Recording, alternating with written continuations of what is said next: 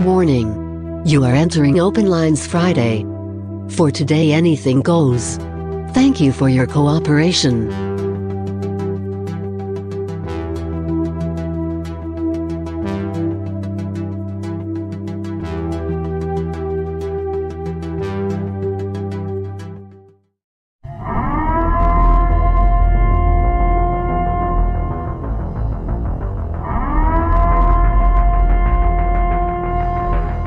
Listos, pelos, chingazos.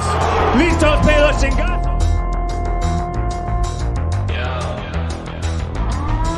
I'm gonna bring the whole fucking diseased, corrupt temple down on your head.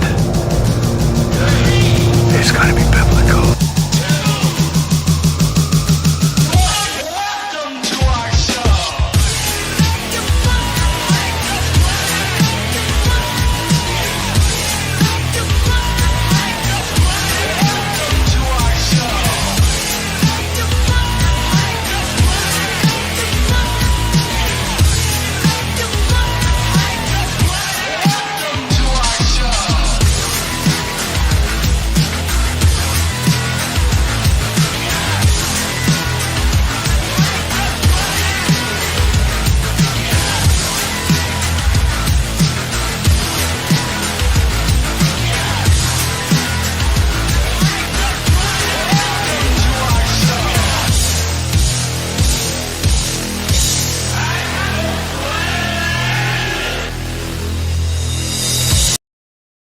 All right, this is King Bucho. Welcome to BDA Boxing, the Boxing Debate Arena.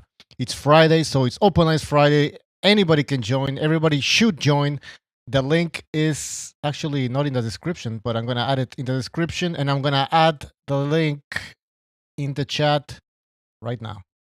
So please join us so we can discuss the latest news and whatever. Anything related to boxing. We have Mr. BDA here. Mr. BDA, what's up? Good evening. Evening. So I guess you've heard about the whole Deontay Wilder is a free agent. Whatever that means, I don't even know what that means because I was reading an article. It was saying that all of PBC fighters are in a way free agents. We need Jimmy to come here as well, man. I messaged Jimmy. Well, go ahead. Let me tell you, man. I just got back from a trip. I was in first class, reading the New York Times, as I always do. Mm-hmm. And I came across that article as well. They said Deontay Wilder, open agent. Whatever that means. I know the term free agent. Never heard open agent. You know what it reminds me of, Butch? It reminds me open relationship. When you get these cops who allow their women to fuck other guys. That's what it reminds me of. He's in an open relationship with Al Haymon. Al Heyman's cucking him. Now, here's the interesting thing, and if Jimmy jumps on, I'm pretty sure he's going to say the same thing. I'm not telling you anything he hasn't already said before, which is that this just proves that Al Haymon had total control over some of these guys. For example, Fulton. He came out and he said, he repeated, Haymon let me take the Inoue fight. And a lot of these people, particularly, when I say these people, I want to be clear. I'm talking about ghetto-ass Nimrods. They're going like, oh, you see? I thought Al Haymon was stopping the fights. I thought Haymon was stopping the fights. Well, he just told you, Fulton. Fulton just told you that Haymon gave him permission, meaning that when the fights don't happen, it's pretty sure because he's not giving permission. You see where I'm going? It's a little oversimplified. Mm-hmm. It is what it is. How many times have we been seeing now guys like Broner talking about the pay, the restricted number of fights, like that guy that I talked about the other day, Nicholson or whatever his name is. He said the same thing. He said that they weren't giving me fights. Here with Matchroom, they're going to guarantee me 3 fights a year. Wilder also complained about the money. Remember that, Butcher, a couple of weeks ago? He said, we got to change this thing for fighters. We got to get fighters paid the day after the fight and not weeks afterwards. Oh, which corroborates what Broner was saying, and he's been saying for the past couple of months now, that he was on a stipend from Haymon. They weren't giving him all his money straight away. They were giving him $2,500, $1,500. Then he was down to $250 a day, and that was his money. So obviously, that was the canary in the mine was the pay-per-views from the PBC. The number of pay-per-views that they've been putting on now, and less than the free fights, or at least bigger quality fights, but on pay-per-view that actually should be on Showtime. That's the canary in the mine. But a lot of these other people, man, they don't seem to get it. They still think PBC is going on strong. They still think that because Haymon gave the guy the permission to get out of the plantation and out of prison, that somehow he's doing the boxing world a favor. This is what he should have been doing. You want to give him credit now for things that he should have been doing 4 years ago, Bucho? You know what I'm saying? I mean, I'm not talking to you, but I'm saying, yeah. Yeah, so it's I mean, more boxers are beginning to speak out, basically. I mean, they're doing it, some of them are doing it very straightforward, and others are not doing it in that way. I mean, like Deontay Wilder, he's like, it's like they're afraid of insulting, basically, Al Haymon. Of course. They have a non-disclosure NDA, non-disclosure agreement. Right, and isn't it interesting too, by the way? Isn't it interesting that people were saying, there was a rumor, it was just a rumor, it's not like it was national news or anything, but it was a rumor that Fulton was complaining that there was internal strife within the PBC, that Fulton was telling the PBC people, look, listen, if you don't give me the Inoue fight, or if you don't let me fight him, I'm going to spill the beans about this whole enterprise. And all of a sudden, they had to do some, they probably told him, listen, we'll give you the fight, but just retract, or just go out there and clarify that those rumors are nothing but rumors. And he said that. But notice again that he said he gave me permission. So logically speaking, Bucho, what does that mean? If he wouldn't have given him permission, he would have still got the fight? Would he have still been able to make the fight? Exactly. That's what Udason in the chat saying. He says Fulton does said Haymon allowed him to do whatever he wants. Yeah, exactly. Allowed. Keyword. He allowed me to do this. Mm-hmm. So what if he wouldn't have allowed you to do whatever you wanted? Are you really a free agent? Can you really do whatever you want? No. Exactly. Just by saying allows implies that some things are allowed and some things are disallowed. Mm-hmm. And it's interesting too as well, man, because Wilder, for example, because we're gonna get to Fulton. I think if Jimmy jumps on, he wanted to talk about the Fulton Inoue thing. But sticking to Wilder though, you probably read in those articles that they're talking about how he mentioned fighting Ngannou as well. And I'm sitting here and I'm thinking, well, wait a minute. What about Ruiz? Isn't that a duck? Because people love to use the word duck, right? Oh, this guy be ducking that guy be ducking that guy, homie. Isn't this a clear duck? He doesn't want to fight Ruiz because what type of money do you think he's expecting, Bucho? Yeah, well, who's complaining about the money here? Is it Ruiz or is it Wilder? It appears to be Wilder. Yeah, it appears to be Wilder. Checking an article here. But anyways, yeah, so how much money is he expecting? I don't know. Obviously a lot. This guy thinks he's a superstar. Oh, he does, absolutely. And I hate talking about Wilder. Go ahead. I hate talking about Deontay Wilder, and I do say hate. I hate talking about him and complaining about him because everything, if you didn't realize what type of fighter he was 4 years ago, I don't know what to tell you. You drink the Kool-Aid. You were probably up there. You'd probably up there in Jonestown right now, letting fucking Jones fuck your wife, and you, by the way, because he was a bisexual too, and drinking the Kool-Aid straight up. Here's the thing about Deontay Wilder, Bucho. Remember that? He didn't fight Joshua. And his fans for a long time were saying, no, it was Joshua that didn't want the fight. AJ and Hearn, they didn't want the fight. But then Wilder admitted himself. He said, hey, look, I gave Fury the rematch because, he told Fury, I'm giving you the rematch instead of going for the bigger AJ money fight. So he admitted, I'm fighting you over AJ. So that's a duck right there. He ducked. Now, some people can say, oh, wait a minute, is he really a duck if he's fighting a guy that's just as good or even better? At the time, he didn't see it that way. His fans certainly didn't see it that way. Yeah, at that time, it wasn't the case, exactly. Exactly. What were people saying, Bucho? Remember, put it in context. Fury was coming off. Okay, he'd beaten Schwartz. Who the fuck was that guy? And he'd struggled against the Swede. What's his name? Wallin. The Swede. Wallin. Thank you. Otto Wallin, yes.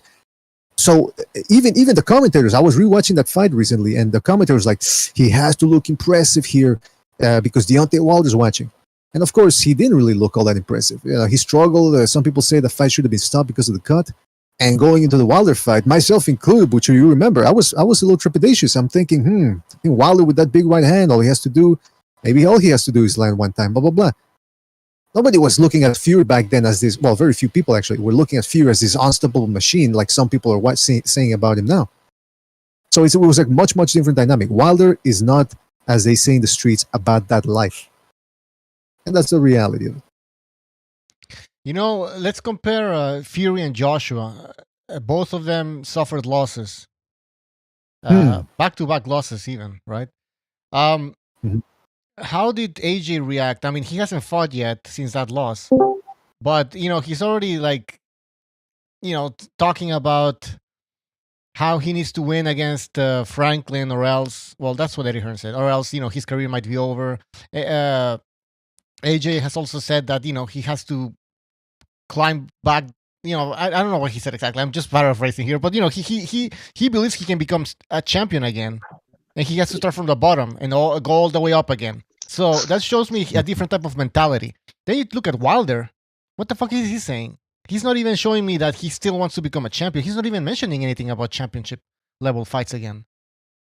And you know what? Money. That's an excellent point. Yeah. That's an excellent point. And you know what I also like to see? The same people that were giving Fury strife for daring to suggest that he was going to fight Ngannou. I want to see the same people giving him criticism to Wilder for suggesting that he would fight Ngannou over Luis. Because, come on. You really want to see an MMA guy with zero professional boxing fights? It's over, man. I don't want to see this UFC UFC boxing fights again. It's over, man. We saw Floyd McGregor. He was a piece of shit. McGregor, whatever. He was one of the best strikers in the UFC. Obviously, he isn't a boxer because he got completely out. He got stopped. My fucking God. He got stopped by Floyd Mayweather. That shows you that these MMA guys don't belong in a boxing ring. All right? We've seen it. We saw the freak show. It's over. Let's move on. This is completely and one last thing. One last thing about the Joshua comparison that you made to Wilder. Joshua, you look at his resume. Obviously, it's much better than Wilder's. But you look at the fact that Joshua lost to Ruiz. What happened? Immediate rematch. And of course, he had the rematch clause because he's the A side. But he could have chosen to go another way. Look at Teofimo Lopez. He loses to Cambosos. He takes his ball and goes home. No fucking no talk of a rematch. Joshua says, "Listen, let me get this guy again." Even with Usyk, immediate rematch. Oh, it took a year, obviously, some people, to make. even Eddie Hearn, I believe, said that it wasn't probably a good idea to take an immediate rematch. Right, and look, listen. Some people are criticizing Joshua for taking on Jermaine Franklin. I think it's a solid step-up fight, a comeback fight. Ngannou is not a solid step-up anything. It's a step down, baby. That's what it is. All right, we have other people in here. Jimmy and Boxing with Frank Bay. Guys, welcome to the show. What's up, BDA? Gentlemen? All right, so we're talking about Deontay Wilder, more specifically about his statement that he's now a free agent. And then I was reading an article, and it says that PBC fighters have always been free agents. So what's going on? Jimmy, let's start with you. Jimmy, explain to us. Yeah. He's not a free agent. What he is he still has Haymon as his, unless his contract's completely up, which I highly doubt, because the way he adds on, where if you make X amount of dollars, sure, it's still signed to him. So I don't buy that for a second. But I just got to add one. I think it's kind of hilarious that when that talk started coming out, well, first Adrian broke it down. At the end, I was getting just a couple $100 a day or whatever. Jimmy. All these.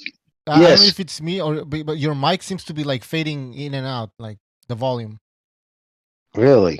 Yeah. Shit. No, I have a brand new phone. Yeah, but I haven't signed up through Discord yet. Make sure it's properly plugged in, and make sure you're not moving around, because maybe that's what. No, it's not. No, I'm sitting here. That's weird, man. Shit. Okay. All right. So if it's a problem, I'll just hang up, because I don't want to make you guys deal with that shit. Well, keep going. Now it's fine. Keep going. All right. Well, I was gonna. I don't know. What was I saying? Oh. All right, so I saw a bunch of YouTubers, usual suspects, run to the front, start putting out the videos. Oh, it's doing it again? Yeah. Maybe, do you have the app? Do you download the Discord app? Yeah. I'll call back in a minute. I hang up. Yeah, come back in. I don't know. All right. That's weird. If anybody knows anything about what's happening with Jimmy, let us know in the chat. All right, so let's go with Frank. Hey, what's up, BDA? This is Bucho. BDA's over there. Oh, Bucho, BDA. You guys sound the same. I know. That's what people say. I guess we are. I told everybody we're like clones, probably. It sounds like it.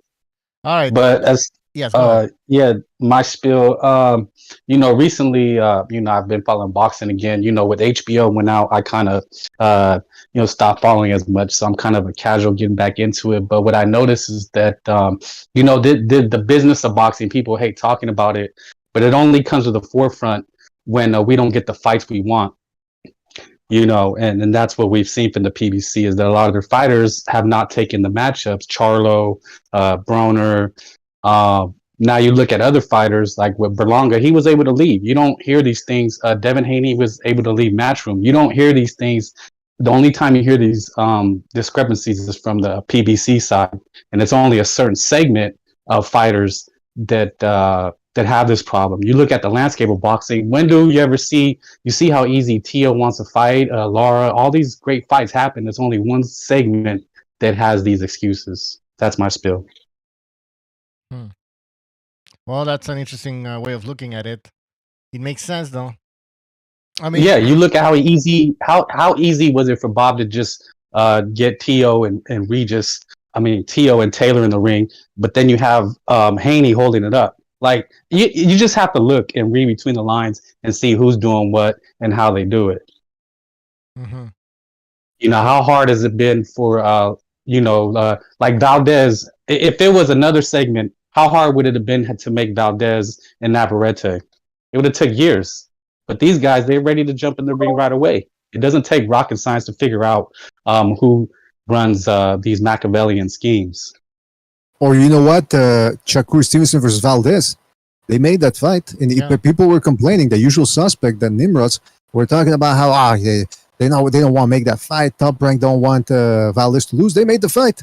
Because it was the best fight they could make at the time at 130. Mm-hmm. You're right. Yeah, I don't want to single any one demographic out, but it's just you can look who just steps up right off the back. It doesn't take years or days to go through Twitter wars and go on other shows and talk about who's ducking who. Like you looked at Shakur and Stevenson, they've been going back. Haney and Shakur have been having this Twitter beef for 6 months now, and their idiot fans eat it up.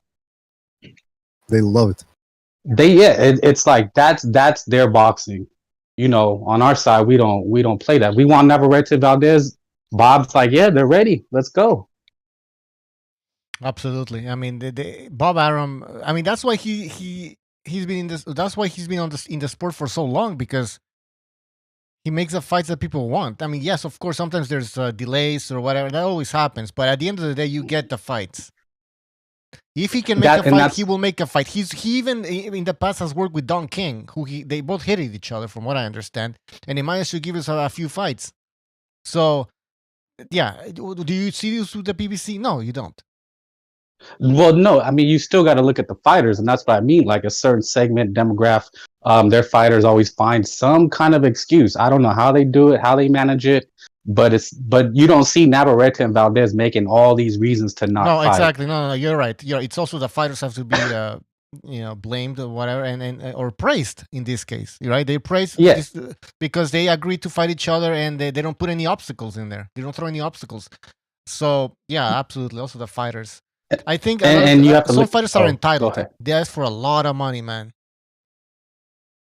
I don't even know if it's that. I think they just try to play, because Floyd, I've been following boxing for years, and Floyd, to my knowledge, started this. Leonard and Duran were before my time, more the Money May and Oscar era.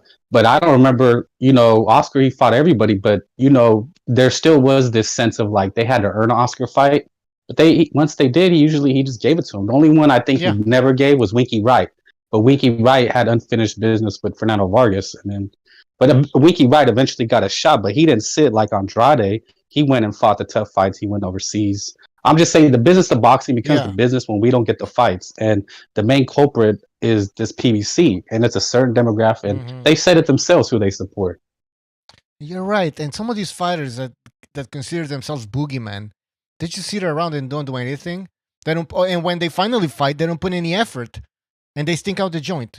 And they still, claim to the title of boogeyman, and they still say that they deserve this amount of money and they deserve to fight this guy, and when they don't even put the work inside the ring.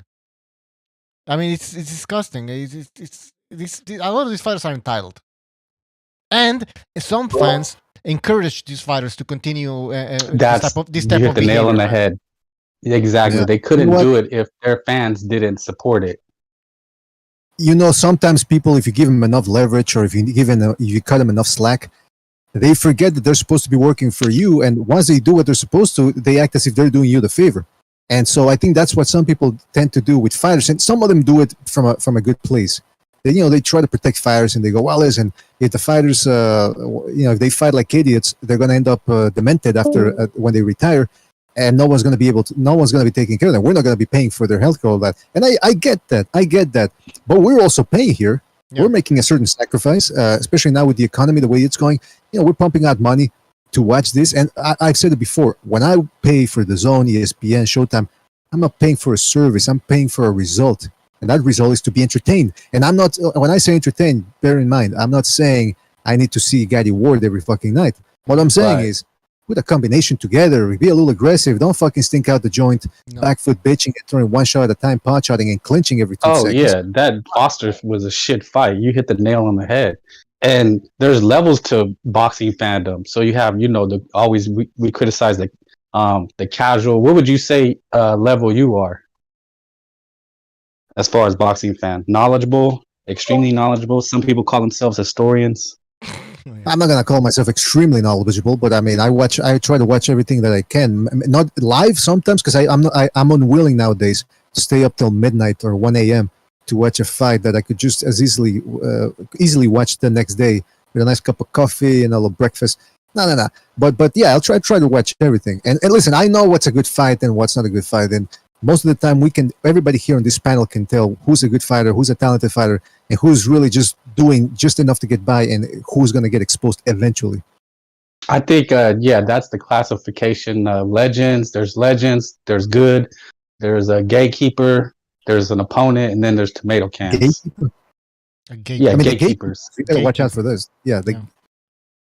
So, John Ryder, everybody's throwing their arms up. What level is he? I would call him a gatekeeper. Journeyman. He's not a journeyman. Nah, he's close to a title. He won the interim. He gave a good fight to Callum Smith. A lot of people say he won that fight. So.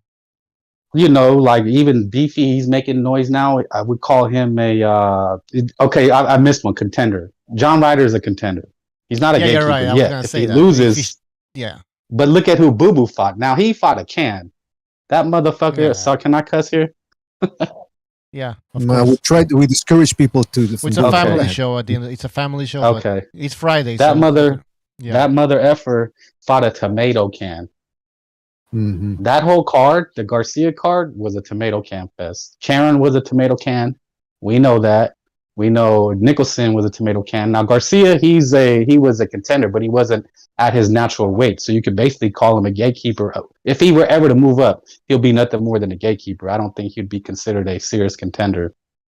You know what it was? The way we described it over here was that entire card. If you want to classify those guys as tomato cans, then boy, oh boy, were they rusty tomato cans. And the tomato sauce inside was rancid. Because all those guys, it was just an exercise for them to get that rust out of them. And Demetrius Andrade has to be the epitome of a rusty fighter who already is boring. Then you put him in there against a guy that was unwilling to trade or unwilling to engage. And then on top of that, Andrade's rusty. It was just one of the most god-awful fights I've ever seen. And excuse my language, because I know we said we couldn't curse here. So I'm going to try to keep it polite. But I think Demetrius Andrade is a gaping asshole. The guy's a giant, juicy, gaping asshole. He talks the most. Out of the most guys who have done the least, he talks the most. And when he goes in the ring, does he deliver? Okay, he's slick. He's difficult to hit. He's also boring. He also clinches a lot. And why would we, the boxing fans, why are we obligated to pay for that? Why is Canelo Alvarez obligated to fight this guy when he's fighting nobodies and stinking the joint at doing it? Somebody explain that one to me, please. Well, that's why he went to the PBC. He knows that's he'll be protected there. That's what they offer. Low risk, high reward, low risk. Are these fighters getting paid off at the PBC? Because like Mr. BDA mentioned earlier, there's apparently they get paid. Well, say that again, Mr. BDA, how it works over there, or some of the complaints. The PBC, that they don't get the money straight up. They don't get all their paychecks straight up. They get it in increments, and it's their money. Yeah. So won't other fighters that are not with the PBC start to hear these, let's call them rumors, and decide not to join the PBC? I mean, obviously the PBC is not what it used to be. I mean, I remember 2015, all of their boxers were getting paid a lot of money, even in the millions. Like Lara, Erislandy Lara was getting. I think he got paid $2 million. Correct me if I'm wrong. For just fighting that Salita guy. What's Salita? That Jewish boxer. Dimitri Salida. Yeah. 2 million or something. Yeah, he's a I think it promoter was a now. main event. They were just splashing money around. Let's hear. Jimmy, try your mic again. All right. Can you hear me better now? Sounds good Because so far. yeah, it sounds better on my end. I don't know. Okay. Go ahead. Yes, it was the rabbi who took a dive against Lara. That was classic. Remember, he acted all like goofy, and they fell down, and it was walking back and forth. It was probably the worst dive I've ever seen. Is it true that Lara got like $2 million for that fight?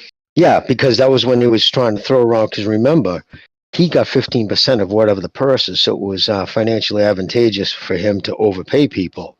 He didn't care. It wasn't his money. He was just getting a bigger slice. So the bigger the purse, the bigger the slice. So that's the reason why. Yeah, no. What he does is he gives them. He's deferring people's payments. And see, here's the problem with Broner. He doesn't even know who owns his house. He doesn't know who his cars are registered to.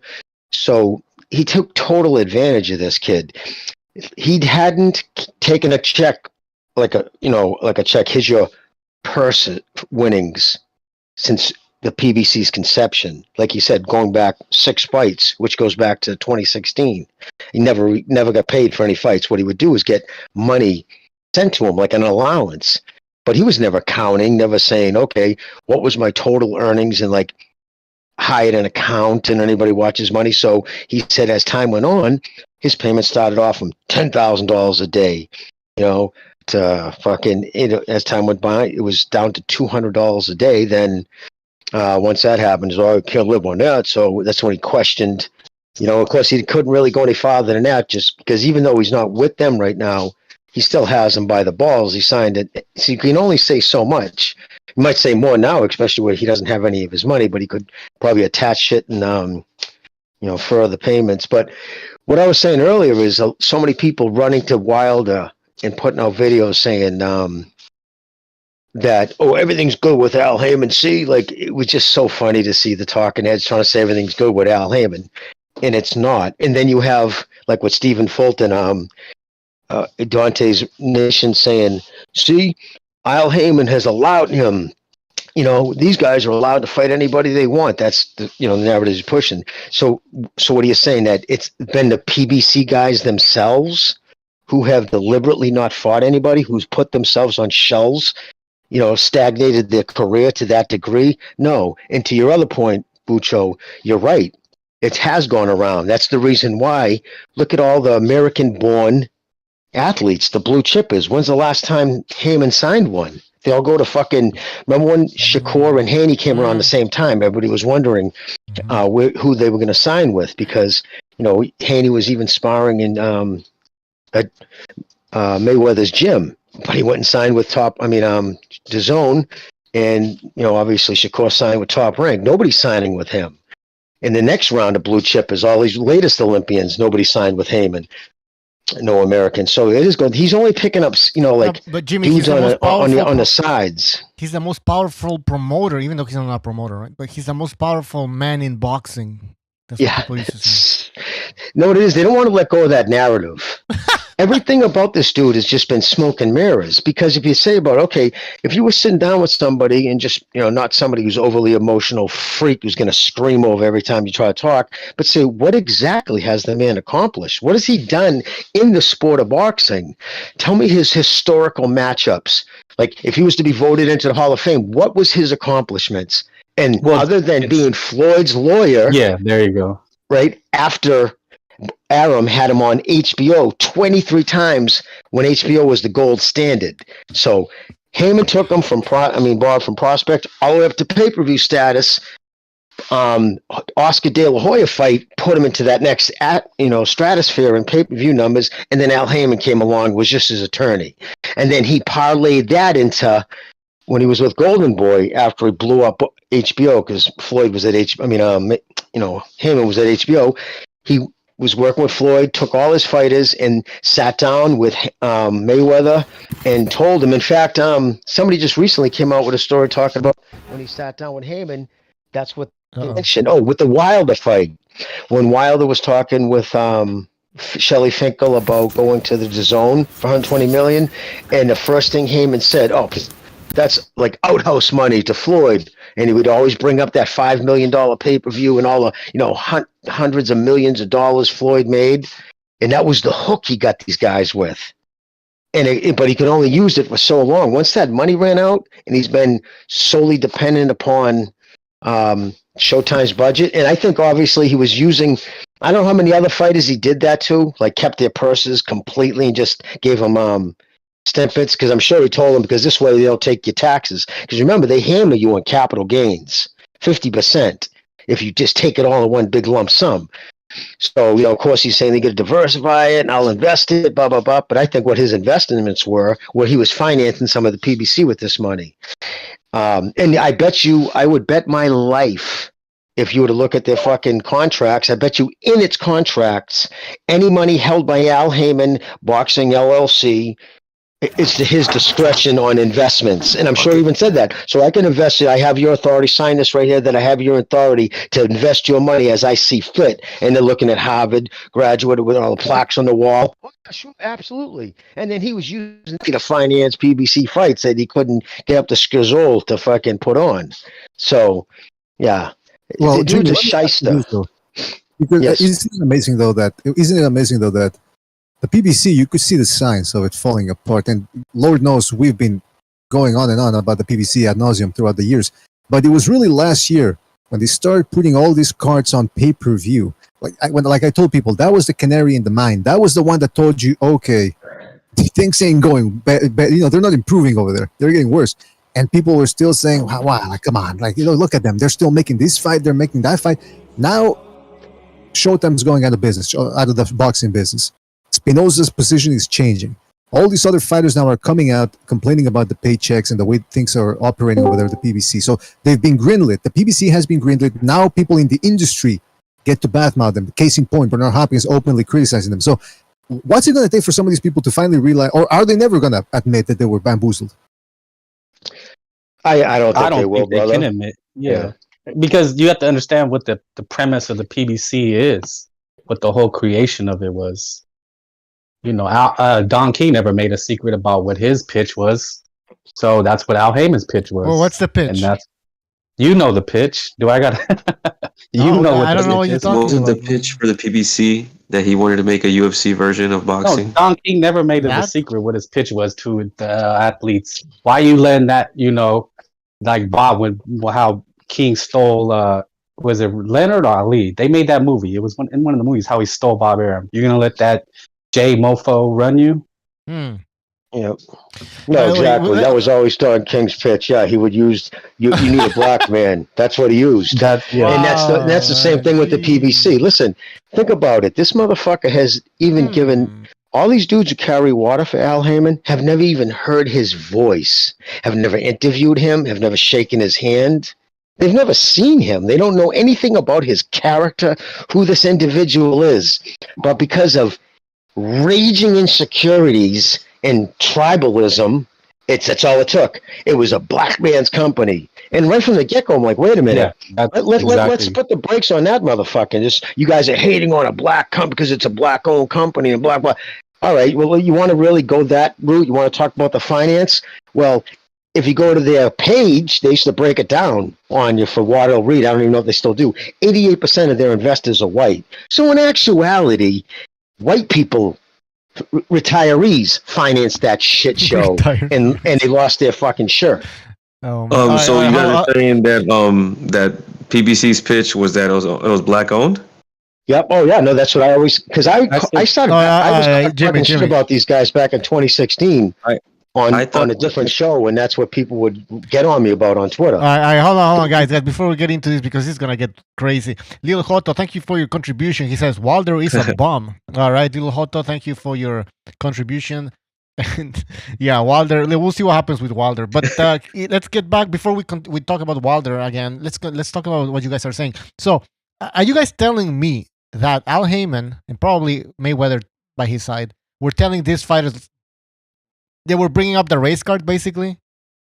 That's what Don King did. That's how he always got it. That's what he said. Why you letting that? Do we have proof of this? I got a different opinion on that, bro. I think the PBC was trying to sell itself as a UFC boxing version, like one promotion to stand above the rest and have its own belts, and just try to rule the market. And I thought that's what Al Haymon was trying to do. They even talked about making their own belts, PBC belt, and then they pretty much bought the welterweight division. It looks like they're trying to buy out whole divisions to have them there with them so they could rule them. Well, that was the pitch. Mike Hill, his attorney, Mike Hill, a white guy, by the way, interesting enough, but gave to the guys at NBC, because there was an article written, I have it pasted, I can go grab it, from 2015, and it talked about, he interviewed guys who were in on that meeting with the NBC executives and other executives along with Al Haymon, and his pitch was, we're going to turn this thing. I'm going to take this over. It's ready to be taken over. The pay-per-view model is dead. It's basically the quote was an antiquated platform rife with piracy, and that was in 2014. Well, people can steal. Yes, people can steal that shit so much easier now. With this. So it's even worse now. So that was everything you're saying is 100% true. In fact, They pitched that they were going to have sleeping bags and tents and PBC merchandise that would just blow your mind. He hired a composer, paid $500,000 for the PBC intro music that they've never played again, or they think they played it a few times, right? The big stage, all that shit. And all of a sudden, when you go to the PBC page, merchandise page, and it just all disappeared within a year. It just all went away. But they did make belts. They were PBC championship belts, because he figured he was losing. Sitting down saying, we're paying, if it's a $8 million, one guy this is an $8 million combined fight, the fucking sanctioner body's getting $1 million out of that, or close to it. Why don't I keep that if I am the sanctioner body, if I'm everything? Wow. And then I don't have to worry about the Al Act. So that was key. Listen, here's the key thing. When he didn't sign Canelo, that's pretty much it. Fucked him. But there's a reason why when they came out in May of 2015, he bought up all the TV time slots going through to December, and just through random fights, mismatches, didn't care, because he tried to strangle the industry. And he was going to hope that everybody, it was going to fold up tent. I can't compete against this. I'm just going to go under your umbrella. And basically, he would have had, like he has now, like Tom Brown, Sam Lukowitz. They would have been all just a bunch of minor heads, but all working under Al Haymon. He would have had the final say in every capacity, but it all fell to shit. And once it did, I think he just said, I'm just going to make as much as I can until it runs out, till the wheels fall off this bitch. Hey guys, I got to read a super chat here. Lil Hotto, thank you for your contribution again. He says PBC is broke and Wilder is a bum again. All right. Thank you. He's obsessed with Wilder being a bum. Can I ask something about that too? Because from what I gather, and I think Jimmy mentioned that too as well, which is that Wilder is saying that he's an open agent now, but that he's still with the PBC. So what I take that to be is he still owes money to Al Haymon, meaning Al Haymon is still his manager. So what exactly do you think Al Haymon really is making deals for him outside of boxing? And no. What's happening right now is the same thing with Stephen Fulton. I don't have anything for you, dude. I don't have anybody for you to fight. Once Figueroa decided he wasn't going to rematch you and went a different route, Fulton, of course, was making it sound like right off the rip he wanted Inoue, which is a whole nother story. But that's the reason why he was told he could go make. Yes, he's allowing these guys now by free agent. What he means is, I'm a free agent. The chains are off, meaning they're always free agents, bro. Yeah, they're now allowed to talk to other promoters. Like, if this was if they still had the money they had, Stephen Fulton would not be going to Japan, would not be fighting under fucking Hiroshito's fucking promotion, Mike Hirsch or whatever his name is, but it wouldn't be involved with Top Rank at all. None of this would be happening.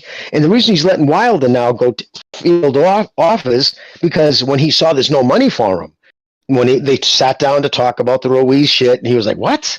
We said this anyways. That's why I said after he lost that third fight, I'm like, he should retire, because he's not going to get $20-30 million. And how do you go from that to making $3 million, $2 million? How do you stay up for that at that age? That's why I thought it wasn't going to be all a disaster, and it's turning out to be true. Hit the like. But yeah, So man. hit So the like. the reason why I was Wait, hold on. Let me check something. We're at 51 likes. We should set like a goal here. Let's get to 70. That's reasonable. 70 likes. Go ahead, Mr. BDA. that's a number we can all live with, right? Yeah. That's reasonable. The coach But now- the reason why I asked that real quick is because what Al Heyman takes 15% right off the top, maybe more. What the heck is he doing for these guys? Like they're I all heard he still, takes all still 30% actually. whoa. Nah. That's Shyster level percentage right Deep in there. their pocket. Okay, so let's go back to Wilder. Harvard What he Shyster. said about being a free agent. What's he trying to say? Is he going to change something, or what's going on? I believe that him saying he's a free agent, I think he always was a free agent, right? But he had Al Heyman as his advisor / manager, right? But now that everything's not going so well for them at PBC, he's probably just telling them, well, just go look for the fights and, let me get my cut and, that'll be that. Yeah, basically. Well, yeah, I know what it is. Remember when he was offered $120 million guaranteed for 3 Yeah. Joshua fights? Yeah. He turned it down. He didn't turn it down. He was sitting in the office. Finkel has now talked about that meeting, and Al basically and Finkel did the talking for him. In fact, a guy named YT, I believe, did a video saying Wilder was silenced by his master, and it shows him sitting next to Finkel. Oh. That was one of the videos that was put out by the LDBC. Yeah, he wasn't allowed to talk. His master didn't allow him to talk. And it was the same guy who put out the buck breaking. They called him buck breaking. It showed masters whipping slaves. So yeah, but you guys dog whistle. Yeah. But anyways, so that's what happened. He was yes, brother. So you think Wilder's looking back at this and going like, "Fuck, I fucked it up. I could have earned $120 million," or he doesn't realize? Of course he did. Well, that's that 120 is the reason that sprung pulled him into making 20 and 30 million. Prior to that, he was getting 3 to 5. He was made that big offer. Heyman fired Lou DiBella because in Heyman's mind, I bet you he thought that Wilder would have never even found out about the offer and never thought the money was real until he sat down. I guess the story goes that Lou DiBella called him and said, "Oh no, this money's guaranteed. They'll send me a cashier's note, like a proof of a cashier's check that the money is in escrow. So move on this, dude. This is great money." Haymon found out because, again, Haymon doesn't allow you to fight outside the PBC. So, like, you can't fight. That's the reason why nobody in the PBC fights outside the PBC unless it's a mandatory or something. But now that there's no money there, and I think because once he found out that Showtime wasn't going to get any kind of budget, that he couldn't, like he was getting $50 million to spread out throughout the year, that's gone now. He has no money for these guys. So now I'm sure he's telling them, if there's ever anything out there, now you can take it. And I think this was Wilder's way of letting everybody know whatever's out there. But it's still going to be the same money. And let him fight this fucking MMA guy, whatever his name is. Wilder's not that guy. He just fought Hellenius. And he did 77,000 pay-per-views on a pay-per-view solely on his name. Didn't even crack 100,000, a heavyweight. Joshua, regardless of what anybody wants to say about him, he could fight Hellenius, and he would still put 60,000 people in the seats in London, even probably after losing twice to fucking Usyk. You know what I mean? So he's never had the juice that fucking AJ has, or to some extent even Fury. So it doesn't matter. It would still do abysmal numbers against this fucking MMA guy because he's not going to get the hardcore fans, and he doesn't have that kind of a base like fucking Jake Paul does. It's already a built-in, fan base. And like I said, these UFC boxing fights, crossover fights, they're no longer attractive. We had that circus already, like I said, with Floyd and McGregor, and he was a piece of shit. So he might not even win that fight. What's that? Oh wow! He might not even win that fight against Ngannou if he boxes him, bro. Jesus. Really? That dude has a destructive power in his hands too, where he doesn't have to hit you clean and you go to sleep. We got another super chat from Little Hoto. He says PBC equals poor broke champions. Poor broke champions, and Wilder is a bum. All right. Poor broke champion. Yeah, PBC is not looking good right now. And if what Jimmy's saying is true, then I mean So basically, are telling fighters if you can find something better, go. Jimmy, is that what they're saying to every fighter, or just Wilder or certain fighters? Or Well, Fulton, that's probably their best champion, right? Total all around talent. And with the sailing right now, I'd have to say Fulton. He's about to go to Japan. He never would have allowed that. Once I heard that happened, because remember, Fulton was going to fight Figueroa when Inoue said after he became unified, beat Butler, he went to I went to the WBO maybe and asked for super champion, making him mandatory, making him instantly Fulton's mandatory. Fulton put out a video saying, like, I was supposed to know he was moving up because people were giving him a ration of shit about not jumping at the Inoue fight. So he put out a video saying he was pissed at American fans. How was I supposed to know? And then that dude Haymon put out that tweet showing how were you supposed to know using his words, and then showed all that shit going back almost a year saying, at the end of this year, win, lose, or draw, I'm fucking going to 122 and petitioning to fight him. And yet, in another thing, he also knew how was he supposed to know? Like, I don't keep up with these guys or pay attention. But yet, every time they talked about Inoue being the number one pound for pound in the world, there was Fulton tweeting out, I would wreck him, or some other fucking derogatory thing, right? So he was paying attention then. So it's bullshit. And what happened was Figueroa didn't want this rematch. His people chose to go a different direction. And then Fulton puts out another video last week saying, oh, yeah, man, once I heard, that's why I couldn't say that, but I went right for that Inoue fight. And then that's why Dante's Nation put out a video making it sound like he's the one who's chasing Inoue, which is nothing good to be fucking telling the truth. Yes. Let me ask you, though, how much of that, though, because Fulton is a guy that fights. He seems to me like the type of guy who fights everybody. I like watching him fight. He fights different types of ways and all that. How much of that do you think it's him, or how much do you think it's actually Haymon or the PBC brass saying, no, you can't go fight this guy, you can't go fight that guy? Well, yeah, Haymon had final say in everything, including your likeness. So yes, it would have been all up to Haymon. But when I heard that all of a sudden Fulton was, and it was reported by credible people that Fulton was trying to make that fight, right away, that was a huge red flag. And then all those other things going on with Showtime, like they didn't know exactly where they would be. They're being folded into an app, and everybody's like, maybe a couple of years. That shit is going to, if that makes it to September, I'd be shocked. I still know they haven't announced any fights, even the Davis Garcia thing. I mean, that was supposed to be for April 15th. We're halfway through fucking February. They still have to do press tour, all that bullshit, plus an 8-way camp. That thing's falling apart faster than a fucking, you can imagine, too. I don't see how that even happens. But in any fight that they have talked about is a pay-per-view. That costs Showtime nothing. All they're using is their platform that's already established. It already goes in homes, and they already have an app. You know what I mean? So they have everything in place. So they just get 40% of whatever the buys are. So it doesn't hurt Showtime to put on pay-per-views. They could put one on every fucking week. They would just make money depending on whoever buys them. So yeah, just so when you see them say, well, of course they're not hurting. I see that on Twitter too. They got all these fights lined up. I'm like, they're all pay-per-views. That doesn't tell you that Showtime's in good, standings. They're just saying that they haven't shut the doors down yet. Wow. I hope it's the end of the PBC soon, because really they didn't do shit. And we were talking about should the PBC. I mean, if Al Haymon would ever be mentioned about being introduced in the Hall of Fame, what would you look at? What did he do? What were some of his accomplishments? Really, there was nothing.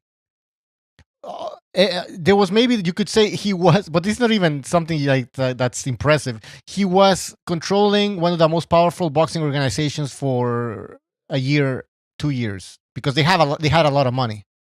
That's it. They was it ever really that powerful though? I mean, I say powerful because they had a big stable and they had a lot of money. But over 200 fighters under contract. Yep, that should have told you right there. It was a problem with that many fighters. You need You need to have relationships with multiple platforms. Showtime by itself couldn't sustain all those fighters. That's the reason why he was dealing with Showtime exclusively on the cable end, but he was still buying up, like he was working with NBC, BET, he had a bunch of shit going on, because back then he could, whether, say, if you were weren't a headliner or any kind of a big fighter, you would go on one of the smaller networks. But that's how he was able to do it. But once that money was gone, he became solely. And then when it first went away in 2018, he signed that big deal with Fox. It was a 4-year deal, 30 years with a fourth option. They optioned out of it. They never took that 4th year. They were like, nah, we're good. Because if you go back and look, his ratings were horrible. Anytime Showtime played on a Saturday night prime time, it was always the lowest rated show of the 4 networks: Fox, ABC, NBC, CBS. I said the 4. Yeah, so that was always the lowest rated. And especially in the key demographics, never did anything. That's when you go to, like, if you were trying to sell a product like boxing, you would sit down with TV executives. They wouldn't even, I don't care, dude. I don't follow boxing. It's all fucking French to me, whatever. Show me the numbers. What do you pull? You have a big enough now sample size, 7 years of you putting on fights that you were in control of. Show me your numbers. And they're atrocious. Atrocious. So how does he go out and do that again? He's not going to. He'll just hang back and be an advisor. I wouldn't be shocked if you see fighters do some lawsuits, or at least get some smart fighters do some lawsuits. accounting. What are they gonna what's the lawsuit though? Well, meaning like do some accounting. What do they call it? Fucking when you a coroner. What do they do? A coroner. What do they call that? But it's that kind of account. What's that? An autopsy? But there's a certain term when you go back. An audit? Audit. Well, yeah, it's an audit, but there's an actual name for a lawsuit when you go back, when you file a lawsuit and you go because you feel there was malfeasance and you don't even work anymore, but it's a past thing. Anyways, it's an audit basically to go through the books to make sure he wasn't robbed.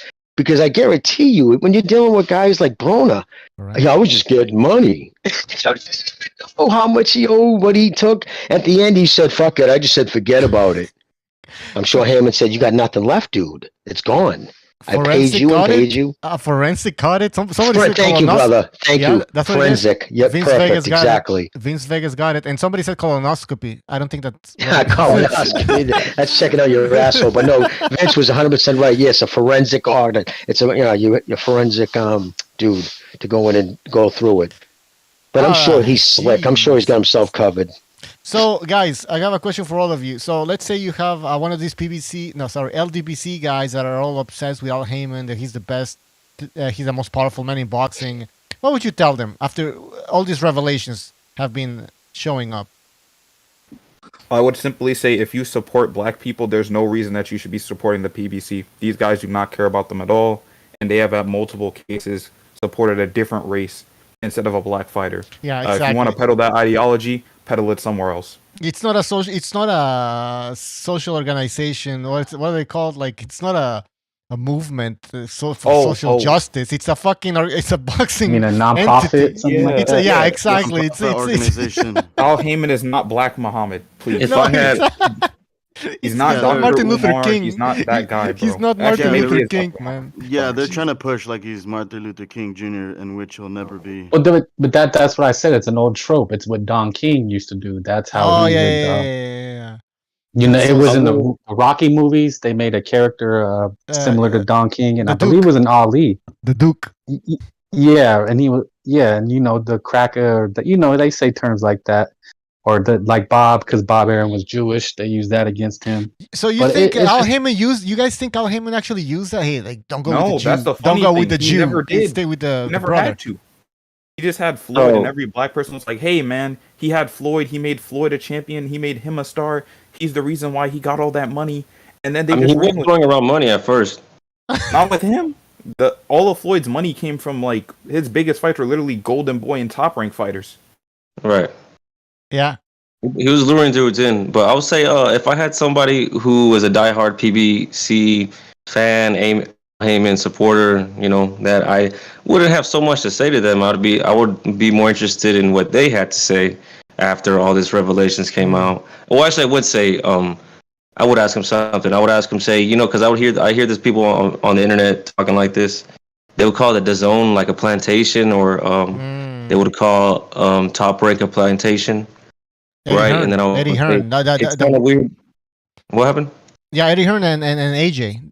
Remember what you Yeah, were they saying would about? call like, yeah, he's like a plantation owner, and I would say, I would ask them, say, it looks like PBC was a plantation too, and then I would ask them if they heard about that black dude who was also a slave owner who did own plantation, and he was more brutal than any other white master, the other white slave master, and I would ask them if they knew about that guy. Yeah. And if there's any BDA, to answer you, the only thing I would ask is, you said that the Haymonites or whoever, PBC fanboys is, did you get the fight you want? Is your fighter a superstar now?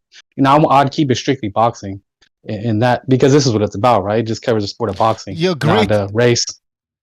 Great point. Go ahead. What? But no, that's a great point, because I read a comment this morning in one of the videos that I posted, a short video that I put, and it was about Ryan Garcia, and I saw this comment from this guy, and he's saying if Ryan's smart, he's gonna leave Golden Boy because Golden Boy is gonna destroy his career. I'm like, what the fuck are you talking about? Like, De La Hoya, he's actually good at spotting talent and doing something with that talent. Well, the champions all became champions. Most of them, I believe, Charlo, Wilder, Spence, Danny Garcia, all became champions under Golden Boy. Floyd Mayweather was promoted by Golden Boy Promotions. Oscar, Hopkins, fellow African Americans, they all went with Oscar. Yeah. But I'd ask him, is your favorite fight, is Spence where he needs to be? Did Tank Davis become the superstar? Did PBC give you the fights that you wanted? That's a good question. Yeah, exactly. That's a great question. Well, they won't tell the truth until their contracts are over, right? Well, no, the fans. We're talking to these channels. Yeah, the fans are never gonna. What Twitter that's what warriors. Jimmy said. That's what Jimmy said. I mean, Jimmy said, looking back at what Haymon has done for boxing, what's his biggest accomplishment? What's the biggest fight he put there? He presented none. He got the Thurman against Garcia. That was a big fight at the time. That was decent. Yeah, it's called being based on merit, right? Because if there's nothing wrong with black owned and business, which is great. I mean, you should support your own. That's fine. It's just, if they're ripping you off, are they really looking out for you? Because that's what it's just race hustling them. And that's just everybody the fans and they ripped the box. Go ahead, Mr. B. It's just real quick. I know somebody's going to bring up Mayweather Pacquiao. Why about Mayweather Pacquiao? Biggest fight of all time. Yeah, but Mayweather and Pacquiao, I would contend, or retort rather, they were produced by HBO. Who built them up? It was HBO. It was Al Haymon wasn't with Mayweather from the start. It was top rank, right? Yeah. Top rank. So we can let that one even go. if you look at Pacquiao, he was originally brought in by a guy named Murad Muhammad, and he ripped Pacquiao off, and actually it was Arum who saved Manny Pacquiao from that crook. So the here's what happens. They build up their PVC because it's it supports their narrative, black owned, or supporting each other, which is okay. But it's not okay to trash the hard J guy, Arum, and the other, they call him the Massa Eddie Hearn. That's what happens. It's like you have to prop up yours, you have to slam the other. PBC is just collapsing on itself. It's going to lose showtime. It doesn't have money to put big fights. I mean, I used to blame Crawford for not having that Spence fight, but if all he really wanted was to look at the books, make sure that everything's being legit and not going cricket, and not being held from the money that was going to come from the back end, then PBC is just like a shithole. It's sinking the sport. It's not providing the fights that we really want or that are pay-per-view worthy. And also, but looking about the books, like you said, looking at the books, and he didn't want nothing. Remember, he said he was going to get through Errol's Twitter. He put out that he would have received an itemized list. So it's basically Al's interpretation. I ain't going to let you see what we pay tax on, which is the real books, but I'm going to tell you what we did, which is like so ridiculous. Plus, on top of looking at the books, that also could have entailed not just like you paid on this. Let's really see, because this is supposed to be the splits off what you're saying Errol sold, when Espinosa just outed himself and basically admitted what we've been on this channel screaming from the mountaintops. Those numbers are overinflated. All of them across the fucking board. Bob Arum on the Porter fight, not the Porter fight, the Danny Garcia fight. Bob Arum came out on the record and said, my sources said that thing didn't even do 150. You know what I mean? Yeah. So, and they said it did 250. So I believe wholeheartedly, in fact, that now we have proof that they lied on Giovanni's, and he's a PBC guy. Yeah, it didn't make sense. So when they find out, okay, so here you guys dogging Crawford, we only did 190,000 fucking pay-per-view, so I only did 150, and the whole time they're just lying about the fucking numbers they're doing. But you couldn't check them out. They are lying about the numbers because I went to Charlo Castaño too, and even though it was a great fight, like they couldn't even sell that little stadium out, you know. And that was a great fight, you know. Two good names, you know. People felt that Castaño was robbed the first time, you know. So it was definitely a well-deserved second fight. And you know, like I said, you know, there was a lot of empty chairs, you know, and people from because the stadium is connected to a soccer stadium too. So some of those people would come all the way to the end, you know, to see Ennis Boots because he was the undercard, and then the actual fight. But I mean, like, it just proves like they're not selling pay-per-views. They can't sell out a small stadium, you know. I'm gonna do something crazy. I'm gonna give them a little bit of props because they do move well in the sport of boxing. They have a number of champions, and they hold their position pretty much in every division. I think they have a fighter as a champion. Well, it's because they don't let them fight outside the division, though. You know what I mean? Yeah, that's what I'm saying. They play exactly. It right. They play because. Did you ever see the numbers head to head against Top Rank? I think now they fought PBC guys against Top Rank guys. I believe it's now been 21 fights, and it breaks down to 4 wins and 17 losses. Oh no, it's now 22 because it's 4 wins, 18 losses. So they've lost the Top Rank guys 18 times out of the 22. Jimmy, I got a question. Aren't as good. Yes, brother.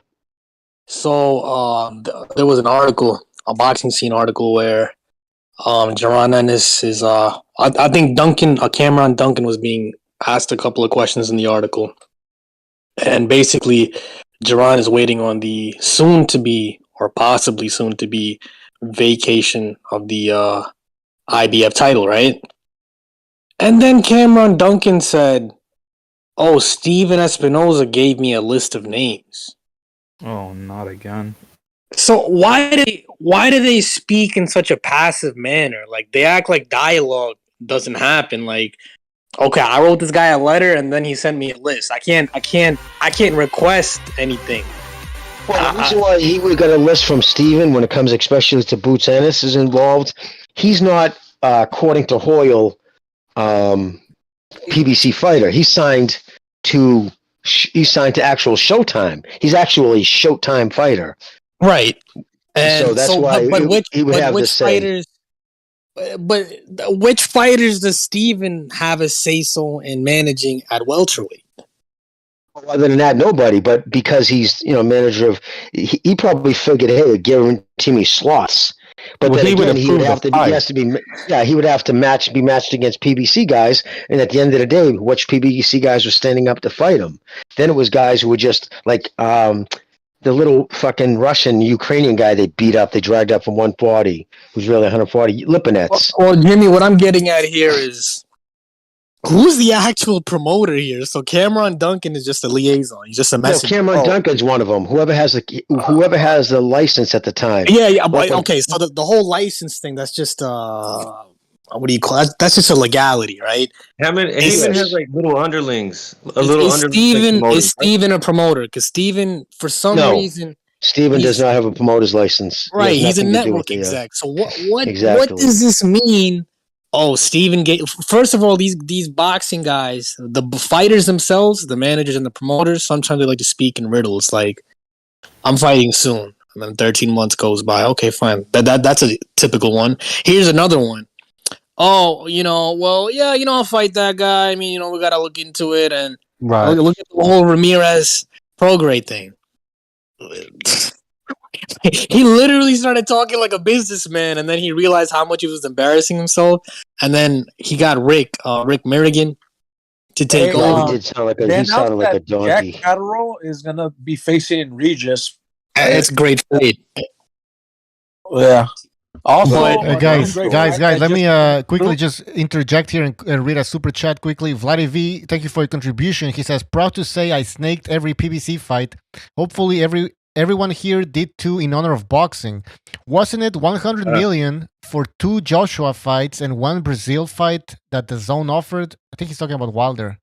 Was that Yeah, Oh, the the offer? deal, the DAZN deal, the proposed was- DAZN deal. Yeah, it was 120 million, a 3-fight deal. He had to do 3 fights with the zone. Brazil was with the PBC, and he got paid $20 million by Showtime. They lost a shirt on him, and then he turns around and in the next 2 pay-per-views, he went on to Fox, and they only paid him that kind of money because Haymon's not a boxing guy. He doesn't know what he has. And when he heard that Eddie Hearn's offering him $120 million, wait a minute, he's got that kind of juice? No, they also paid fucking Charles Martin $7 million. You guys remember that? How when Joshua won his belt off Charles Martin, they paid his ass $7 million. That's that dude who like tripped into the fucking heavyweight championship. Right, Like, Jimmy. But look, you know what the consequence of all of that is, right? Look at the subscription price in the United States for a monthly DAZN. I think it's $25 a month now. It used to It be went like from That's if you weren't already signed. Like I'm already a subscription holder on but how much once that- long I'm once- gonna be. It's not gone up for me because I was already signed. I guess that's for new subscribers. Yeah, For which the one? new annual $250. it was about The new- $12. No, before. the zone. I got my year. I apparently because I didn't cancel it, automatically added the next year, another year, and it was fucking higher than last time. Like, it was too. Yeah, it's $250 now for Yeah, the I annual. checked So and I was even if like, you lock in for like the year, it's 100. $250.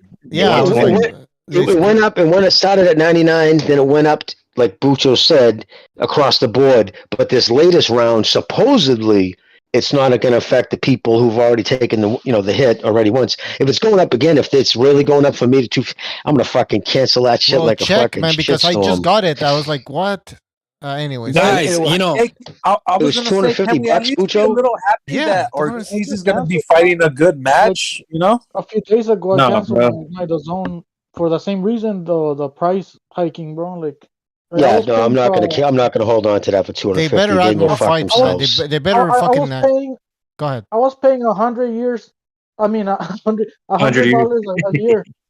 Yeah, $100 for the year, and it went up. So it's like, and then they're not even giving me the fights that I really want. No, It's not it's even mostly- like that, is it? Yeah, and then when COVID hit, they weren't producing any content, and they No. still wanted to charge you. And yeah, for me, the punch in the seat was the fucking pay-per-view. It's like, how dare you? Oh, That yeah. was the whole reason you started the DAZN thing. No more pay-per-views. Just pay this monthly subscription. And then they turn around, oh, we got to put it on pay-per-view because you guys fucked up on your accounting. You guys, because you Jimmy, threw look, around look. money too much. If you have Showtime, it's about $15 a month. ESPN Plus, how much is it a month? Because I get it for free through my going Verizon up Wireless. That's like $15 right now. Okay, It was so like- 15 and 15 is 30, and then you put this 25 in there. You're basically paying a pay per view every month at 55. The zone used to cost like $7 or $8. I mean, ESPN Plus, that used to be like $7 or $8. I had the DAZN yearly, and then now it's just Well, I'm it's not. also Come on, you're not inflation. getting it. It's also inflation here, guys. Yes, man. it's also Yeah, but, inflation. but I don't need boxing. I need It's all- eggs. I need milk. Yeah, I need to make sure exactly. the sport is. Yeah, no, and I can know- afford it. I don't have kids, but I'm not going to do it just because I can afford it. Doesn't mean I'm going to let you No, fucking. no, you can't I'll just give you go my money. I'm not spending going to let you money take here. it from me. You add Hey, everything. Jimmy, You start Jimmy, adding on the does money you Ortiz- lose, and yeah. In some fucking female soccer Liga F, and that money that they're paying the soccer league, the female soccer league, that's coming out of the subscription money. Yeah, they should And just they- cancel that. Nobody's watching it. I mean, I'm sorry, nobody's watching Guys, it. the biggest hustle. Is Well, Ortiz maybe gonna it's cheap. continue his knockout streak? Well, you know why they just went up on their charges? Because they just signed a deal with the NFL. Imagine the money they had to pay them. Guys, look, the biggest hustle all these networks, especially with them boxing, they're playing on you is Eddie Hearn isn't flying to all these countries and staying in these hotels with his own money. This whole DAZN USA, whatever, I think it's like a 50-50 or a 51-49 venture. DAZN is the one that's, bankrolling the whole thing. So when they look at you and they tell you, oh, it's value for money, did they put up a red cent or whatever their currency is in their respective country? Are they putting any of their money up in their business endeavors? The answer is no. They're playing with public funds, private equity funds, venture capital funds, and they're looking at you like you're crazy when you voice your opinion about a price hike. They'll make you look like you're crazy, even though they're playing with other people's money and they're not yielding results. So he lost DAZN all that money. Well, DAZN invests in different things. I get it. And they have whatever, R&D, research and development and expansion, whatever. But they're not, these promoters aren't putting up their own money. There's different podcasts on boxing where they're like, oh, promoters back in the day, they used to put on a show without a TV deal and they put their own money up. None of these guys are doing that, and they're gonna call you crazy, even though every year their subscription fees are going up. They're looking at you like you're crazy. So PBC has a pay-per-view every single month. I think that's out of control. And they're gonna look at you like you're crazy. When the fight is young and coming up and you're signed with a promotion, a promoter's losing money on you. Like Keyshawn Davis and those guys, I'm sure they got big signing bonus. I'm sure he hasn't come nowhere near bringing any of that money back. And then when you do a purse bid, like you have to give 10% of whatever the purse bid is, and then within 4 days you got to come up with another 50% of it.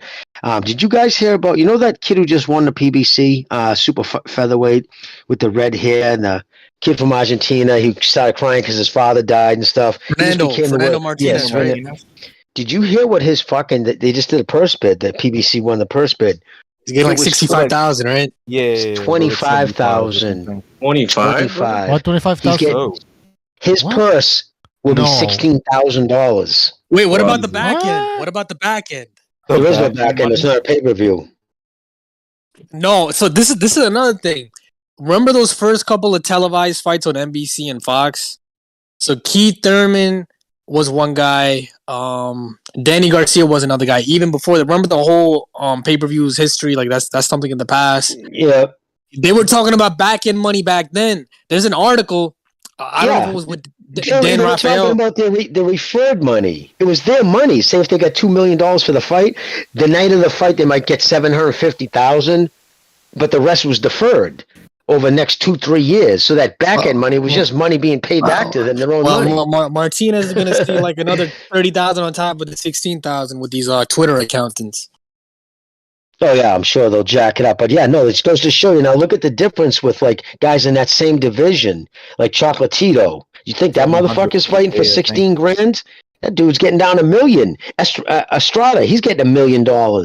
And then you went to PBC and you're like, wait a minute, 16 grand.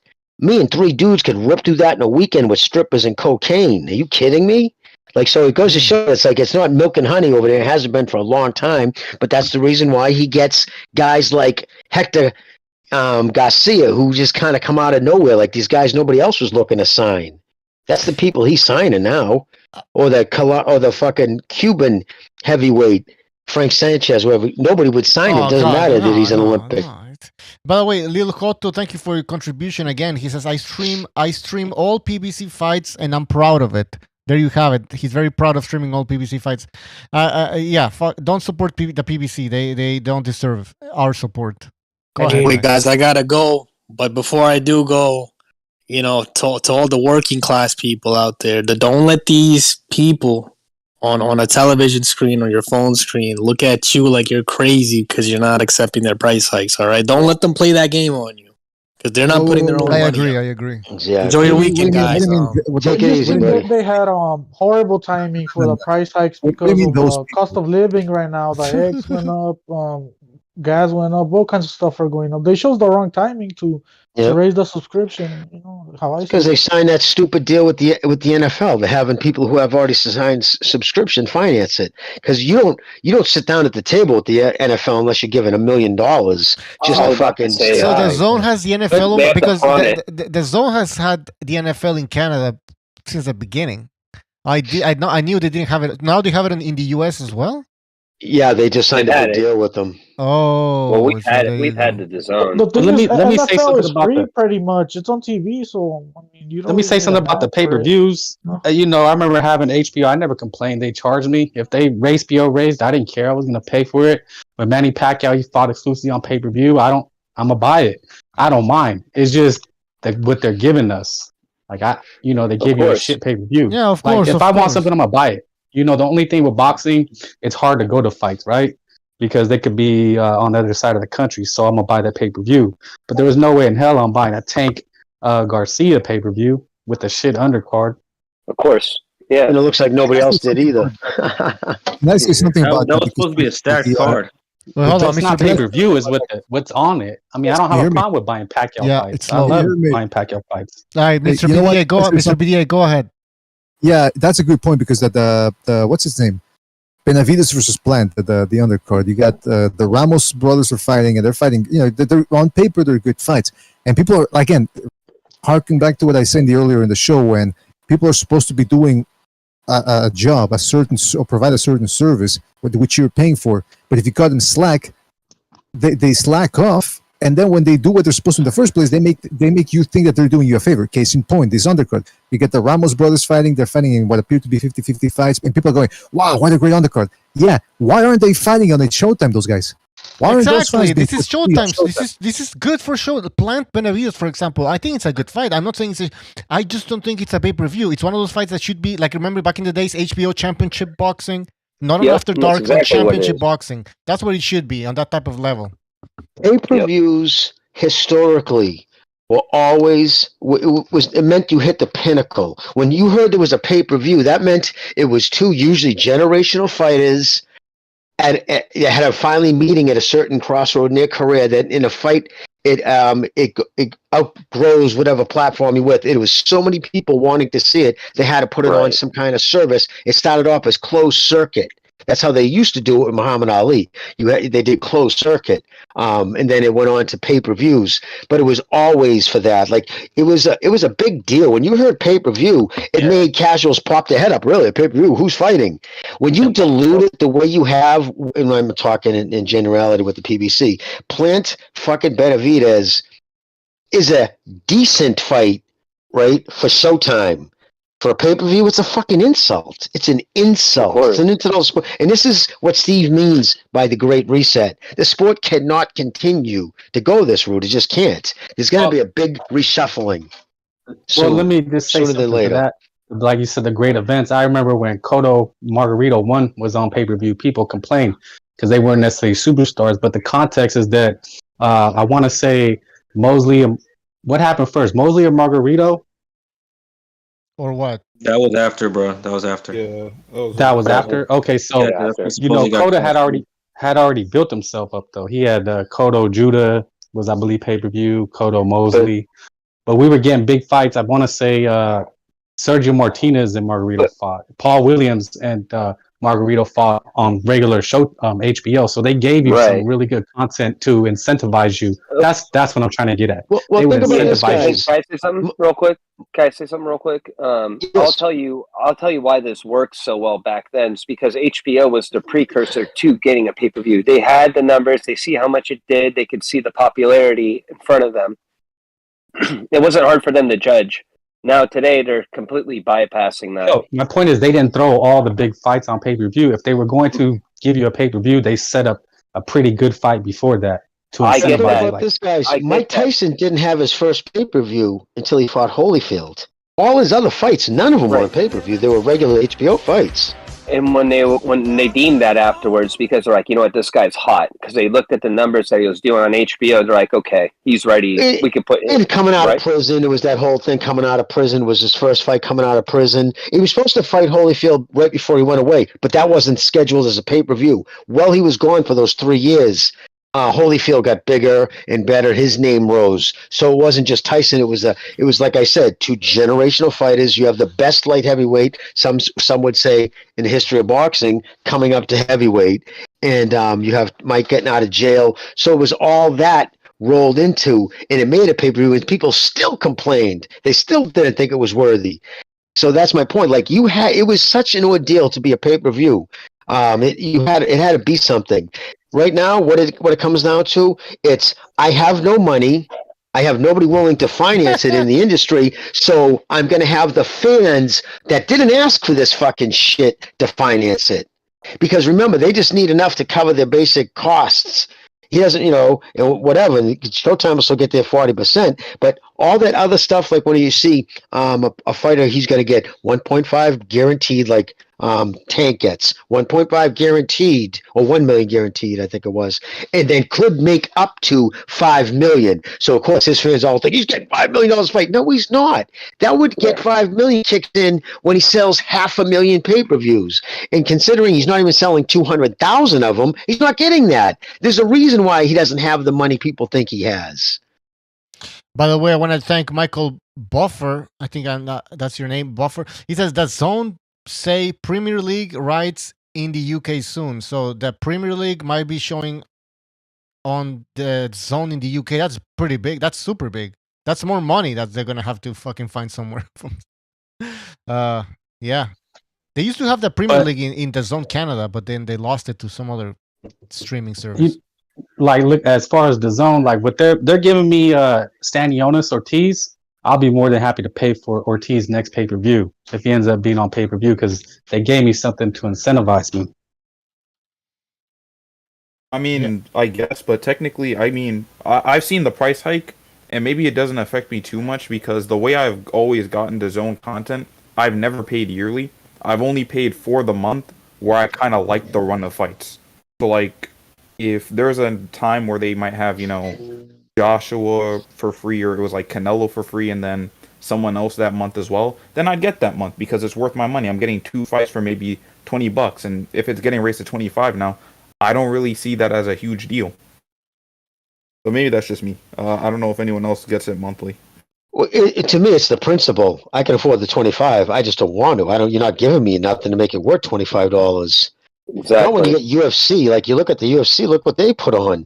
You know what I mean? For pay-per-views. And those cards are fucking stacked. And they're number 2, number 3 fighters, ranked fighters. And it's always, a lot of 50-50 shit. Boxing is just, Wood against Lara. And I want to make my prediction. I think Lara's going to stop him. I think just seeing Wood go down that easy with, not that easy, but, I mean, the boy who hurt him went through the ropes. That dude's pillow-fisted. The Irishman, he hurt Wood big time. I think Lara's going to catch him with one of those wide shots and put his lights out. But I'm not. It's a great little fight. I'm happy for it, and I'm happy for the Stanionis Virgil Ortiz fight. But they better start doing more than these domestic level UK fights. That's too many of those. Jimmy, they're giving us Zurdo Ramirez versus what's his name again? The guy who fights everyone. Gabe Rosado. Yeah, that's the worst. Gabe Rosado at 175. So Gabe Rosado's moving all the way to 175 to fight Zurdo. What a fucking joke! What a joke! You know what it is though, too, Jimmy. It's the execution. Like you just said, like in UFC, you'll get the number 2 and number 3 guy, and they'll go at it, and they'll figure out who's going to get the number 1 spot, right? Well, on top of that, you'll also look at like a 13-fight undercard, like backing them up. It's out of control. Like, boxing can't compete with that. No, they do prelims and everything. They do a prelims, right? They do the free prelims. Even those prelims aren't bad. And then you get a pay-per-view and it's got like 7 fights. And they're all usually good fights. Yeah, they're running it. I know it's not good for the fighters, but for the fans, they're running a really tight ship. It's entertainment purposes. They're doing the right thing. That blows my mind, and I know why you're saying it, because that's always used the narrative. It's like, you see people, fucking Dana White's taking advantage of these guys, blah blah. I'm like, who gives a fuck? They signed up for it, right? Nobody gives a shit about the military, right? They're underpaid. Nobody cares. Exactly. Right? And when they were fighting on. And when they were fighting on the Northwest promotion or fucking Snakeland promotion, and they were getting 2,000 people in a crowd on a championship fight, dreaming of being on a UFC card, that's the pinnacle. And all of a sudden along comes that contract, and you're tripping over yourself to sign it. And what happens? They become fucking a name in the UFC, and then it's always buyer regret, like remorse. Like, oh well, you sold that many pay-per-views. I know what I get paid. And Dana's like, who gives a fuck, dude? You signed the contract. You knew going into this. You know what I mean? they also build their brand. There's another dynamic too people don't talk about. These fighters actually build their brand off the organization versus like I don't think a lot of guys really are. I mean, it could help a little bit because obviously the promotional value, but I don't think like being with Top Rank necessarily like, oh, I really like this fighter. You know, he's a good fighter, and that's why Top Rank went after him. I think the dynamic's different.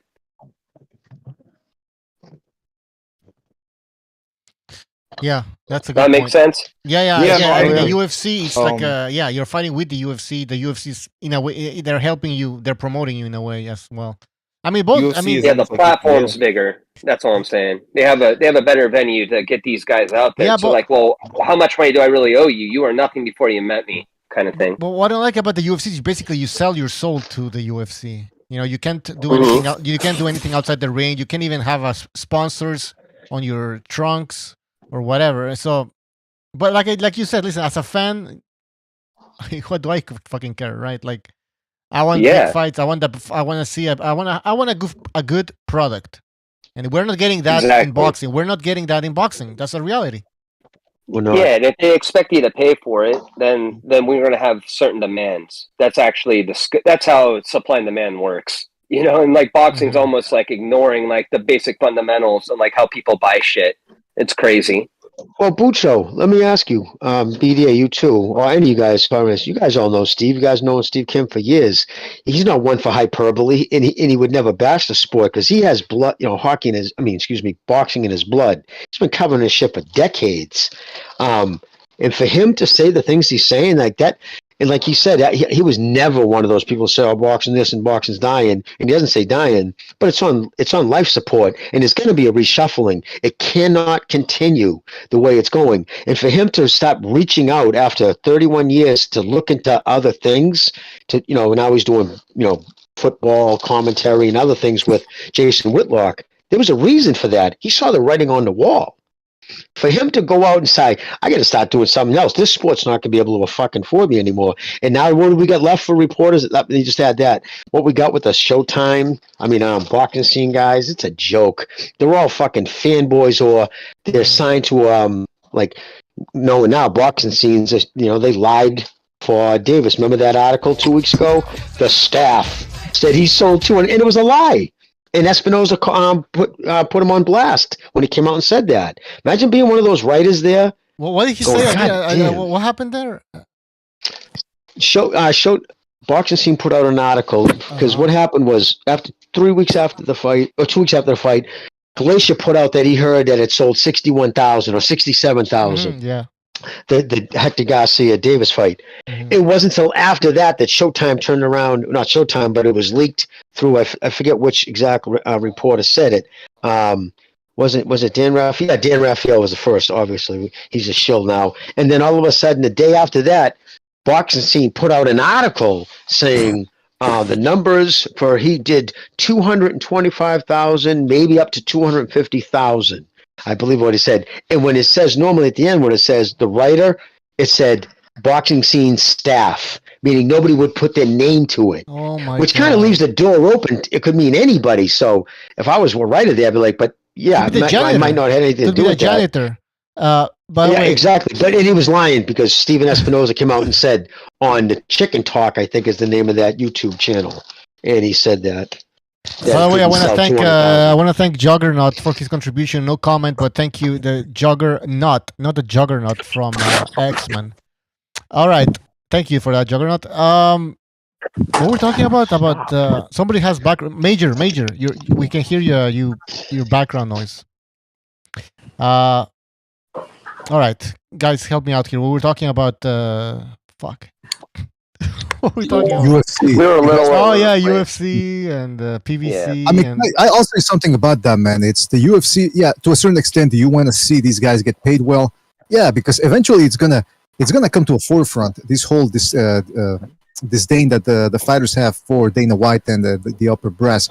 But that being said, I do kind of agree with Jimmy in the sense that if you're a UFC fan, you're paying for almost every other month, right?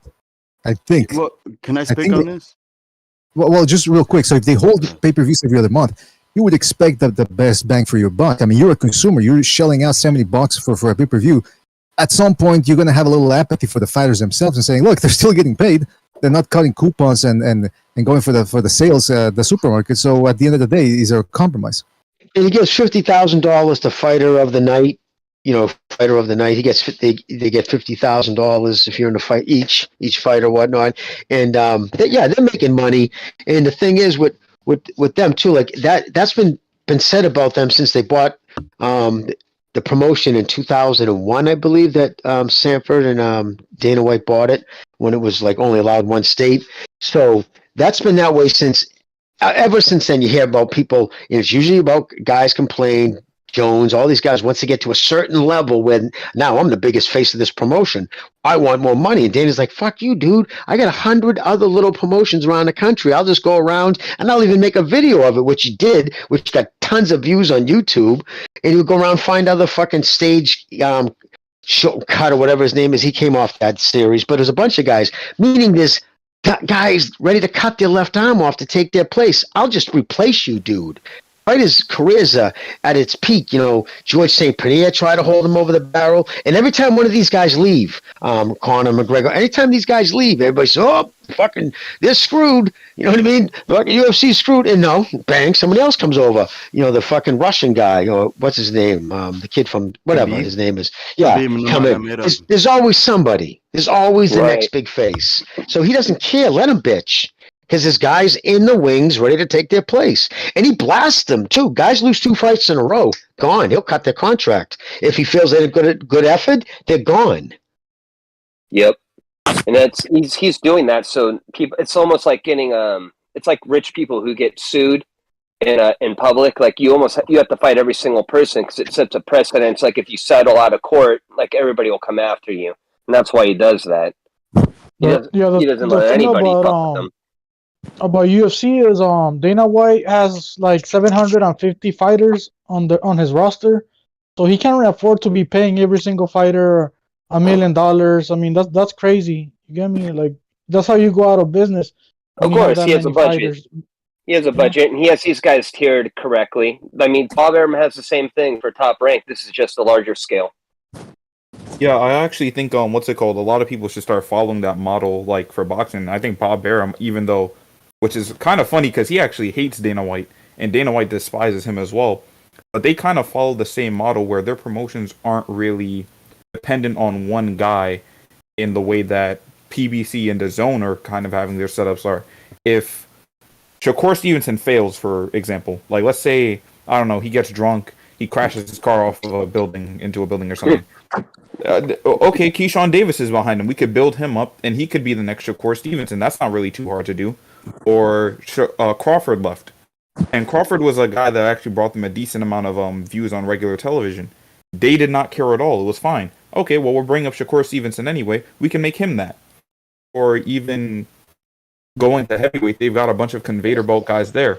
It's just enough guys to keep the belt flowing so that no person really matters. For like 5 years ahead. That is that the UFC, they're fans of the UFC. Like, that's what we wish for boxing, or at least is that instead of being a fan of one promotion or fighter, you're a fan of the entire sport. So if you know anyway, you know Haney too. It doesn't matter.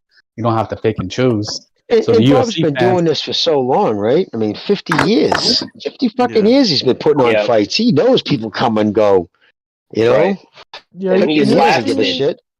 UFC is all about promoting the brand. They promote the UFC brand. That's what they're right. all But about. the fans, that's what they follow. They're not a fan of just one guy. If you guys know this, but UFC is a public-owned company by now. They went on public like a year ago under the Endeavor Group. You could buy stock on any exchange. Nice. Just look for Endeavor Group, and that's it. It's back with what we were saying earlier, though. It's about the platform. Like they've created the like when those fighters for the most part leave the UFC, they're not as big as they were without it, and that's actually kind of a good point to make. Like they need the UFC. Conor McGregor is not going to be able to fight outside the UFC, even though I know he's tied to a contract and he's not going to be able to do that anyway. But case in point, he wouldn't be able to throw the same kind of fight, even though, and he's probably the biggest guy. But isn't his highest payday though against Floyd? Yeah, so Yeah, yeah, that's by a metric ton. Yeah, but So, that's like, two different. I mean, hang on. he's the exception, but I'm just saying. Yeah, but that's two different revenue streams as well. So that's why that was so lucrative. Yeah, he still says he got robbed. He says he never got all his money. By the way, he still to this day says Steven Espinosa and Floyd fucked him. So Well, go Jake figure. Paul's brother. They probably didn't have the money in the first place. Never had the money in the first place. Yeah. No surprise there. That's actually kind of funny too. You know what's funny about that, Jimmy? Before you throw a fight like that, doesn't somebody audit the books to make sure that like people can be made whole at the end of it? Like how do they keep? It's a Ponzi scheme.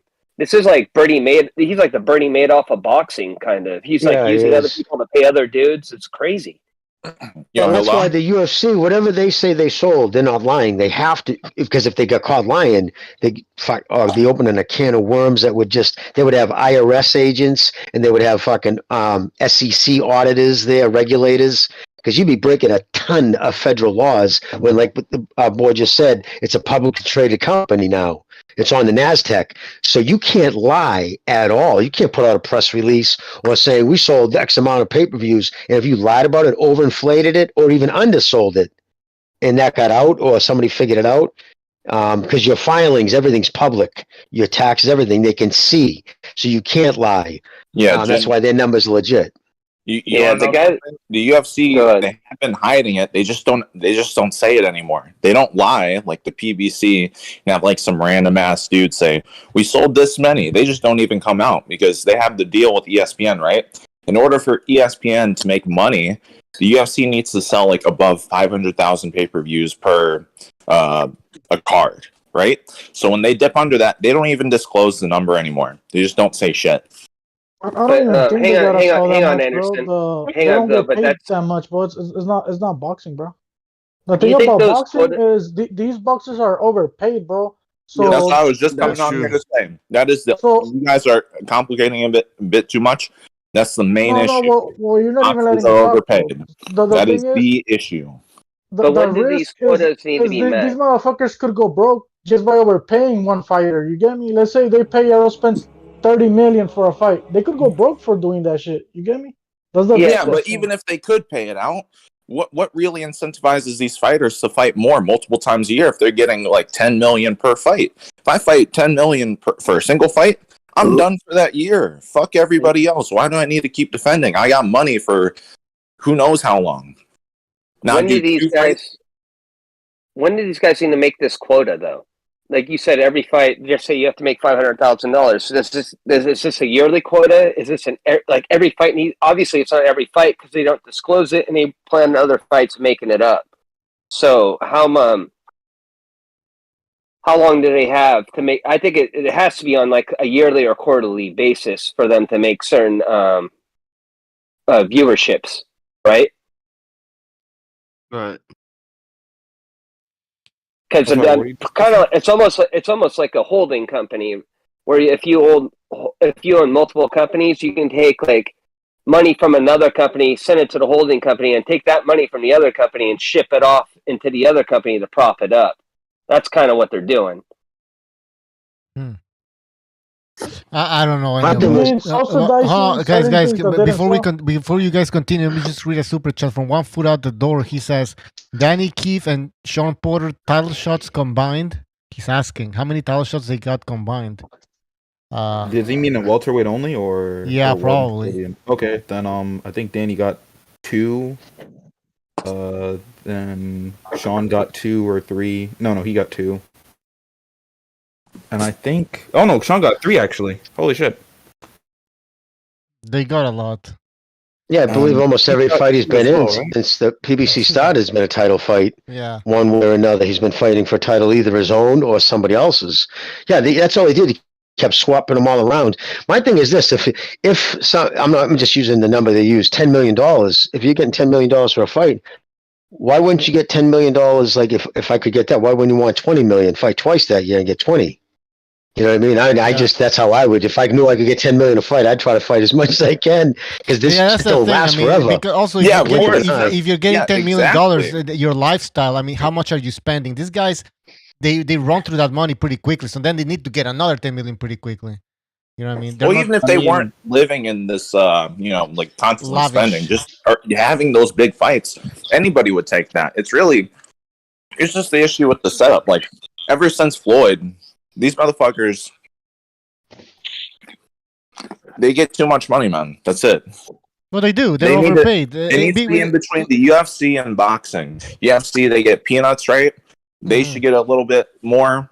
But the fucking top boxers, dude, Floyd, his total revenue throughout his career is like, what, over $1 billion?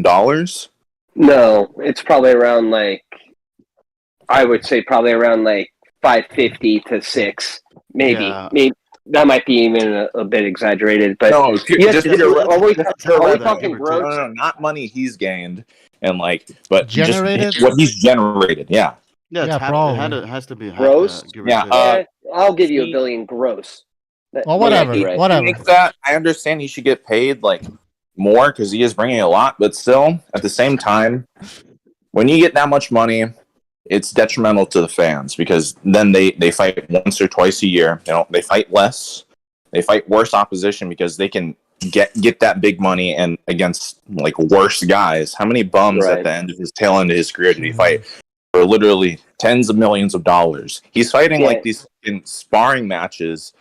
He's basically doing what Jake Paul's doing, but worse because he actually was a professional fighter, and he gets way less flack, but he's getting tens of millions or at least millions of dollars. Dude, it's insane.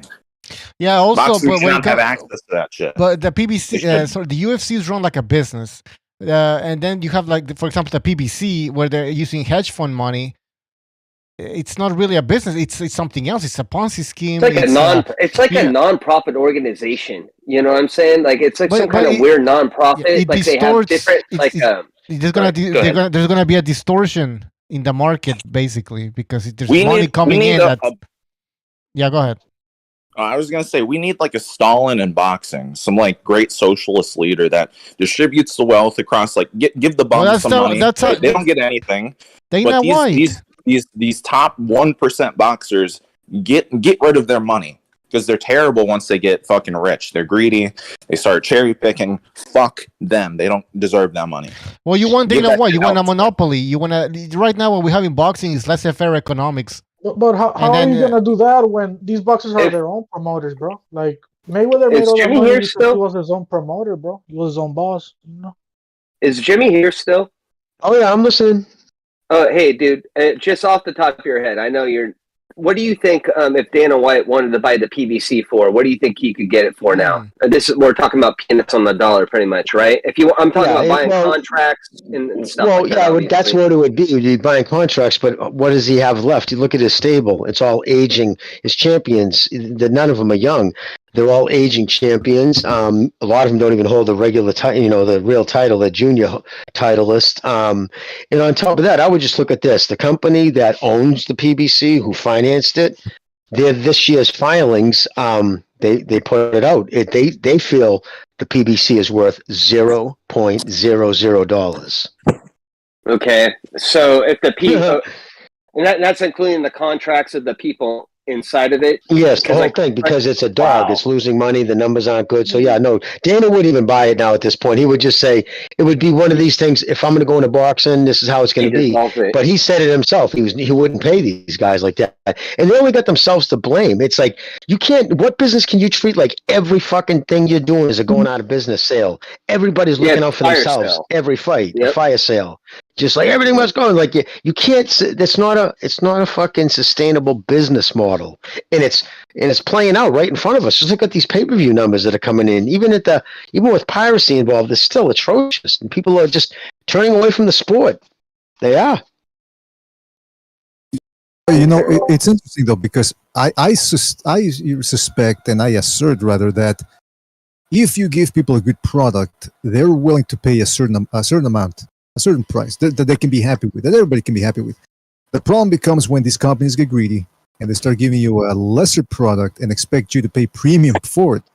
And I think that's what happened a lot with these people, and that's what in part drove the piracy that we have now today. But still, The UFC, okay, maybe they get hurt by the piracy, but they're still making good money from what I understand. So it's not like piracy is the be-all end-all. Is if you give people a subpar product for a premium price, they're going to steal it. Yeah. So what do? You got to put on a good product out there, but then at the same time, lessen the price a little bit. I mean, that sounds crazy, but people aren't going to be paying $100 for Benavidez plant. What I heard that Dana has investments. He has guys working on this, like obviously computer guys, and eventually they'll figure it out. Where if you pirate one of his things, like whatever that IP address, that pirated thing, like you watched it illegally, he'll be able to shut that IP address. Will never be able to buy or receive another be able to buy a pay-per-view or something. Those are the rumors I heard, that he's working on something behind the scenes to punish people for stealing it, where they'll be like cut out of the future. Because that's the only way you're going to stop the piracy with that model. Yeah, exactly. You can't keep going like this. You can circumvent that pretty quick, though. That's not going to... I think they're going to have a big problem with that. Well, I'm sure that's why he's hiring people to figure out how to get past that, right? Bypass this shit? Yeah. Come on, bro. That technology is made by people. We're not going to be able to manipulate it. You get me? Well, it's not some fucking alien technology. The point is that they're behind. They're behind. Like, the people are already pirating it. Now you're behind them trying to fix what they're doing, and they're creating something else. Like, as you're fixing what they're... That's how hacking works.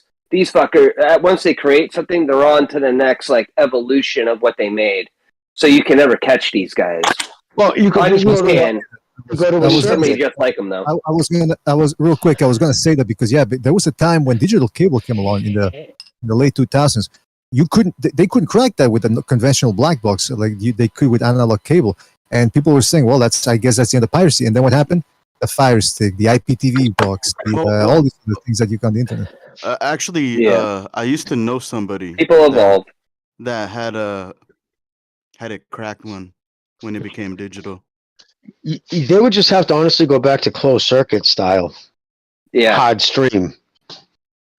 Where the only way to pirate it, somebody would have to then buy the circuit and then put it out on themselves. Like put it on the Discord. But if more and more people jump on to watch it, it causes a problem to stream. I don't know, but that's how they would have to do it. There's different ways. How about these motherfuckers give us some good fights instead of going through all this fucking shit? Come on, man. Well, I was talking about that's what they said. I know what you mean, Jimmy. MMA's doing, because nobody is fucking boxing. They don't know. They have nothing to motivate them. And as long as the sport stays fragmented, the best thing for the sport, without a doubt, because just look at it.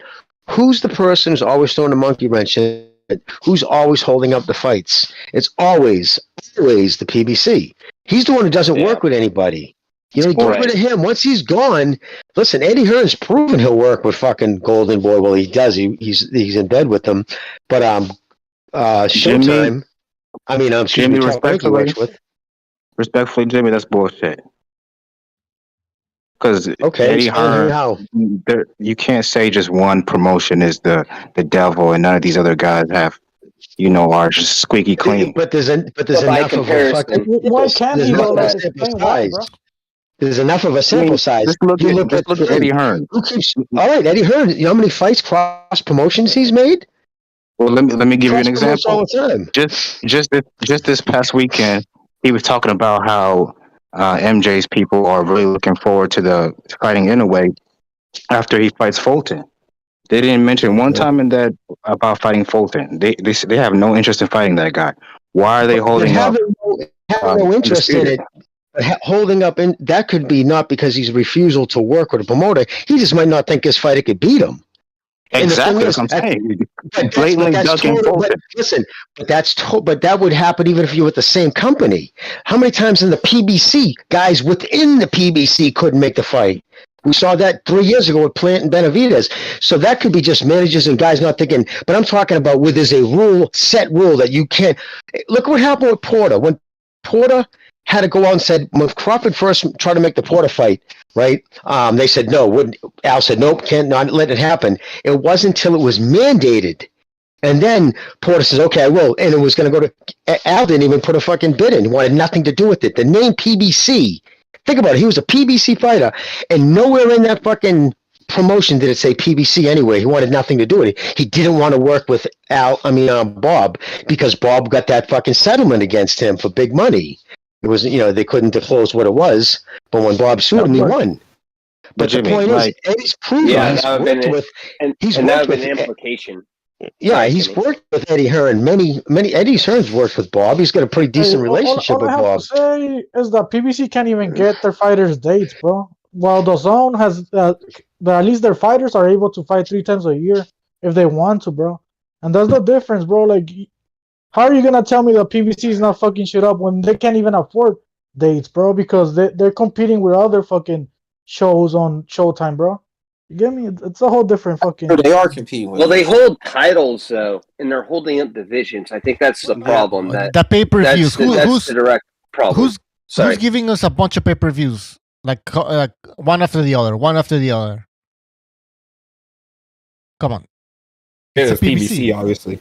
Even though, that was a rhetorical question. Pay-per-view. And I want to address two after the now BLK Prime 2 with their fucking Broner pay-per-view. Which by the way, Fulton said that Al Haymon was okay with him going to Japan. So let's not talked about that. He's allowed. But you came on too late, Reverie. Why do you think he's doing that? You're saying that like it's a good thing. He's doing it because there's no money at the PBC or a date or anybody to fight. He's only fighting that now. He was supposed to fight Figueroa. He was just on video a month ago talking about how I'm the one slapping his chest. I'm the one who reached out and sent an offer. Me, I'm the motherfucker who did that. Sent and Figueroa's people turned it down. It wasn't until after Figueroa's people turned down he has nobody to fight. MJ, and then he said, and then I only fought once last year because I was waiting for MJ's punk ass. What do you mean? What does that mean? Jimmy, let me finish. That's not even fair. Let me finish. Why was he waiting on him? He never sent him a contract. He never sent MJ a contract. Not one. There was no contract offer. They definitely tried to like that. No, he didn't. He said it. He said, I sent Figueroa an offer. That was me. And then he said, I'm waiting on, then I was waiting on, see what happened with his injury and stuff. But MJ and DAZN said there was never any offers made from anybody because like there was no offer. Like you can say you wait on somebody, but Al Haymon didn't. Al Haymon doesn't send contract offers to other promoters, fighters. He doesn't. In fact, he turns them down. Canelo offered Charlo a career high payday in 2019, more money than he's ever made in his career up until today. More money he's ever made. It was turned down. Charlo came out and said, "I didn't even hear about it." He did that without even talking to me. Just turned it down. So how do you think that fucking made him feel? What about he made Broner turned down $45 million from Rock Nation. A 6-fight deal, $45 million cash, guaranteed. And he couldn't do it. Broner was fucking pissed. He had fucking Wilder turn down $120 million. There's things like this over and over he's done it. Because he's by skipping the fucking, and he's the only guy who does this too. He's not even a promoter. He's an advisor. He has little underlings. Why would he do that? It's not in the fighter's best interest to have someone with a guy who's supposed to have your best interest in heart also has a relationship with networks he has to worry about. And because of his relationship with networks, he's not allowing you to fight other people. And he's only allowing Fulton now because Fulton has, who else is he going to fight? MJ obviously didn't want that fight. MJ didn't send him a contract, but he didn't send MJ a contract either because Al Haymon doesn't send contracts to his own. But okay.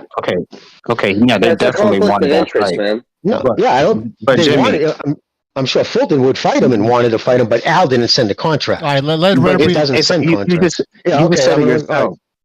Okay, you just said it yourself. MJ's people are not interested in that fight. It's clear. That's why they keep talking about they want Inoue. They want nothing to do with Fulton. They pretend like he doesn't exist. And then on top of that, you said that they're only doing this because they have no choice. Well, it's a can't win situation with you, Jimmy, because if the fight wasn't gonna be talked about, you would just say, look, they're ducking in a way. And now that the fight is being made, they have no choice. So like you just can't win with it. Okay, well, no, you can win. Here's the thing, bro. Inoue is gonna make millions of dollars no matter who he fights. because he's got huge deals. He makes pennies on the dollar in boxing what he makes in promotional deals. He's on the biggest TV show in Japan. He's a regular on it. He's a fucking superstar. He's like Michael Jordan over there. His replays, bro, get 10 million fucking views. There's a reason why fucking Fulton's got to get on a plane and go to Japan to fight him, because he's the man. So no matter where he fights, he doesn't care. He wants to unify the fucking weight. But remember, if Figueroa didn't turn that fight down and go a different direction, he'd be fighting fucking Fulton for a rematch that nobody was asking for. And MJ, yes, I believe MJ didn't want to fight that. Why would you? Fulton doesn't bring a fucking big name, doesn't bring all that. Even though he's probably one of the best fighters in PBC. I say it all the time. Kid's super talented. I'm not taking away his abilities. I'm saying, but when the reason why he wants to fight anyway, I'm sure his people, if not him, doesn't think he can beat either guy. But at least when you fight anyway, you're going to get paid for it. And if you fight Fulton, you're not. That's the reason why he would want to fight anyway. That's simple fucking math. Okay, but I'm just saying, if there was a guy in the PBC in that same situation, wouldn't you be, raking him over the coals? No, I'd be saying what I've said all the time. Al Haymon is at fault. It's Al Haymon. How many times have I said on the show, dude? You know, you're steering the shit. I say it all the time. I don't think it's the fighters. I believe the fighters want to fight these people, and I'm sure they're even complaining about it behind the scenes, but it's Al Haymon saying no. Listen, why would Al Haymon have to allow him? That's the language he used. Al Haymon's allowing me to do this. Why would your advisor allow anything? And then they fuck up all the time, and lately the shit they say, talking about, talk to Al, to talk to Showtime. Wait a minute, why does your advisor have a fucking relationship with Showtime? Why does he have the fucking deal with Showtime? And it was actually fucking the guy the best fighter right now who's with Showtime, Boots is like, he has to talk with, it has to go through Al, because Al's the one with the relationship with Showtime, the advisor. And if you're a fan of these guys on the PBC, you should be angry that their careers have been fucked up because of Al Haymon. They've been held back from greatness because of Al Haymon. It has nothing to do with the fighters. It's who they signed with. Well, it's Spence and Crawford holding up that, but I don't want to talk about that right now. As far as Fulton, my other issue with you is you said that he's basically talking behind Inoue's back or whatever. I mean, they're fighters. You're supposed to think that you can beat him. If he's on Twitter saying that I can beat this guy, like, what's he supposed to say? I have no chance against Inoue? Like, now you're going to pick and choose what I said, or you're going to say the whole thing?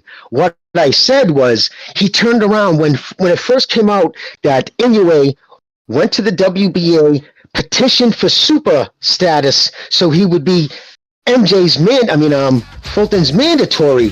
Fulton went online and said, "Oh, how was I supposed to know he was going to do that?" The reason why I dogged him for it, because every time he said he doesn't pay attention to Inoue. I don't pay attention to what that dude's doing, really, because every time he was mentioned as the pound for pound fighter in the world, you tweeted out that he was you'd beat him, so you're clearly paying attention, because anytime his name was in the news, that's when Fulton talked about him. So my point is, whatever, you think you can beat him, fine. But don't act like you were shocked that you didn't know this was coming, because in July, he was talking to Steve Kim. July of 2022, he told Steve Kim, my next fight, win, lose, or draw, I'm done at 118, and I'm going to 122 because I want Fulton. He said that in August. Fulton damn well knew that when he was done with Fulton, he was coming to him. So when he turns on and says, how was I so? That's bullshit, dude. That's just out-and-out bullshit. Of course he knew. I don't remember. But at the time, Al Haymon didn't. Wait a minute. You don't know about that? Do I have to get the article, dude? He just said he wanted to go to 122, but he didn't. He said Fulton by name. Dude, Jesus Christ, I got to post it. You going to really make me post this? Because I have it in my phone. A Boxing Scene article. Yeah, Three Kings wrote about it. Boxing Scene. Okay, hold on. But the best part is, Ray, let's be honest. It's not like you're going to say, oh, shit, dude, you were right. No, because you won't say that. You'll just go into something else and throw fucking shit. While Jimmy's looking for this, I'm gonna just read a super chat from Rider of the Storm. Thank you for your contribution. He says Inoue is going to dog walk Fulton. That's why Eddie dismissed Fulton. Has nothing to do with the PBC. Shut the fuck up. about your feelings, Rare Breed. There you go. Thank you, that's Ryder, what for the it story. is. Well, I think that was. Can I say Okay. something? I think that was the key right there. That was the key right there because he said to Jimmy, I can't win with you," and that's just shows you that for him it's personal. It's not about let's talk boxing or who's really wants to make the fight. Whatever. It's about how can I be right at the end of the day? And I think that's also what's people that keep supporting the PBC because That's what he was doing, BDA. at this point, the PBC. If you can't see that the PBC is falling apart. It's falling apart slowly. Obviously, it wasn't going to happen one day to the next, but it's falling apart. And there's still people out there on Twitter and like Rare Breed here as well. For some reason, I think we all know what it is. They still want to prop up the PBC as no, they're okay. They're not in trouble. I mean, come on, this is hurting boxing. This type of division here, where people pick and choose what they want to talk about with or who they want to criticize, it's hurting boxing. Because at the end of the day, and listen, I'm not going to tell you that it's because of some sort of moral issue for me. It's money. I don't want to be spending money on shit fights. And this type of stuff, what it's doing, it's diluting the sport. So please, let's all get together and start demanding the best fights. I mean, it's not about propping up Showtime or PBC or any particular promotion. It's just that this idea that the one single promotion company is destroying the whole sport is dumb. It's like Democrats and Republicans. Oh, my side is the good side, and the other side is evil. Everything we do is right. It's really like that, bro. Why in the hell? Why are you making people bear the blame of what's clearly in front of you? It's nuts. I notice you're a fucking Charlo fan, right? Charlo fan, a fucking Can I say, fan. let me just say something. That was a straw man argument right there. Like, oh, we're saying that it's PBC is the only evil. No, we've said it numerous times. Everybody has. Talk about. Excuse me. Somebody. Well, you don't even listen to the show. We were here for about 2 hours. Everything you brought up, we already addressed before. So let's not get into the whole. Showtime. Hey, Rare Breed, but why are you so happy that they can't even get Charlo a fight? Excuse me. Let Mr. BBA finish. The numbers for Hold on, guys. Don't interrupt, guys. Let Mr. finish it. Let me just don't chingazos. Let me just finish because I was talking. So this whole thing about we have blamed Matchroom, and I mean Jimmy was just done ragging Matchroom, or I think Golden Boy about something. Yeah, DAZN. He was ragging on DAZN for putting on a domestic British card that's going to be coming up. So everybody bears some blame. Every promotional out there is making some sort of mistakes. But are you really going to sit here and tell me that the PBC is not the worst? Are you going to tell me the PBC is not the worst? No, not really. Two sides of the same coin to me.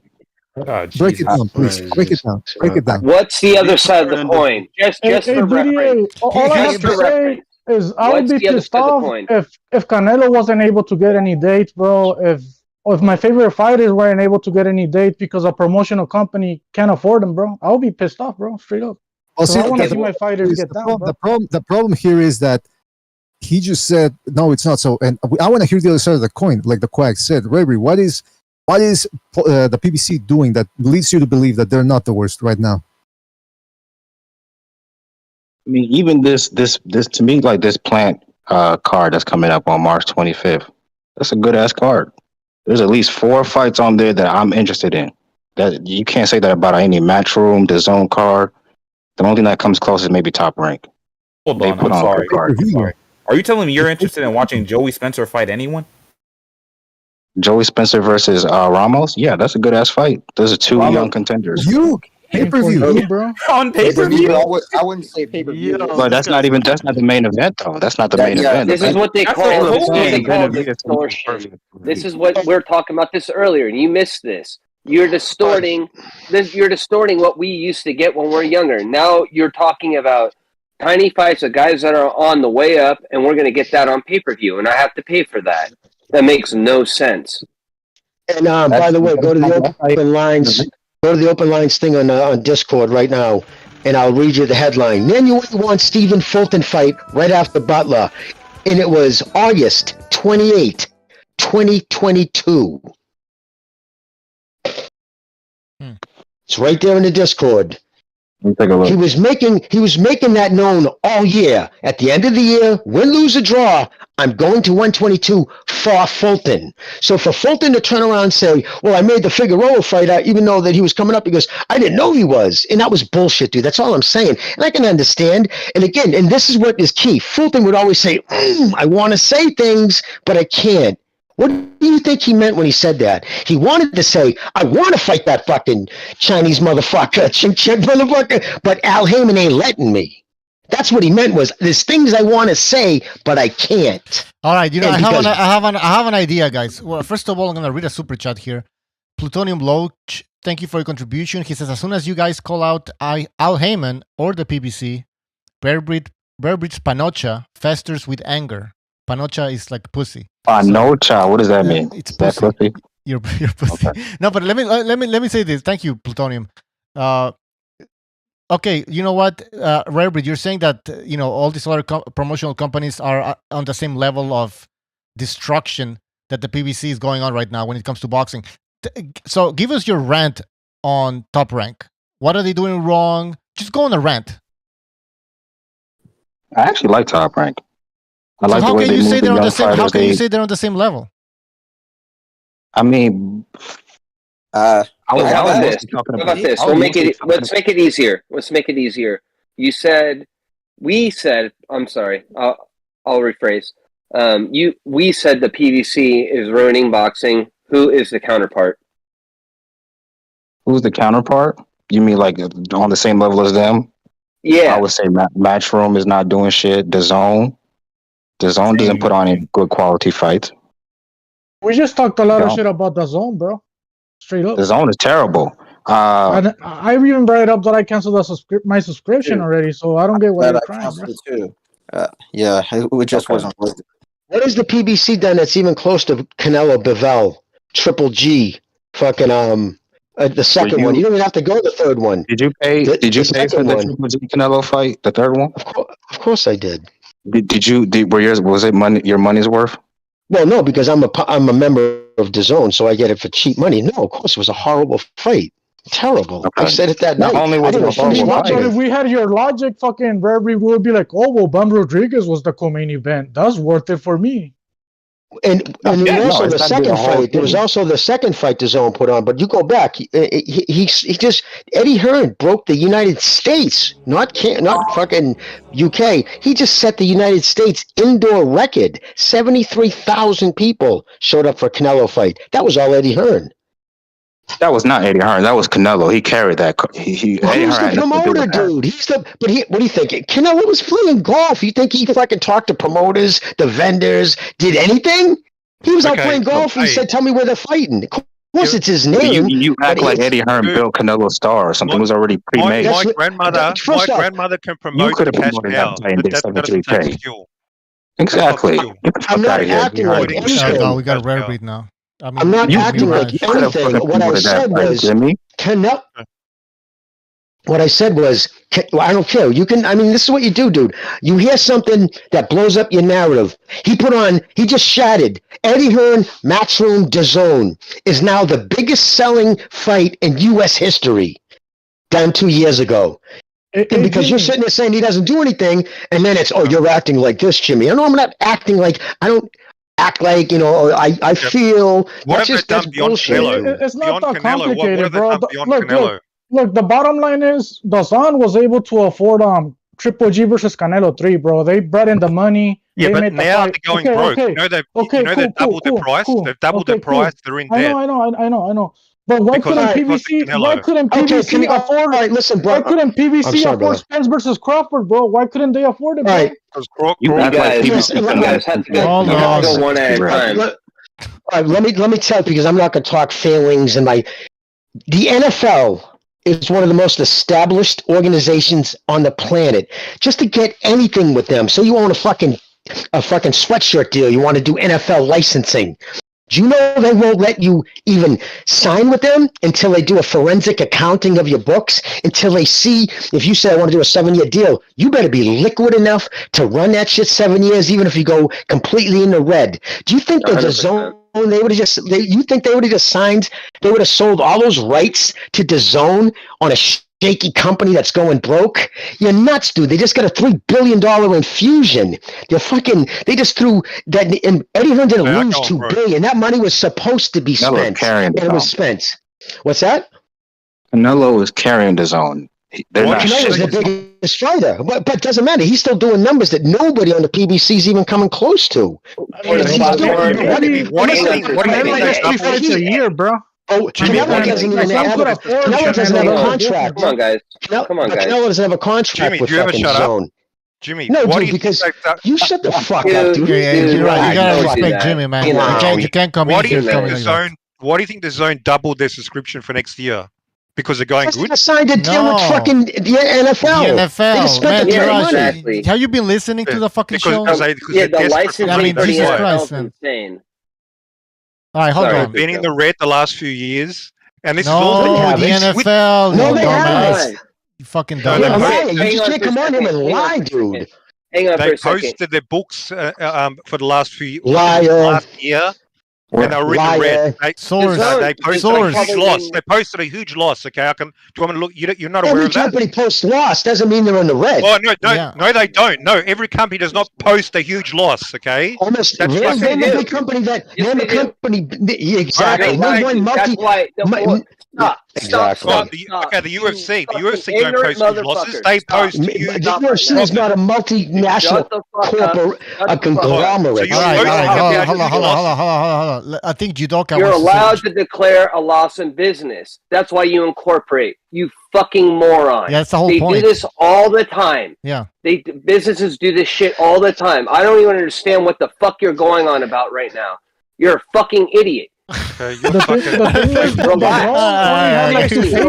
Relax yourself. Everything PBC pulls is a pay-per-view, bro. So what pay-per-view took a loss, Mirage? Like which one? Or what's taking losses? The ratings? So they're taking losses with Canelo. Imagine without Canelo, what's going to happen to them? It sold a million pay-per-views, bro. Do you know what boxing is to DAZN? Do you know what boxing is to DAZN? It's like a snot. It's a wipe in the ass. They just signed a deal with the NFL, dude. You know how much more cricket makes what's that evidence of? What does that do? That tells you they are a huge, powerful, multi-billion-dollar fucking conglomerate that is that kind of player that can do business with the NFL. Boxing to them is a tit. Whatever. Do what you got to do down there. How could Canelo carry the DAZN? Think about that logically. Nobody even watches boxing. Cricket does more viewership on DAZN than boxing. All right. Let's exactly. I want to do two things here. Read a super chat, and Mr. BDA wants to say something. So first of all, the super chat. TX Bulldog Boxing. Thank you for your contribution. He says, meanwhile, BLK Prime still can't find an opponent for Adrian Broner. Can you believe that? They can't even find an opponent for Adrian Broner. Mr. BDA, please go ahead. Yeah, you gotta feel bad for fucking Broner, man. The guys had the worst luck. I mean, some people are even getting conspiratorial, and they're saying that, hey, perhaps it's because he badmouthed Al Haymon, and maybe someone's making moves to. I don't know. Because he wants the lion's share of the pay. That's why they want to pay somebody next to nothing. Yeah, but the whole thing you guys were talking about, sorry, because I was just going to reiterate what you guys already said, though. So that's the DAZN is buying up all these big properties. You don't buy all these big properties if you're going broke.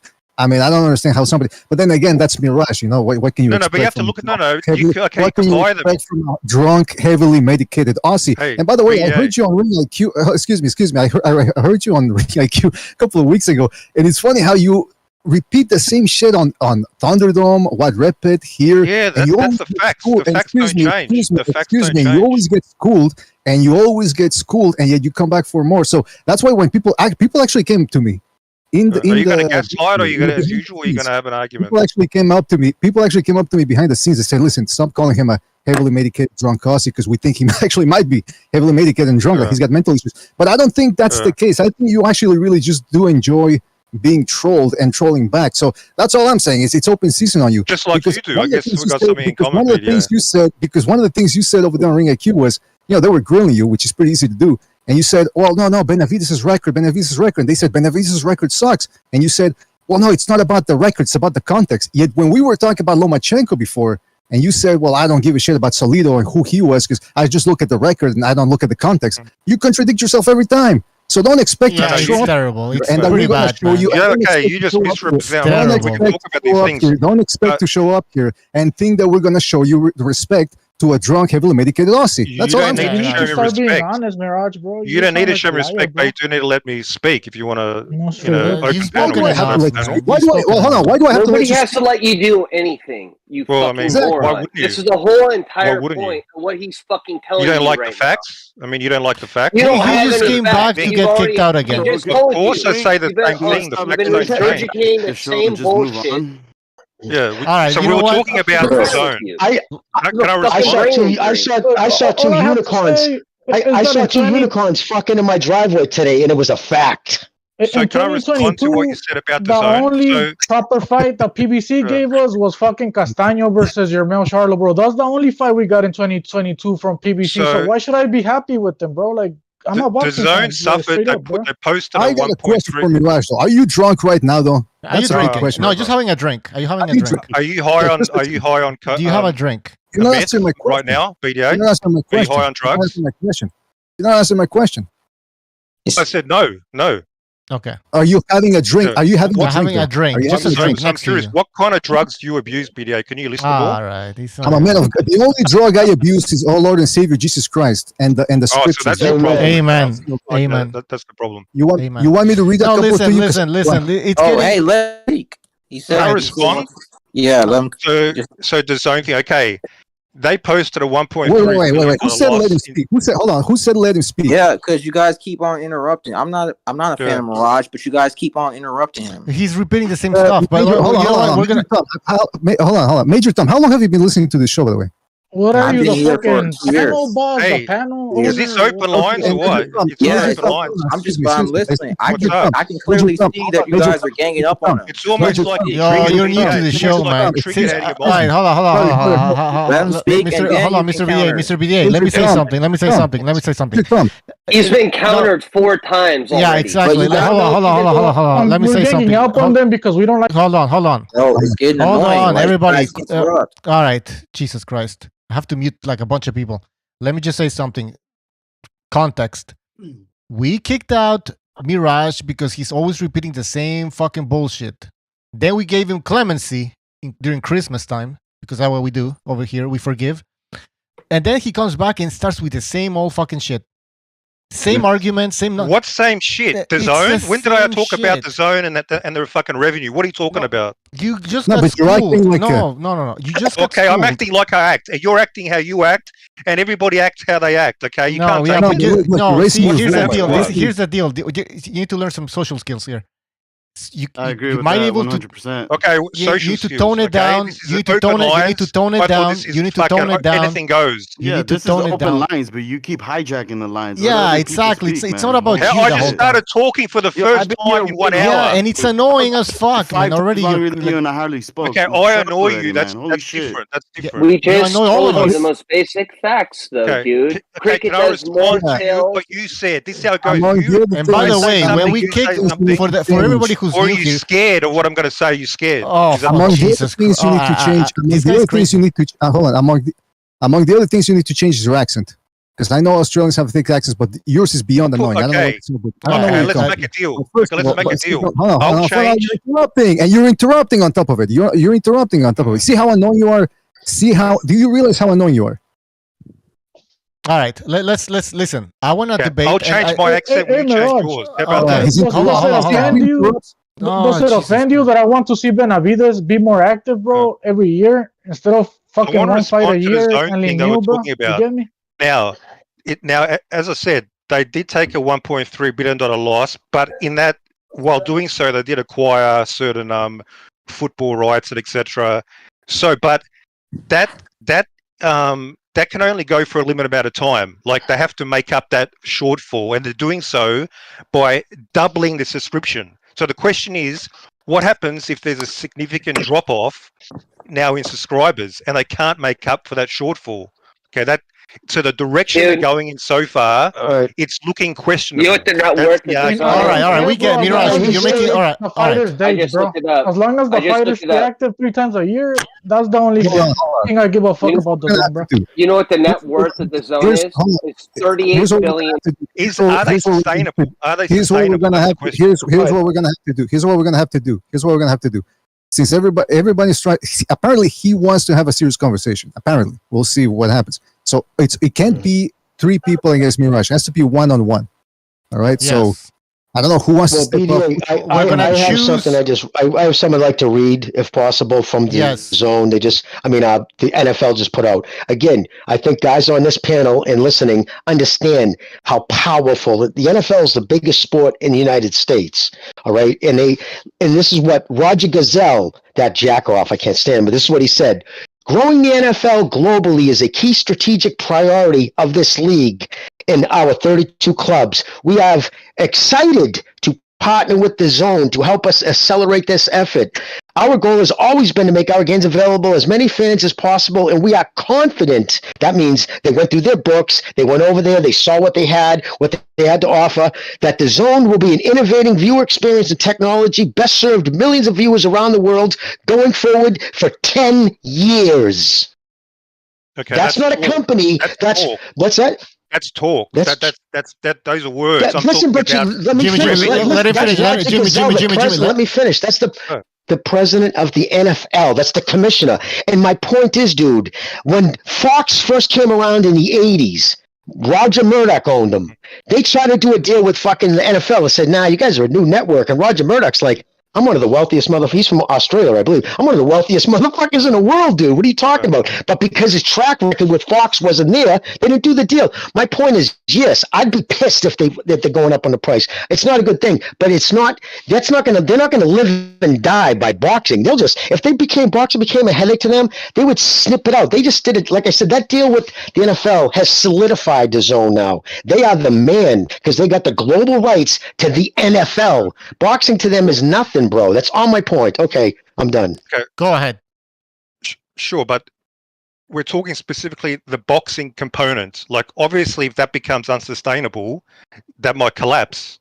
Now, the whole company might not collapse, sure, but that is still that demonstrates in terms of boxing, it's an unsustainable model, and they fucked up. And so far, it's ultimately it started off. Don't forget how it started off. So incredibly cheap. Free pay-per-views, and it's been going in the opposite direction consistently. Now you have to pay for pay-per-views. Now it's doubling. So it's going in a direction where it looks like, fuck, we can't make money off this. So the question is...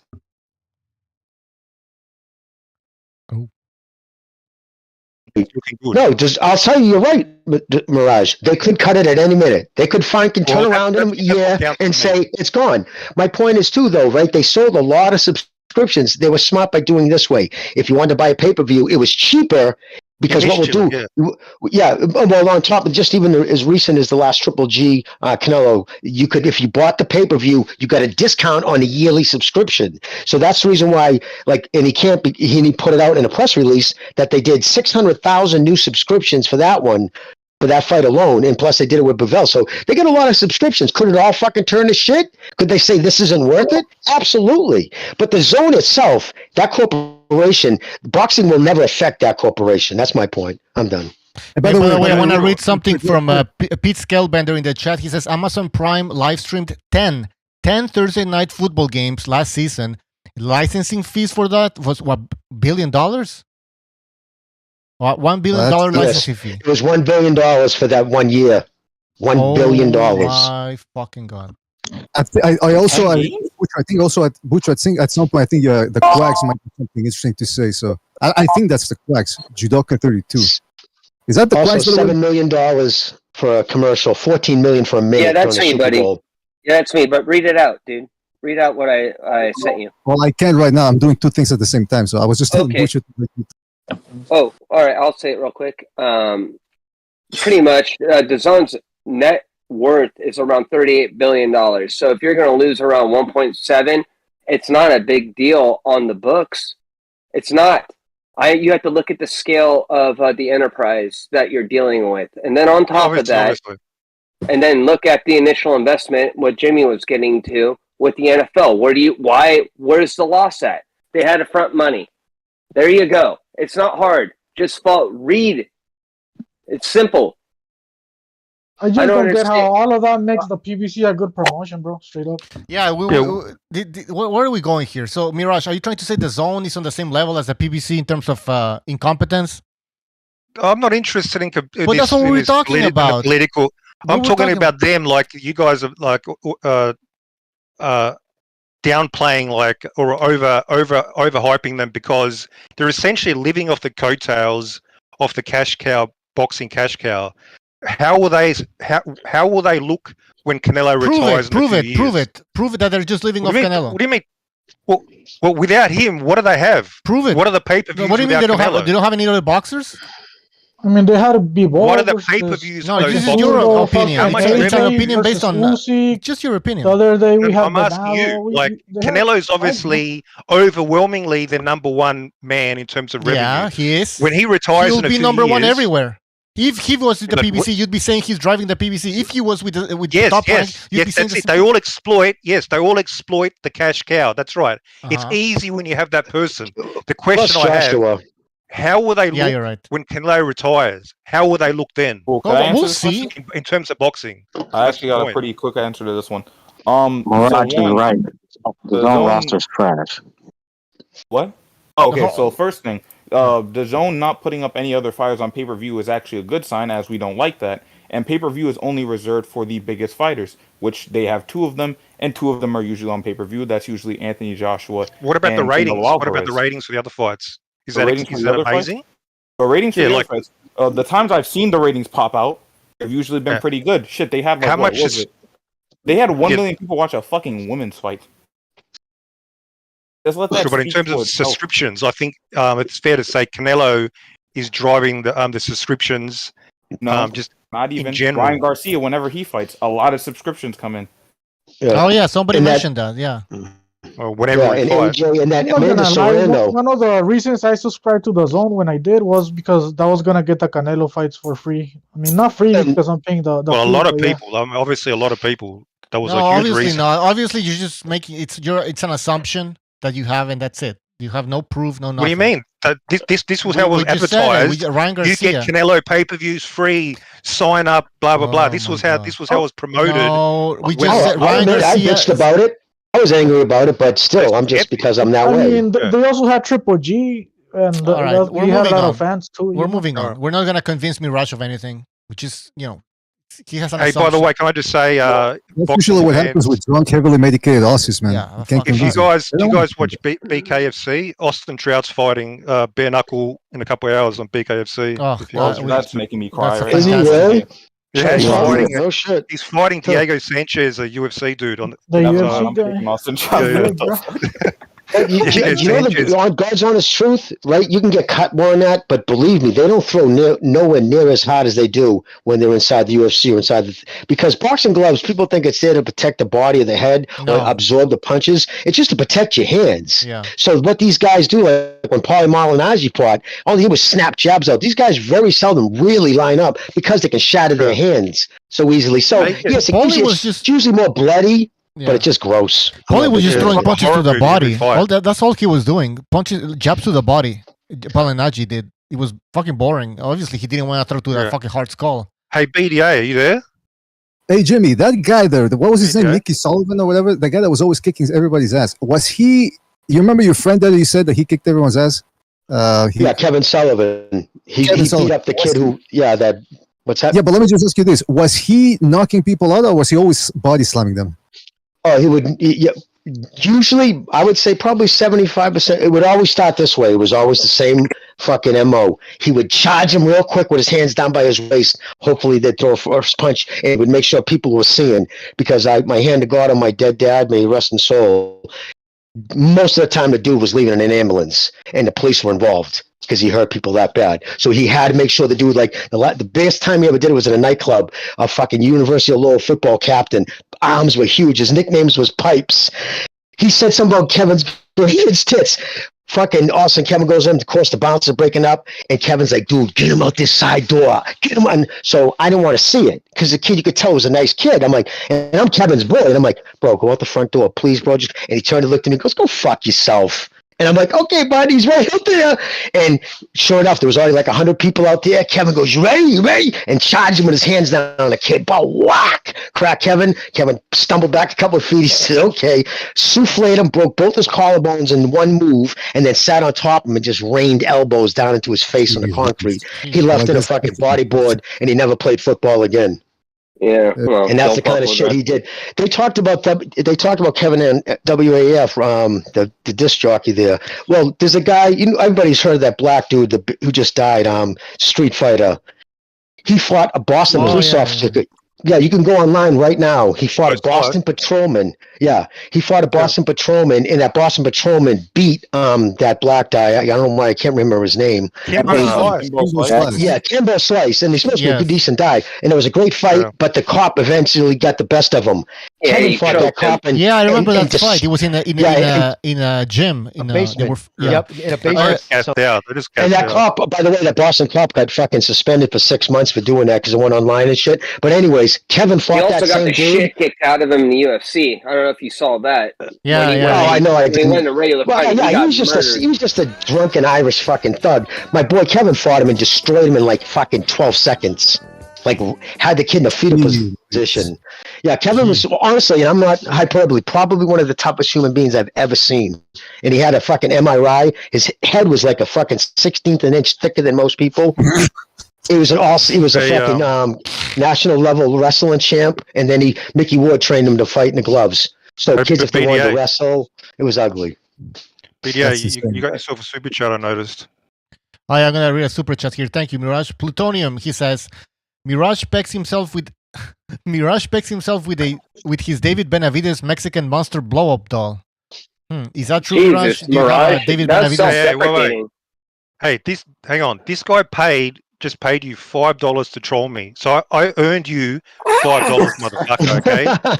Okay. Thank you, Plutonium, and thank you, Mirage. Man, thank you both. Show respect. I want to thank both of you guys for the super chat. Okay. Yeah, I'll say the same thing, man. I'll thank Mirage too. And I'll tell you this, though. The Benavidez thing, though, I don't want to get too much into it because I know Butch was hosting the show today, but I'm surprised at how many people now are going plant. Because the last year was Benavidez. Now people are going plant. I'm just saying, Mirage, that if I'm with you, I think Benavidez is going to beat him up. But now I'm getting a little doubt because so many people, and some of them I trust, are saying plant. I don't know, man. Maybe you can convince me to go back to the fold because way too many people now are saying plant. Yeah. Well, first you have to say I'm going to give you props, even though you were insulting me as usual. That's cool, whatever. I'm going to give you props, BDA. Because I saw your breakdown, I decided I was feeling generous, and I'm going to give BDA a YouTube view. So I opened up your video, your breakdown of Plant Benavidez. I thought it was a very good breakdown. I thought you were very fair, and I was surprised. So I'll give you credit. That was a good breakdown. He's awesome. You earned my thumbs up. You earned my thumbs up. Fair and square. You know what this is turning into? This is turning into a crossover where the enemies get together. And then they fight other people. That's what he's going to turn into. You never know. Who's the enemy? I mean, Plant Benavidez. And it's true though. It feels like there's a lot of people jumping on the Plant bandwagon all of a sudden. I'm not gonna lie. It is worrisome how emotional Benavidez is. If you're a person that I picked Benavidez to win that fight, but he's a little bit too emotional. That could. What does that mean? What does that mean? Like, how is that going to be a negative? Well, because he could start trying to look for the knockout, become a headhunter, basically get off his game plan and get planking out box him. Yeah, when you start forcing things in boxing, that's obviously not a good thing, especially when you're trying to force. Even get knocked out. And to Rare Breed's point, I was actually going to say that's one of the reasons I think Plant has made some of those disparaging comments. Like, I think the cocaine use as another fighter, he shouldn't have crossed that line. I thought that was low rent, but the Plant, that's kind of his thing. He says things that are stupid. Supposedly, Benavidez's father reached out to his team and said, "Can you guys not go that route? Like, why are we going into that shit? It's not about the fucking fighting." Myself, personally, I think Plant's doing it because he knows the kid's an emotional kid and he wears his fucking emotions on his sleeve. He's trying to get him angry where he wants to just take his fucking head off. And like you said, when a fighter does that, he can make mistakes. And Plant's probably trying to hope to catch him with a big shot. If you can get used to his volume, If you can get used to his volume, you can get him back. Like Hey, Dennis Gonzalo, Duggan welcome was. back. Long time no see, man. No, I was just gonna say Dennis Duggan. He came back and was tagging Benavidez. So I'm saying, Yeah, don't get start. used to Don't his start volume. talking shit, Nobody wants Gonzalo. to get Don't hit go for fuck it up. free. Nobody wants to get hit for free. But if you can adjust to his pace and somehow get your legs back, you can get back. You can get back at him.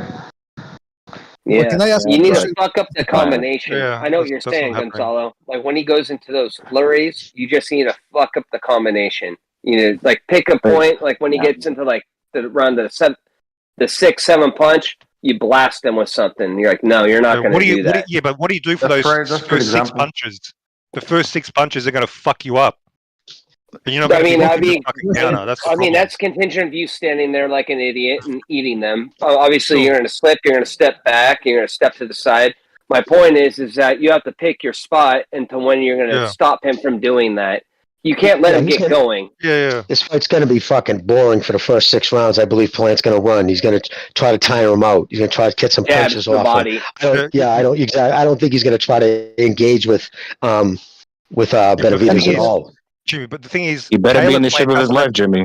Caleb Plant doesn't have a gas tank to fucking No, run. he doesn't. Historically, he doesn't. That's I think reason why a lot of people are saying they think he can do certain things for a certain amount of time, but eventually his legs are going to go sour and his feet are going to get flat and Benavidez is going to put paws on him. But now here comes the mental game. In that time, have you pissed him off sufficiently enough where he just wants to take you, like he personally hates you with a burning passion and you're willing to make mistakes? And then will the frustration get, because when you hear the crowd booing, even though Benavidez know it won't be him, they know they're not booing at him, they're booing at Plant running, being who he is as a fighter, and I say all the time, he'd fight in the street if he wasn't being paid. That's who he is.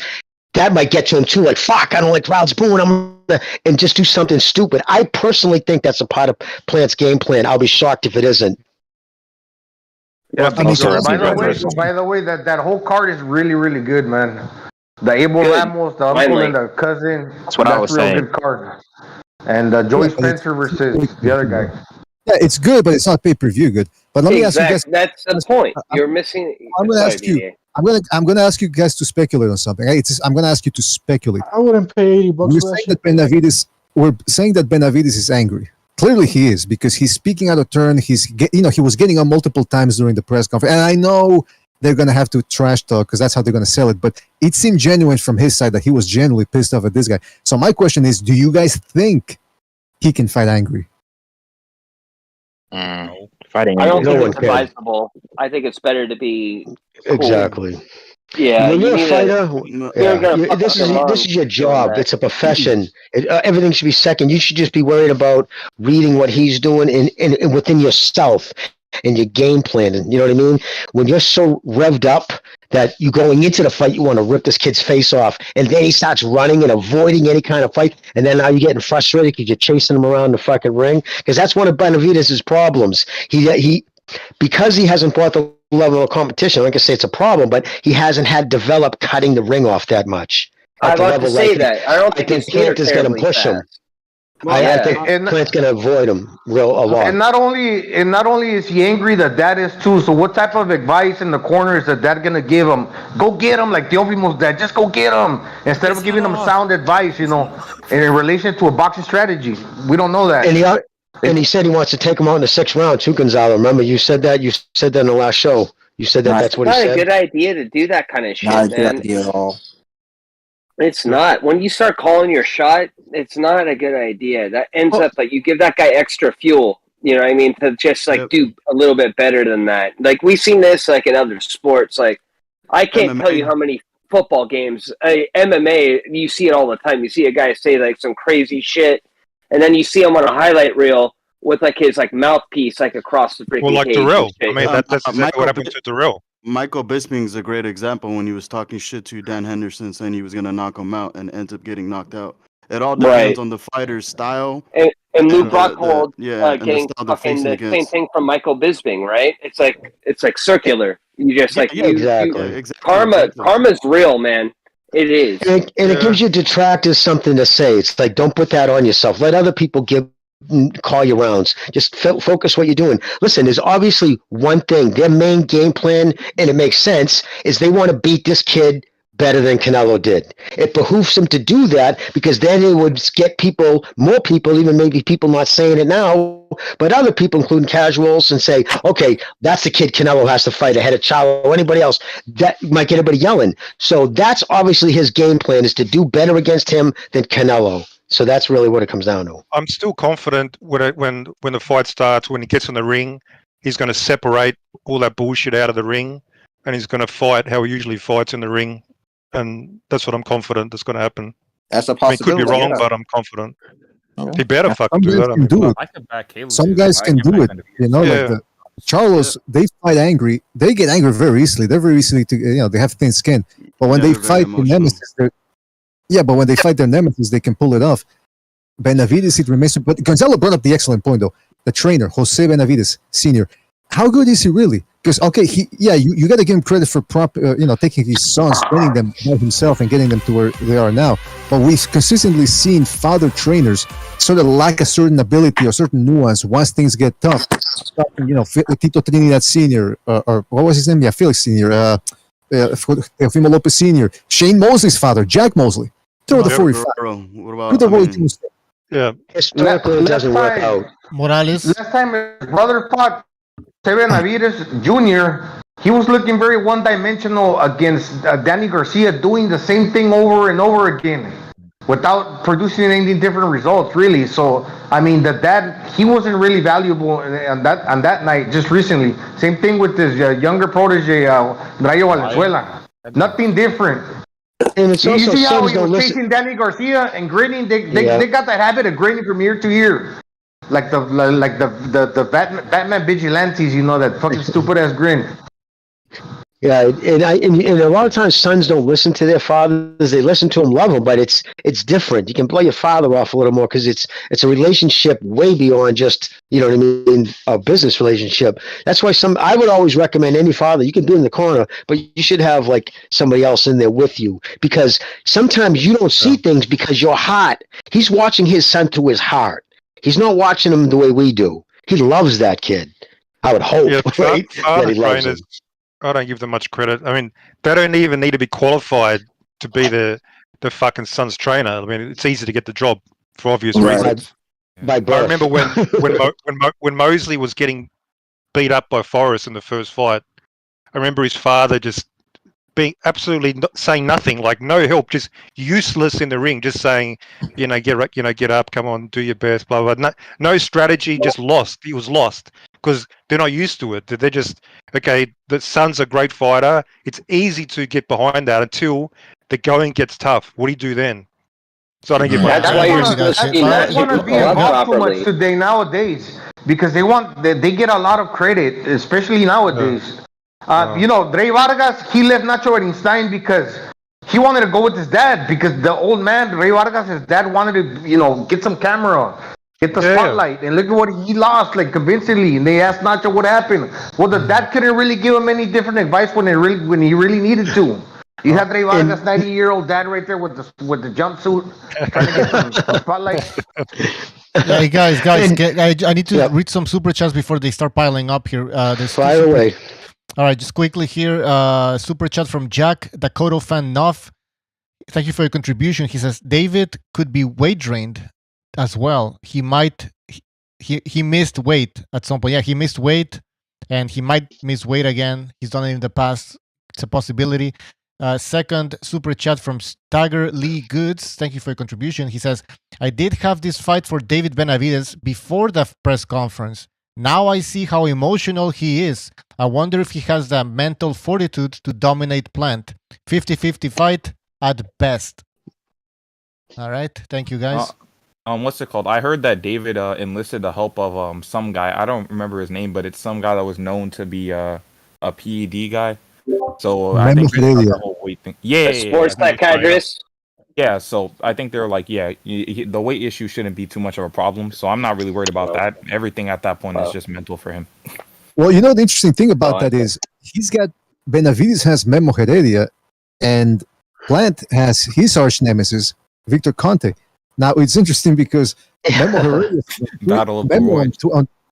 exactly. Memo on Twitter said, "What's his name? Conte. Oh, he's a convicted felon." But he left out the part where he actually was going to get convicted as well, but he made a deal with a DA.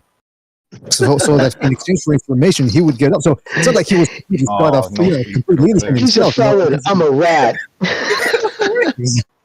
I'm a snitch. Wow.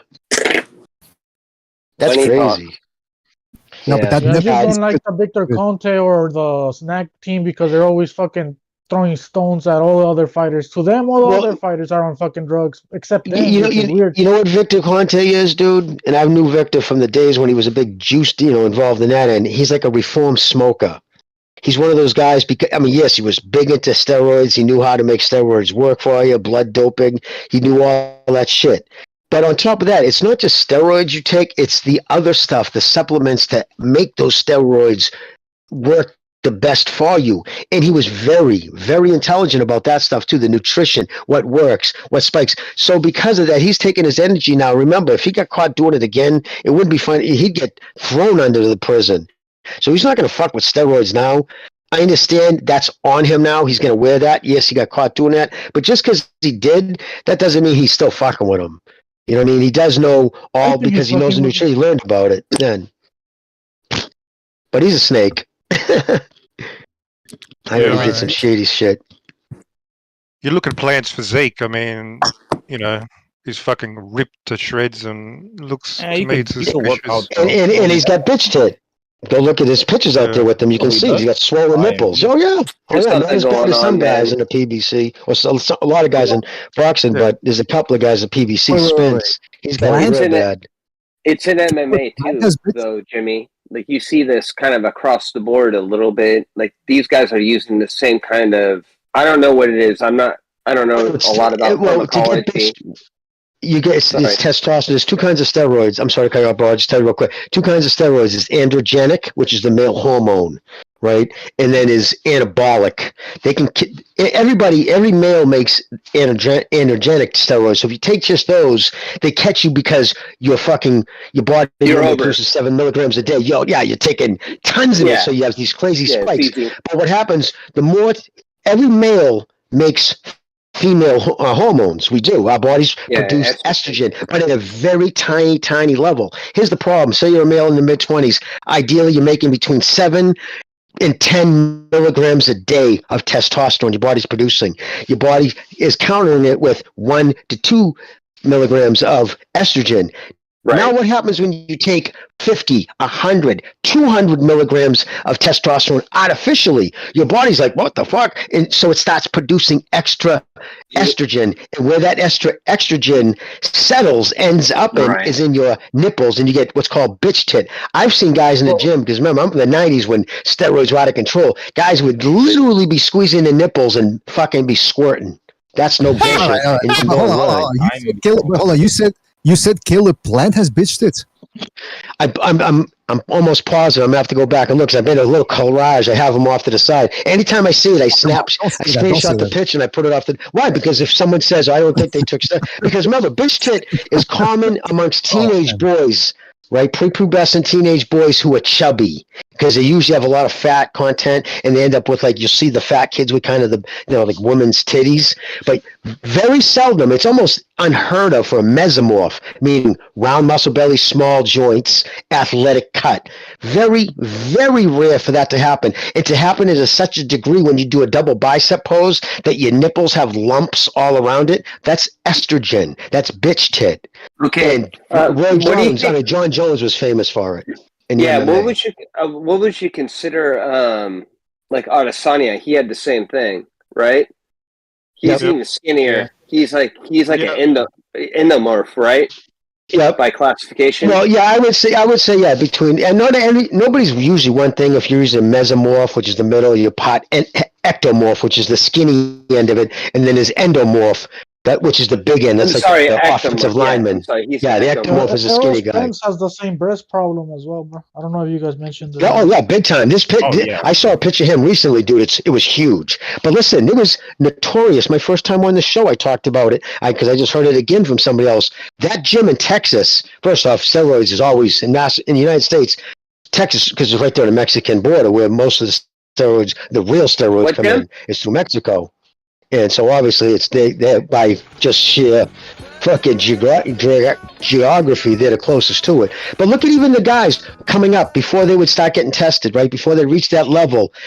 Keith Thurman banging dudes out, right? The Charlos out of that gym, both brothers, were destroying people, one shots.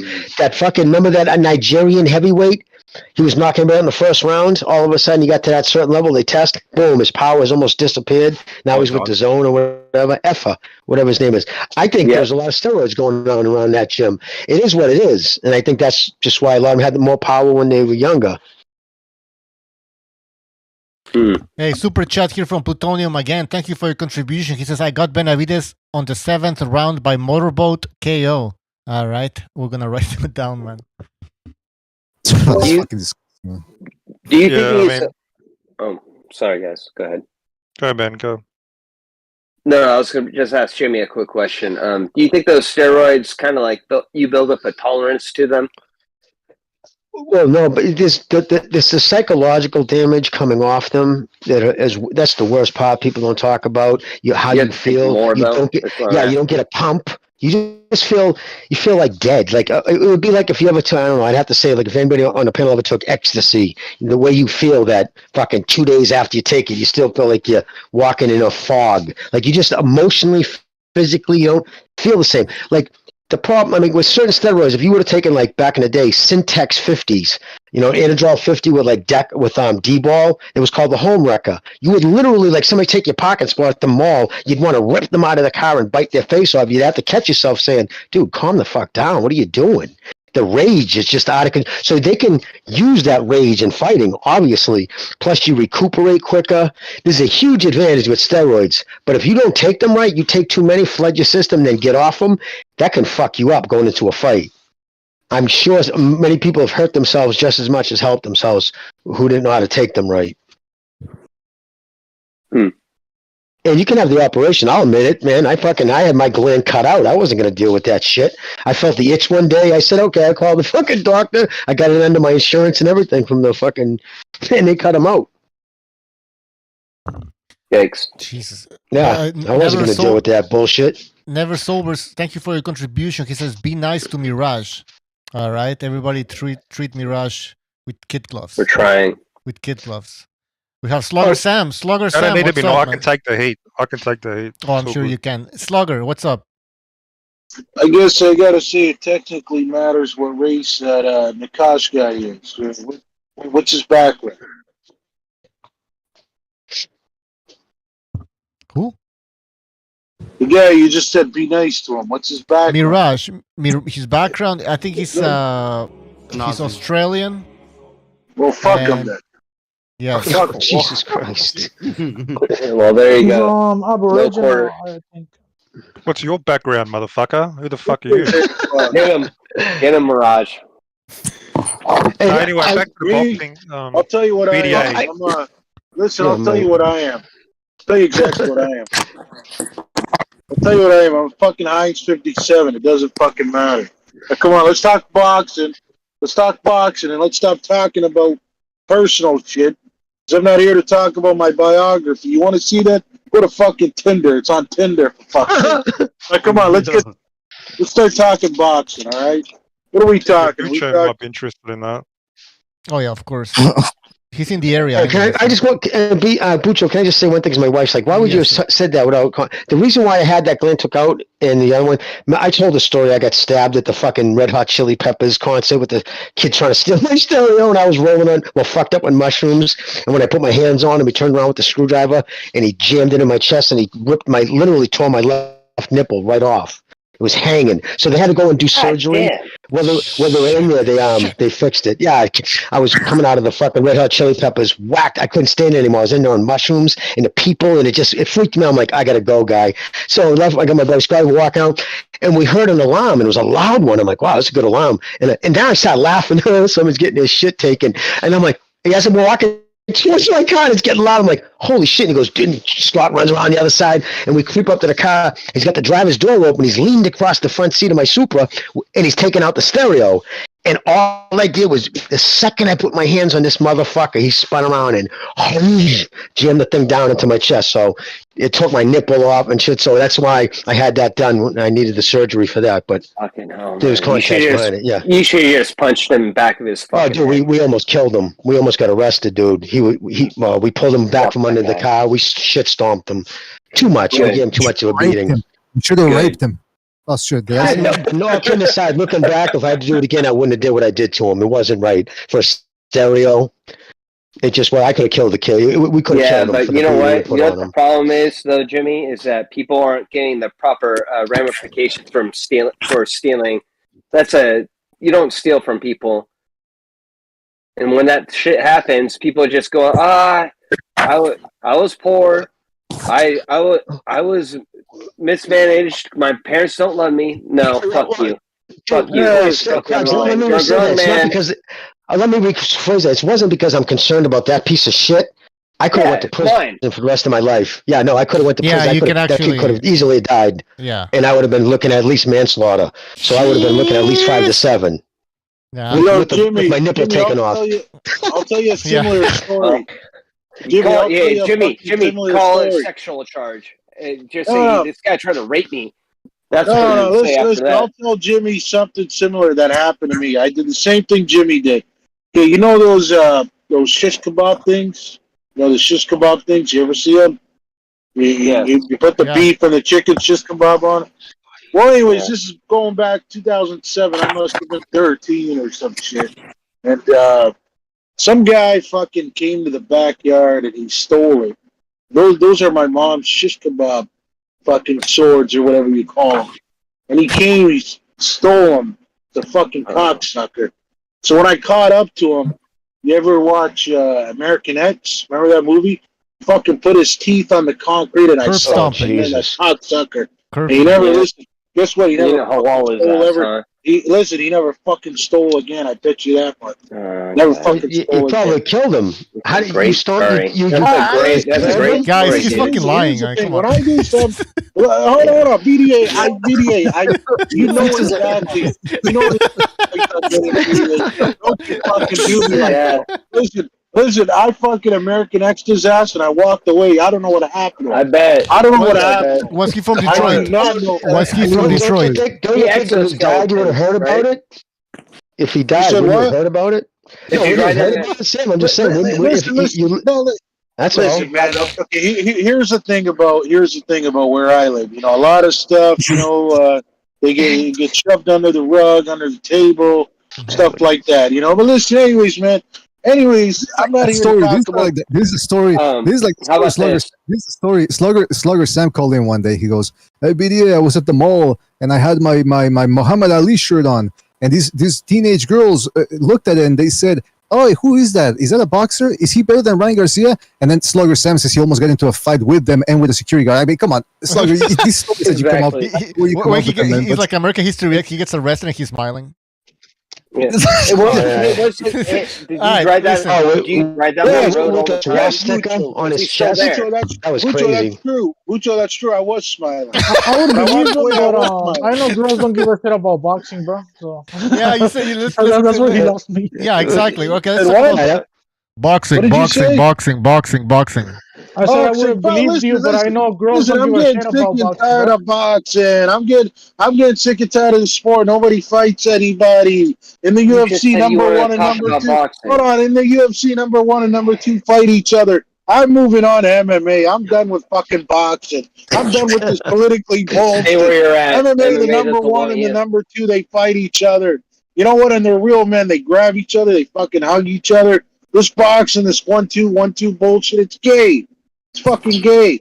Get sick and tired of boxing. They need to pull those people off the ground a little quicker, as far as I'm concerned. I'm not gonna lie, MMA was a lot better like 7 years ago, bro. At least for me, I was more into it. That's true. It's I don't know what basically the happened. same talent going in and What's out. wrong with MMA now? goes up and What's down wrong like with everything. MMA now? There's nothing wrong with MMA now. It's even better. They don't have superstars like they used to. They don't have There's the too many point superstars. round fighters now, man. It's just boring. Nobody really want to watch No, that. it's not that. There's no Anderson Silvers and Tito Ortiz and Chuck Liddell. I just established why. You're just rephrasing. You guys old enough to remember when they used to allow elbowing in the face and kneeing? Oh, and yeah, fucking yeah. No Head weight butts. cuts. But that was a You little... can still elbow. You can still elbow in the face. You could headbutt. That was brutal as fuck. Just the way you do it.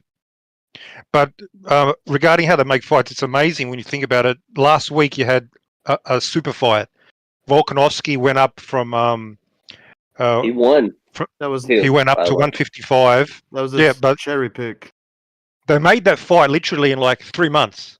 In 3 months, Islam won. He won the title. Then Volkan straight away walks in the ring. 3 months made.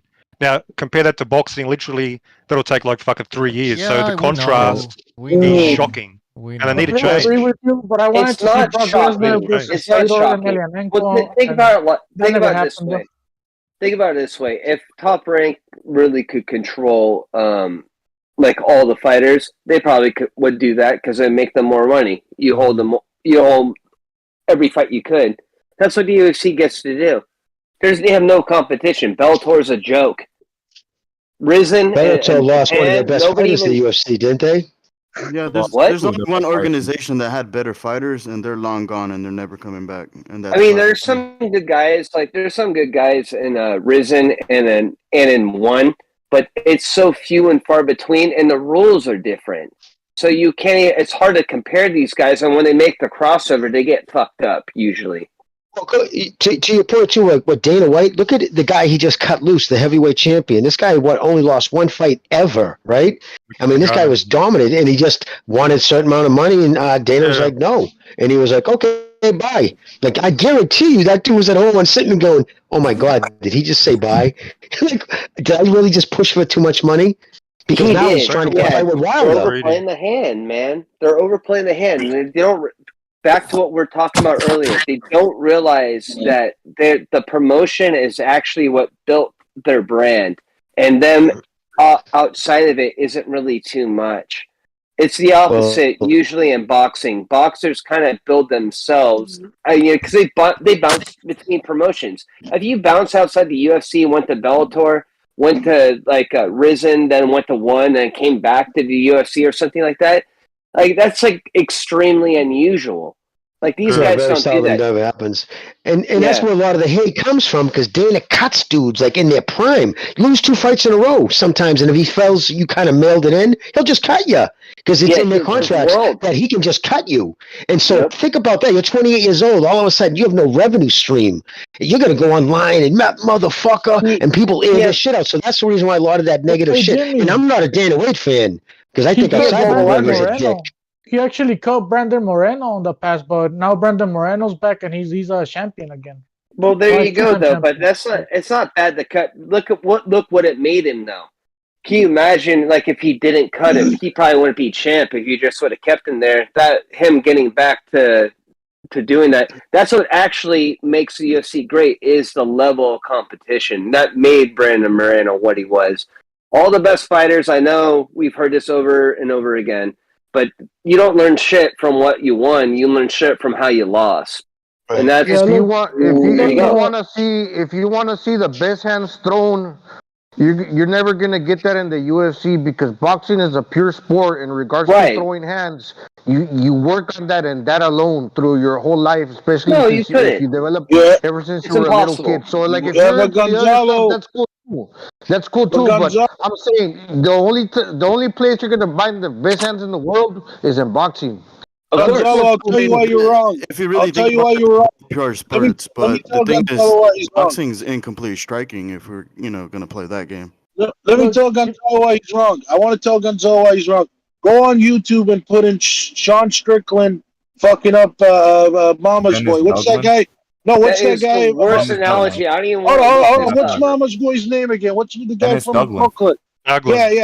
Yeah, that guy. Listen, that guy was a fucking pussy. He got his ass kicked by Sean Strickland. Yeah, but You know what I Strickland mean? can't even punch, even the UFC, so that's I know, strange. what are I you saw that as doing? well, but it's weird. But the video's there. But listen, it's I not know. about what you're saying. The video's there. Sean Strickland's kicking his ass, and Mama Boy's crying like a baby.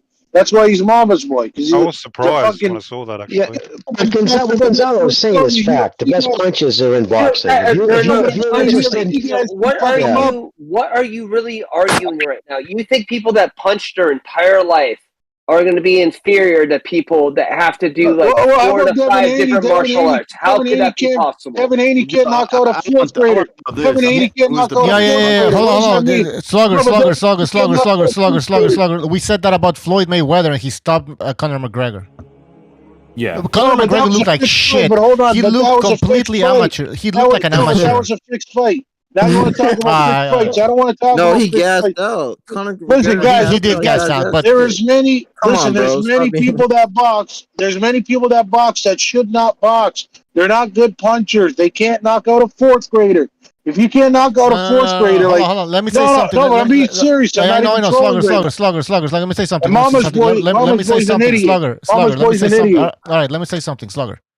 A lot of these boxers that don't have knockout power, like Devin Haney, it's not that they don't have power. It's just at that level with boxers at that level with better chins, they look like they don't have power. But if you look at Devin Haney's early career, he was knocking these fuckers out because they didn't have chins, they couldn't punch.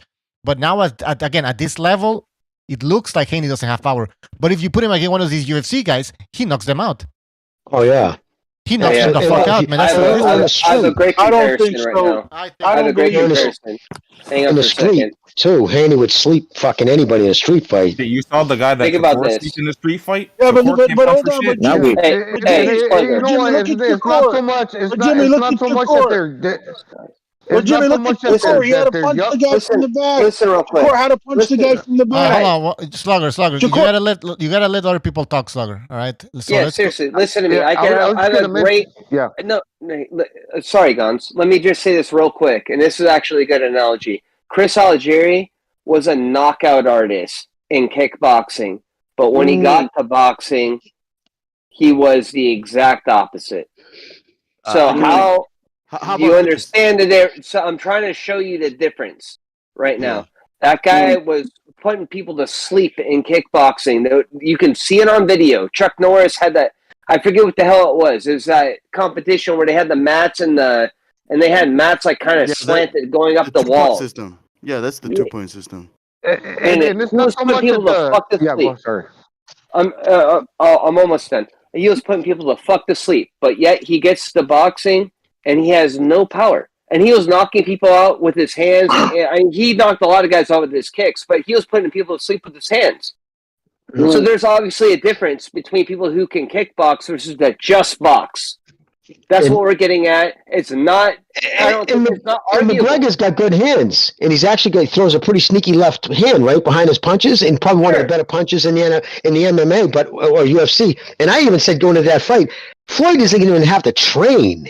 You think he really took that? Listen, Floyd. There was no chance he was going to beat Floyd. Zero chance. And it's not so much. Sometimes I think that they have bad chins. It's just not that they're yuppies either. It's just that in UFC you stand different because you got to watch the legs too.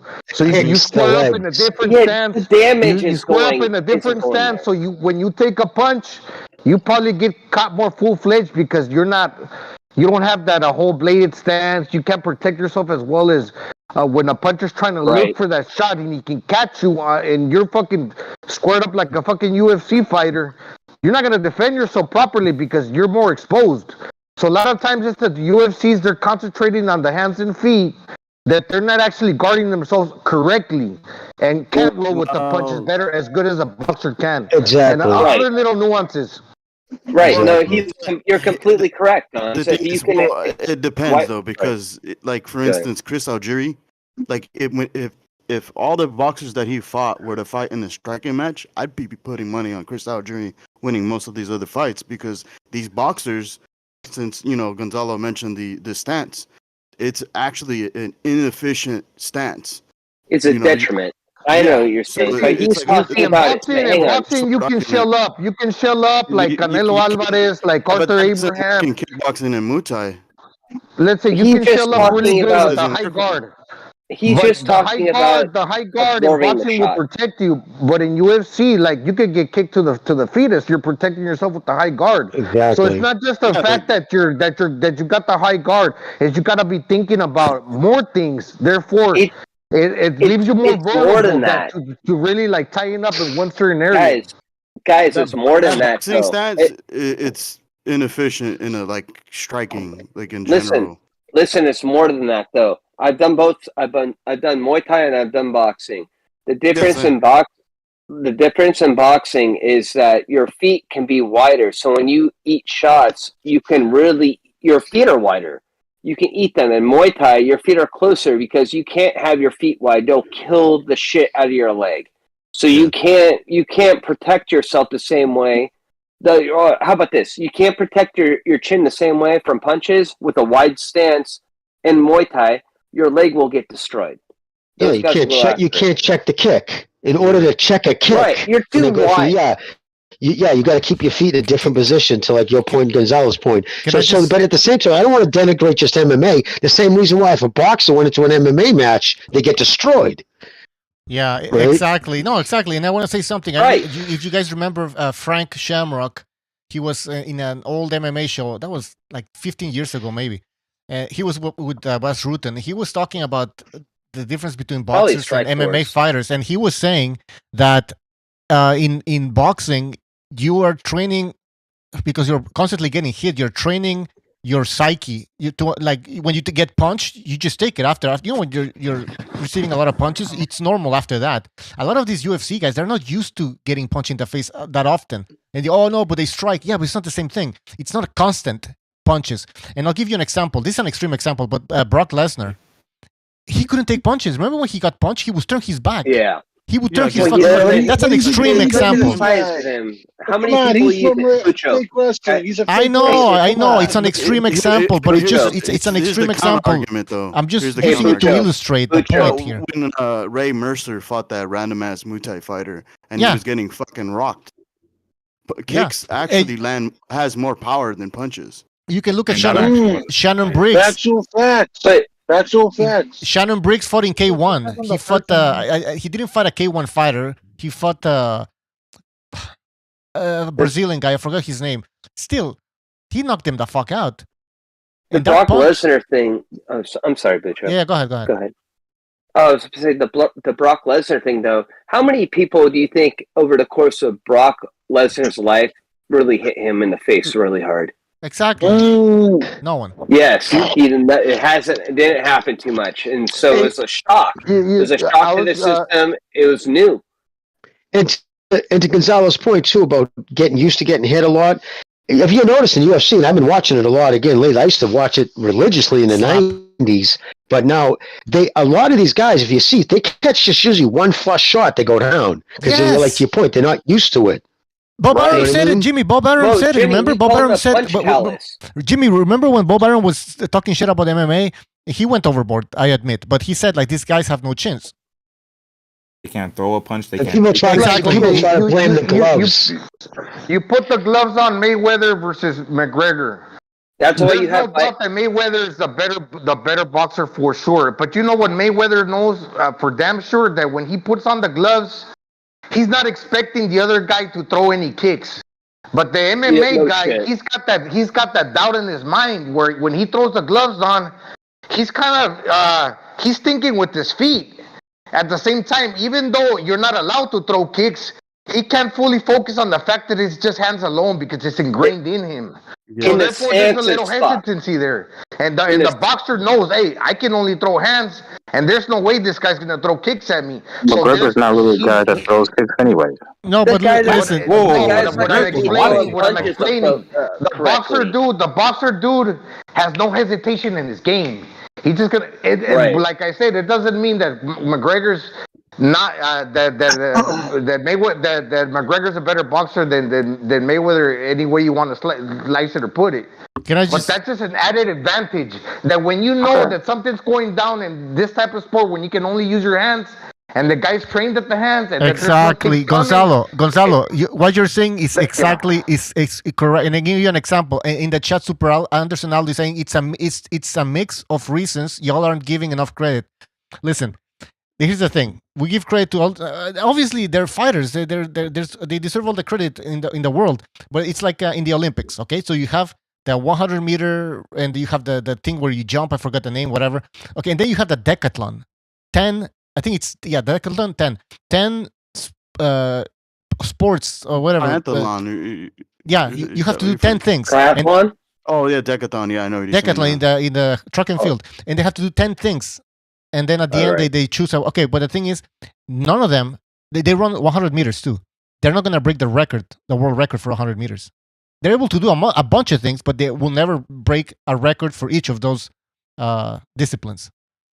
Right? Well, yeah, that's a good example. They're average athletes in all those. Here's the thing, though. Right? There's certain MMA fighters that are actually, crafted in certain martial arts. Like, for instance, Peter Emelianenko or Khabib Nurmagomedov. But I mean, kind of. No, GSP wasn't crafted in anything. This is the common misconception that was wasn't he a karate guy? GSP? Wasn't he a karate dude? Didn't he start off in karate, right? I believe. Yeah, but not really, dude. Look at Peter him. Emelianenko won gold for Sambo. Ronda Rousey also won gold for judo. Yeah, silver. She won silver. So this is the common misconception that keeps spread by hardcore boxing fans. GSP made the Olympics. No. What's that misconception? Hold on, I don't get it. Exactly what I'm saying. Like Rousey won silver, I believe, for judo. No, gold. She gold. She won gold. Okay, whatever. She won gold. Bronze.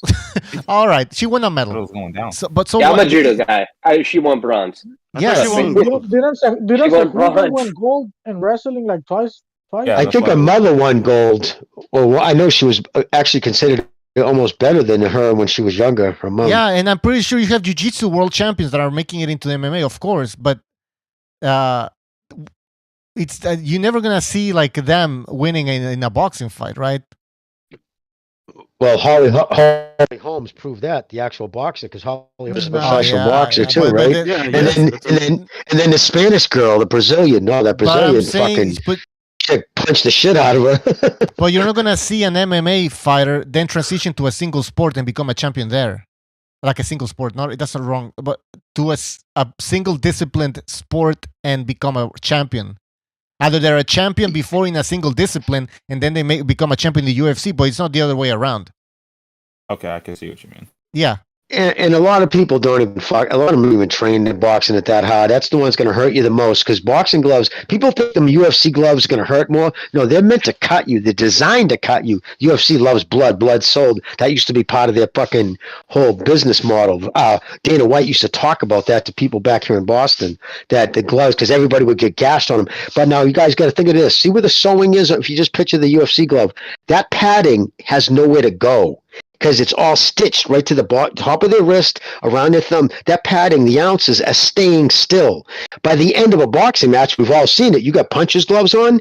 That padding has now dissipated into other parts of the glove, because it's not all sewn into one area over your knuckles, so it dissipates. So at the end of the fight, a lot of times you're getting a wrapped hand, which is even worse than bare knuckles, because you can punch without worrying about hurting your hand. So I've been punched by both. Fucking boxing gloves, people think, oh, well, you get hurt more getting hit with UFC gloves. No, you don't. You should see the old Pride gloves. Yeah, they're Jenny. a better design. That is by far the best design I've ever seen for an MMA glove. There's not a lot of pad around the knuckles, but there's a shit ton of pad around the carpals, if you know what I'm saying. So over the top of the wrist, there's a lot of padding around the wrist, of the top of the hand and the wrist, but around the knuckles, it's not a lot. And but what padding is there stays there through the whole fight. It never goes away because of the design. It's got nowhere to go. And it's molded for the hand. It's molded, exactly. It's molded for the hand to be cupped. So like it actually places I don't know if you guys notice this. If you watch Pride fights, there wasn't a whole lot of eye pokes. The gloves were molded to have their hand. Their fingers folded in more so. because the gloves were scoped in. Those guys connected square every time. That's what I eliminate that eye poke shit. All they have to do is take a point away every time. Not a warning. You do it the first time you do it, you get a warning. Don't get a warning, get a point. I know. Believe me, these guys could train them. I'm just saying, dude, because it pisses me off when you're watching a fight and the guy gets a fight like stop for 5 minutes, whatever. Plus, his fight's been stopped for that. Just they can be taught not to stick their fingers out like that. If they know it's going to hurt. The issue is that the UFC gloves are badly designed, and it's not that. You guys don't understand, dude. When somebody hurts you really bad, you're going to fucking put your finger in their eye to make him stop. Well, I don't know about that, man. Yes. Well, I guess in the streets or in a professional fight, like. All right, hold on, guys. Yes. All right. Let me read a super chat. Ollie G. He says, Jimmy, who wins, Prime Holmes or Usyk? Prime, what, Holmes, the heavyweight? I think so, yeah, Larry Holmes, I guess. In his prime, in heavyweight, see, because that's a different era, because they're pretty much the same size. I'd have to go only because I've seen Holmes just getting some sick fucking in his heyday. The jab was pretty damn good. I'd probably go with Holmes, but I'm not saying it's 100%. All right, but Holmes Ollie G, is thank a you for fucking that bad contribution, motherfucker. man. Good question. Can I just say something about UFC as well? Also, sometimes when they throw punches, they're not throwing them like the hooks. They're not even hooks. They're slaps. I'm not saying I want to. Yeah, they don't know how to do it. I don't want to. I'm not saying I want to get hit by one of those. But like when he looks like in boxing, you're not gonna knock out somebody like that. It's basically Andre Ward worse than that and slap. But Usyk as a cruiserweight is one of the best ever. I'd put him against any cruiserweight. Where they came from. I just want to say that. Think about it. Think about if you were a All-American wrestler. These are the worst guys. These guys are the worst for punching. Their shoulders are so damn tight. They've been squeezing. They've been pulling things towards them. Now you're going to ask them to push things away from them. And they're muscular. They're very big biceps. That doesn't help you when you're boxing, man. No, none of it helps. Muscles, the big shoulder big frame, muscles don't help.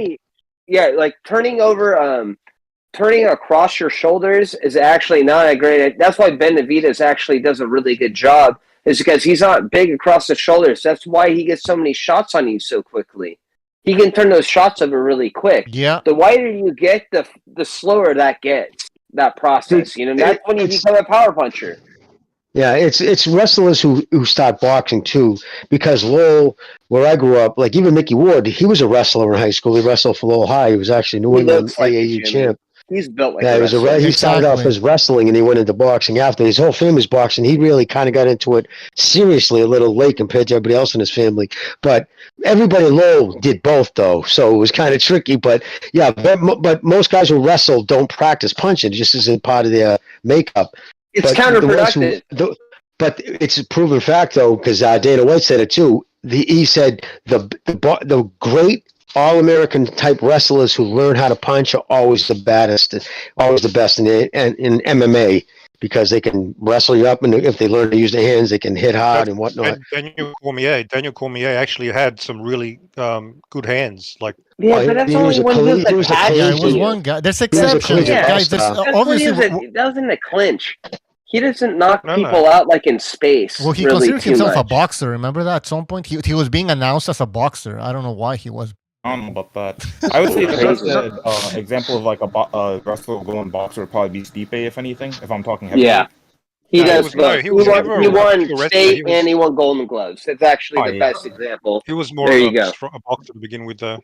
Daniel was something that Jimmy said. Something that Jimmy said is true too. That the UFC gloves, like, they don't dissipate because the stitching holds it together. That the material has nowhere to go. And in the boxing glove, yeah, you got the hand wrap, but you also got to think that as your hands are getting wet, as soon as they start sweating a lot, the hands get heavier, which could be a bad thing. Which could be a bad thing because your hands are going to get more tired. But at the same time, you catch a second wind, or you get like your strength back, and the other guy's getting tired. Your hands are heavier, and not only have they compacted, they molded it into a certain shape with the constant punching that the glove, that the material has spread back. But at the same time, your hand wrap has become so tight and well put together that you can punch through the target even more. That's what the fucking. That's why everybody used the horsehair gloves, man. Those things The when punches you start, gloves, yeah. dude, they mold Don's perfect. That was actually perfect. And but by the end of the fight, they're completely separated though, where the knuckles are. Like even Mickey's gloves when he fought a Toro, if like you reached up and felt into the padding where his knuckles were, there was no more padding there. Because by the end, you're punching, and what happens? The horsehair goes towards the front, and it goes towards the back of your palm, and it just gets smaller and smaller. And it used to be worse back in the day because they would give you the gloves an hour before the fucking fight, and a guy would be in there, but the trainer was allowed. He would put it on your hand, make a mark on it, and then start working it, bending it back and forth, bending it back and forth, right where your knuckles are. And they they hit walls and this really bend the now they're not allowed to do that anymore. They can't punch walls. And another thing which huge was when they outlawed cotton wraps. They used to use like cotton wraps, like cotton ball material. That shit when it got wet would be like a cast once it had tape on it. And that's why they stopped using it, because it was like literally getting punched at someone wearing a cast. Yeah, can you imagine that with horsehair gloves? That's going to be like a full, that's like an extension of your fist at that point. Yep. Oh, yeah. It's like that dude who had no padding in his gloves who was beating that dude's face all night. Fucking eventually ended up killing him. Yeah, exactly. But he was taking those shots all night. And think about it. He didn't even notice. He thought they were kind of hard, but goes to show you, most guys feel that.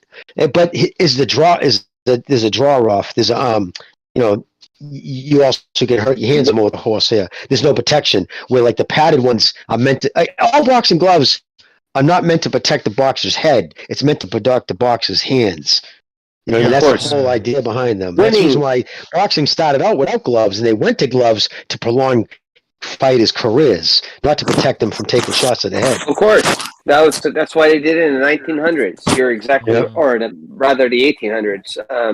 They're breaking their hands, so they can't fight long enough. So they're like, well, put something on there so they don't do. Well, that's why they use their forearms to protect themselves, right? The famous heavyweight Jack Johnson said, "You don't want me to start wearing gloves because then I'll really hurt you." That was one of the things he would always say. Yeah, because he knew, because they wore gloves training. They had these, these rudimental, gloves that hit bags and shit with, so they'd protect their hands. And he knew if you wrapped your hands up, I'm allowed to wrap my hands, and I don't have to worry about them breaking. That was his thing. I'm not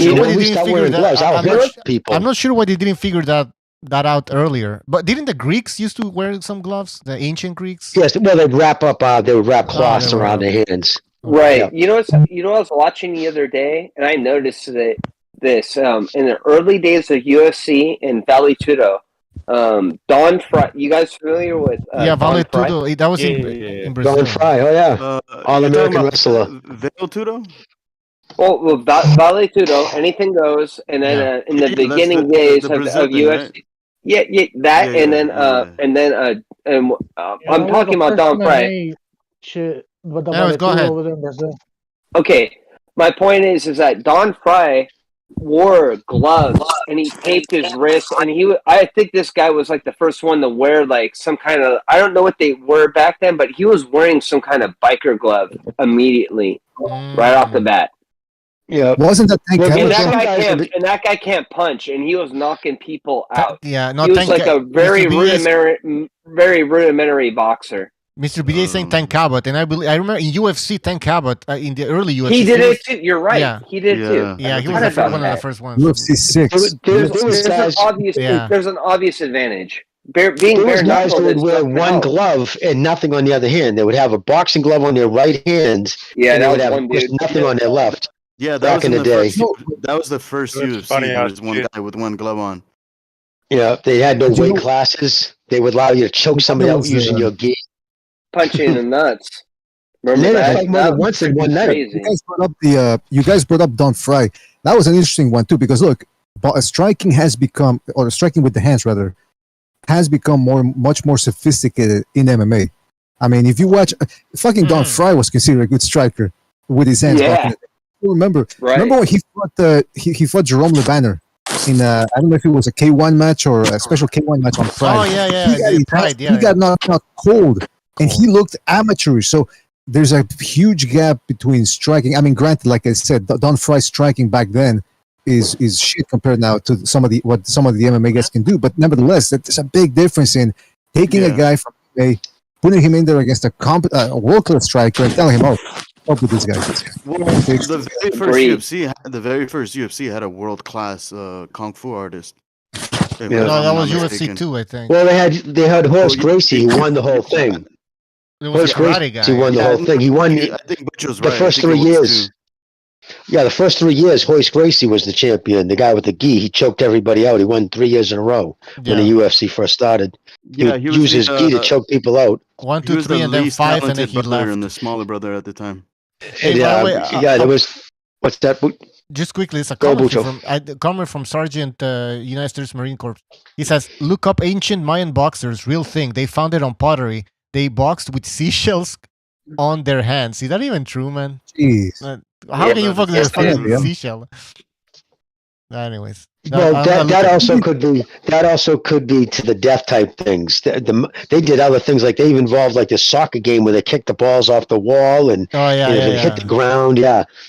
They played for keeps, so they would have for slaves, almost gladiator type things. So the well-being of the combatants probably wasn't, they probably used. And I heard that they used to use volcanic glass. They would use the tree sap and use volcanic glass, which is like razor blades, obsidian.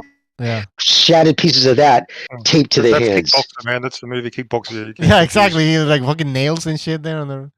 Well, anyway, they should do that a little bit in boxing, man. They should say, "Listen, the loser gets killed or something." Maybe that will light a fire. More exciting fights, man. But anyway, we're talking about UFC and how they improve their striking. Yeah, it's better than before, obviously, but it's still not at that level. Boxers started getting hired. That's what happened. Like even in California, the place with that little blonde kid, TJ, whatever his name is. Tito Ortiz. Yeah, Dillashaw. That gym he used to train at.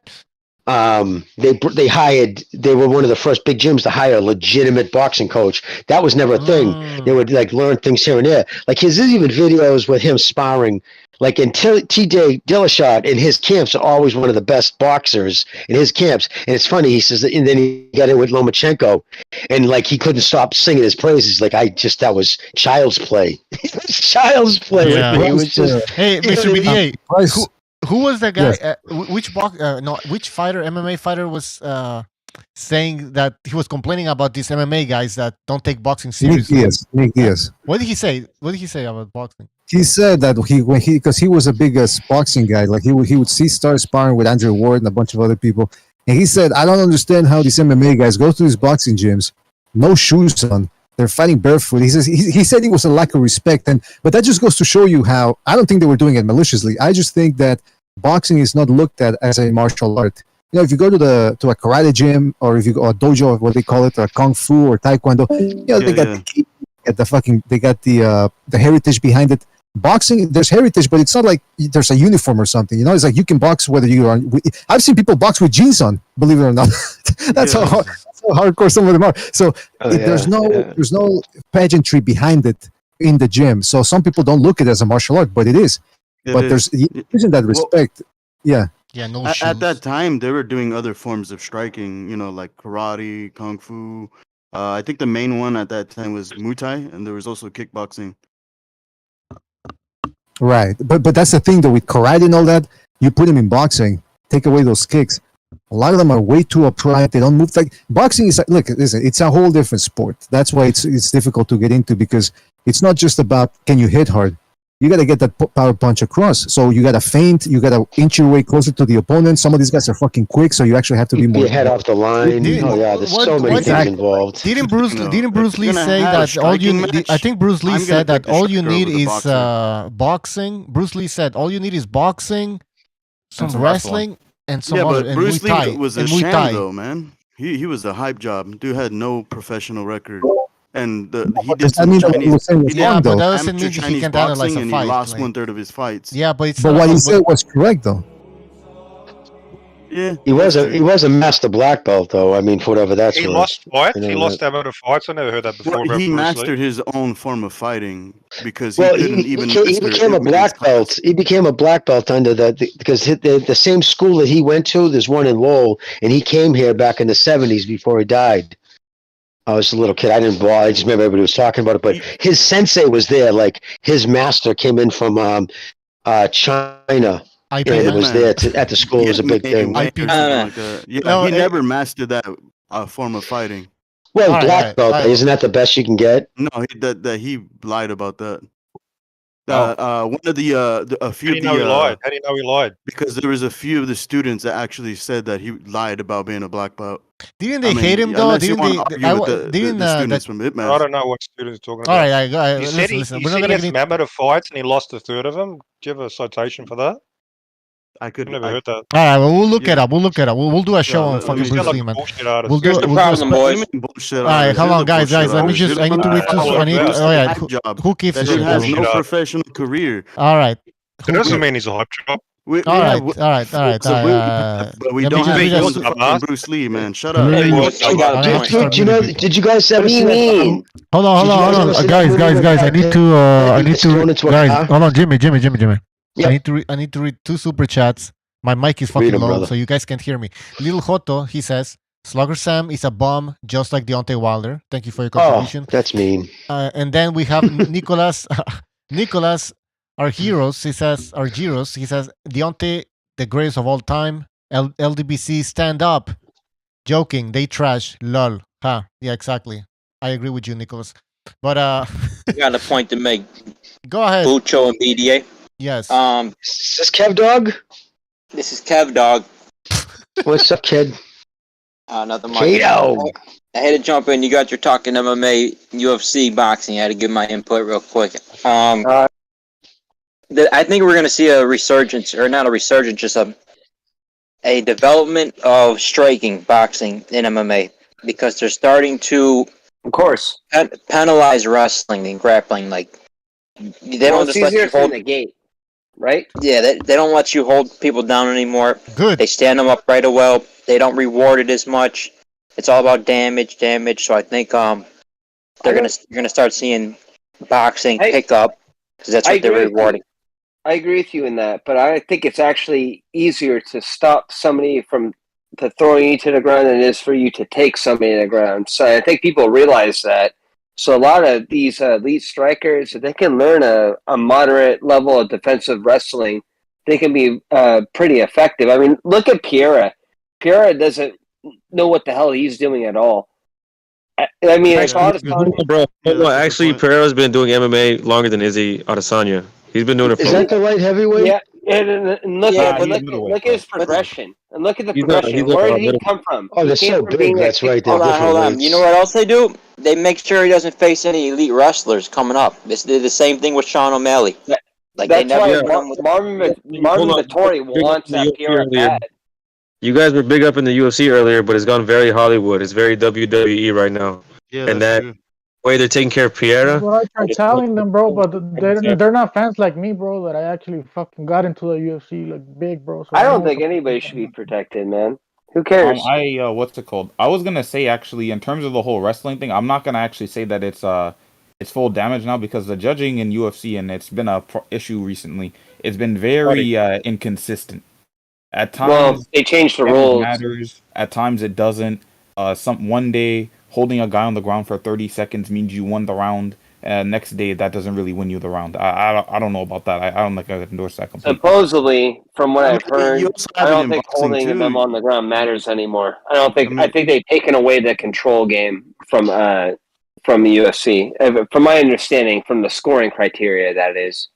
Then some judges must have missed the memo because I've seen some fights where I watched a guy lose on the striking, but then he held the dude on the ground and won the fight. To tell you the truth, bro, the guy that gets some more takedowns is gonna win the fight, bro. And we saw it last Saturday against what was the fight? Volkanovski. What's his name? He didn't win that fight. That was actually a lot of people are saying he didn't win that fight. I actually agree with it because when he got him to the ground, he didn't do fucking shit with it. He was almost holding on to him.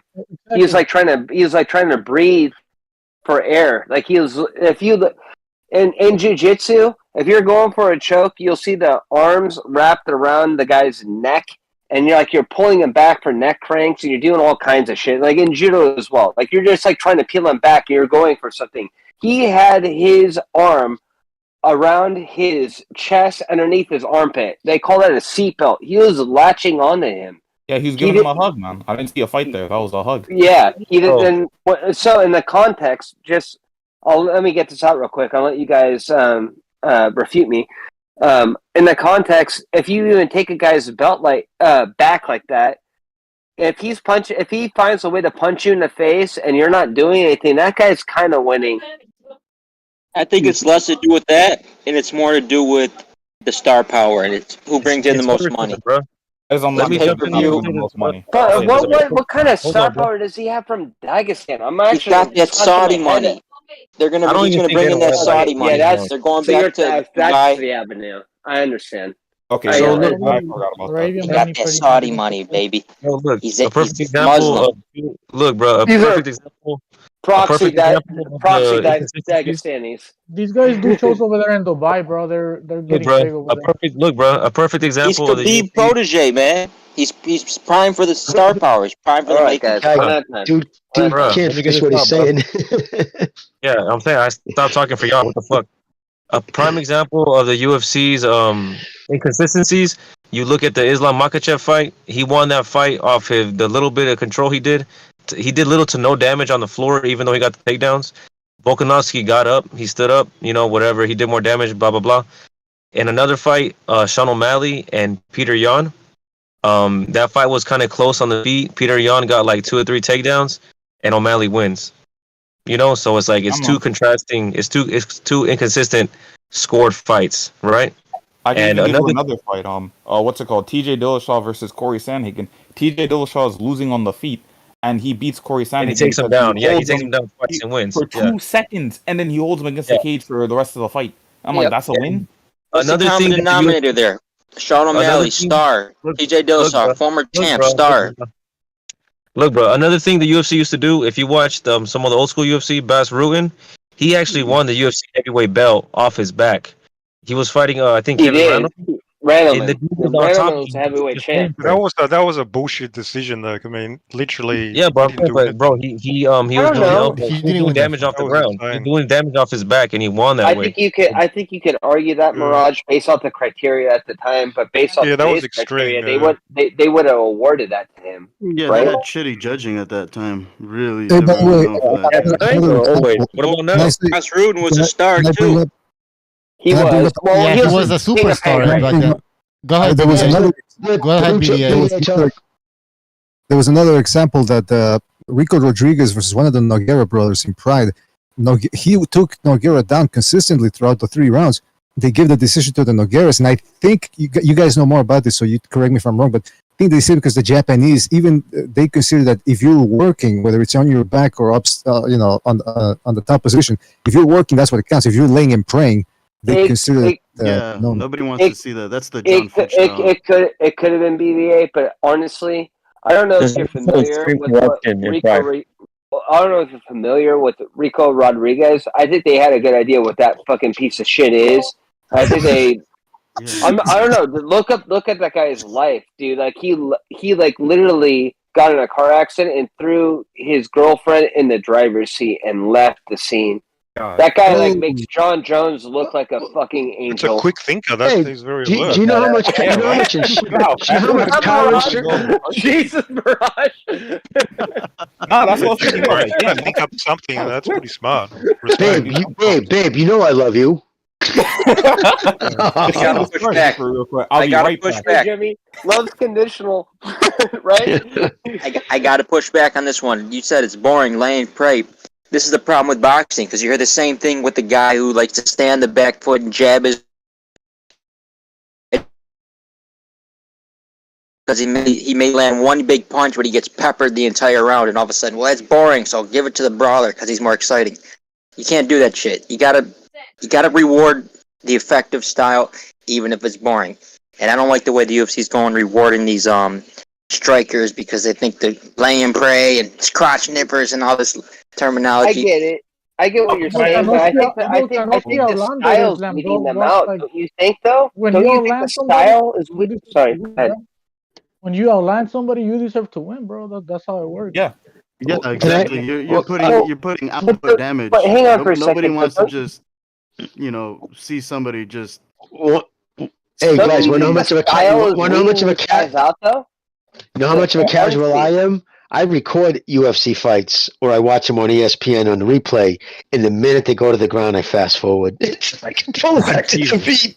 I do unless it's some crazy ground and pound. But I always watch a record, and when they go to the ground, I just fast forward it. And I hate when they go to the ground or one of the guys gets hurt, and the first action is to dive at the dude's waist, and then he spends the rest of the fucking wrestling on the ground. I'm like, It's because the guys are so good on the ground, Jimmy. Like, you know what's kind of funny?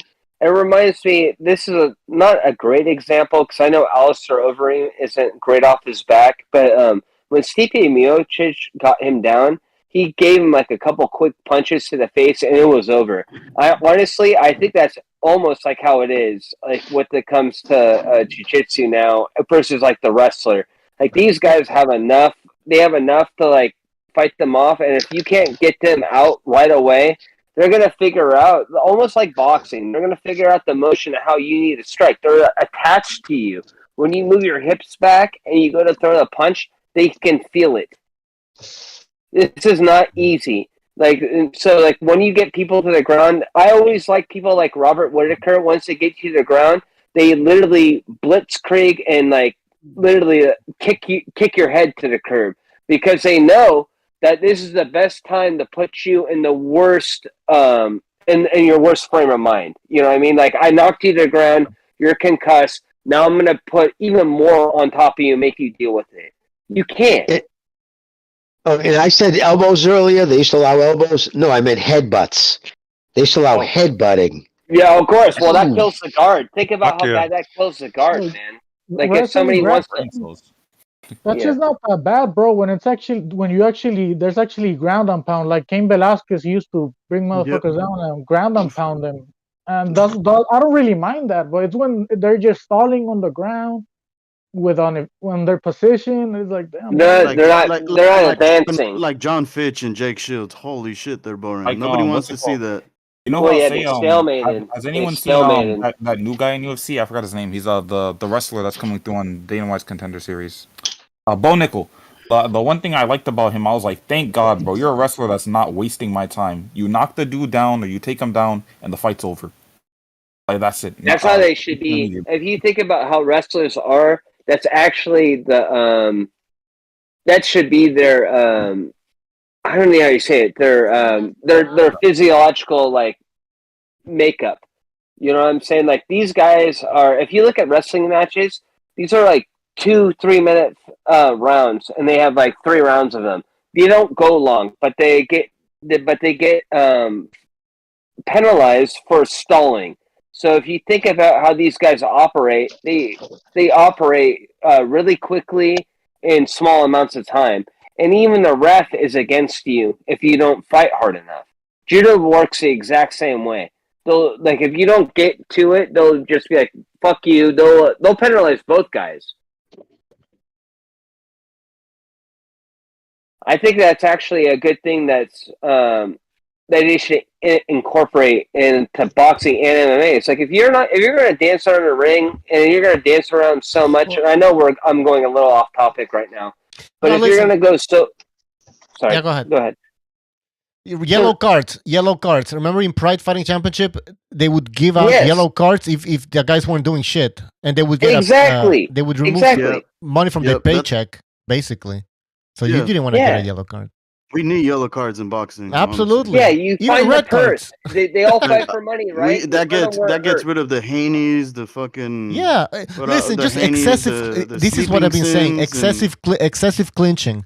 It has to be penalized. It has to be penalized. It's been going on forever, man. Excessive clinching. You can't do that. Yeah, but the judges can just take away points. I mean, the ref can just take away points. They can do that now. They just fucking. Hang on. What if there is something separate? Hang on for a second. I know this would be hard to incorporate, but what if there was something going on separate from the athletic commission? So yeah, you're allowed to do all those things that you just said, but when you're inside the ring, our organization is going to hold you accountable for different things. Kind of like how Pride did. Back to what Bucho was getting at. Yeah. Like we're gonna yellow card your ass. You know, it doesn't matter. Like, I know Japan didn't have an athletic organization. Obviously, half those guys were on fucking steroids. But just say in some kind of weird, fake fantasy world, you had that kind of attitude in our system. That's what we need. You need to have the ability for people to be forced to fight. I have different fantasies. We need the laws to be. I'm sorry. I do as well, Jenny. All right, guys, I'm gonna end the show. It's been almost 4 hours, so you guys can stay and chit chat if you want. Oh yeah. Has it really been almost 4 hours, dude? Yeah, you started. Holy shit. Yeah. Hey, BDA, Bucho better not. What? I said no. All right, I gotta go. I gotta go eat something. You guys can stay and continue talking. All right. See ya. That'll be good. All right, take care. All right, everybody in the chat, you can still hear me. Thank you very much for listening, and I want to thank everybody who subscribed as well. About the post-fight show for the Wood fight, for the Wood Lara fight, we're gonna do the post-fight show as always. So that's gonna be on Sunday. All right. Because I was thinking maybe we should do the show right after the fight. Or maybe we should do it after the fight. You know what, guys? I'm going to talk to Mr. BDA and see what we decide, all right? We might have the post-fight show right after the fight. But because I think we also have Panterita Neri fighting on Saturday, so fuck. Anyways, I'll let you guys know. All right? I want to thank everybody who super chatted and everybody who joined the show. See ya.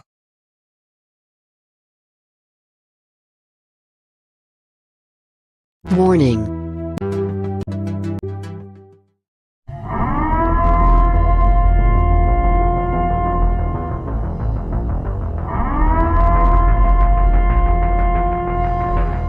Listos pelos chingazos. Listos pelos chingazos.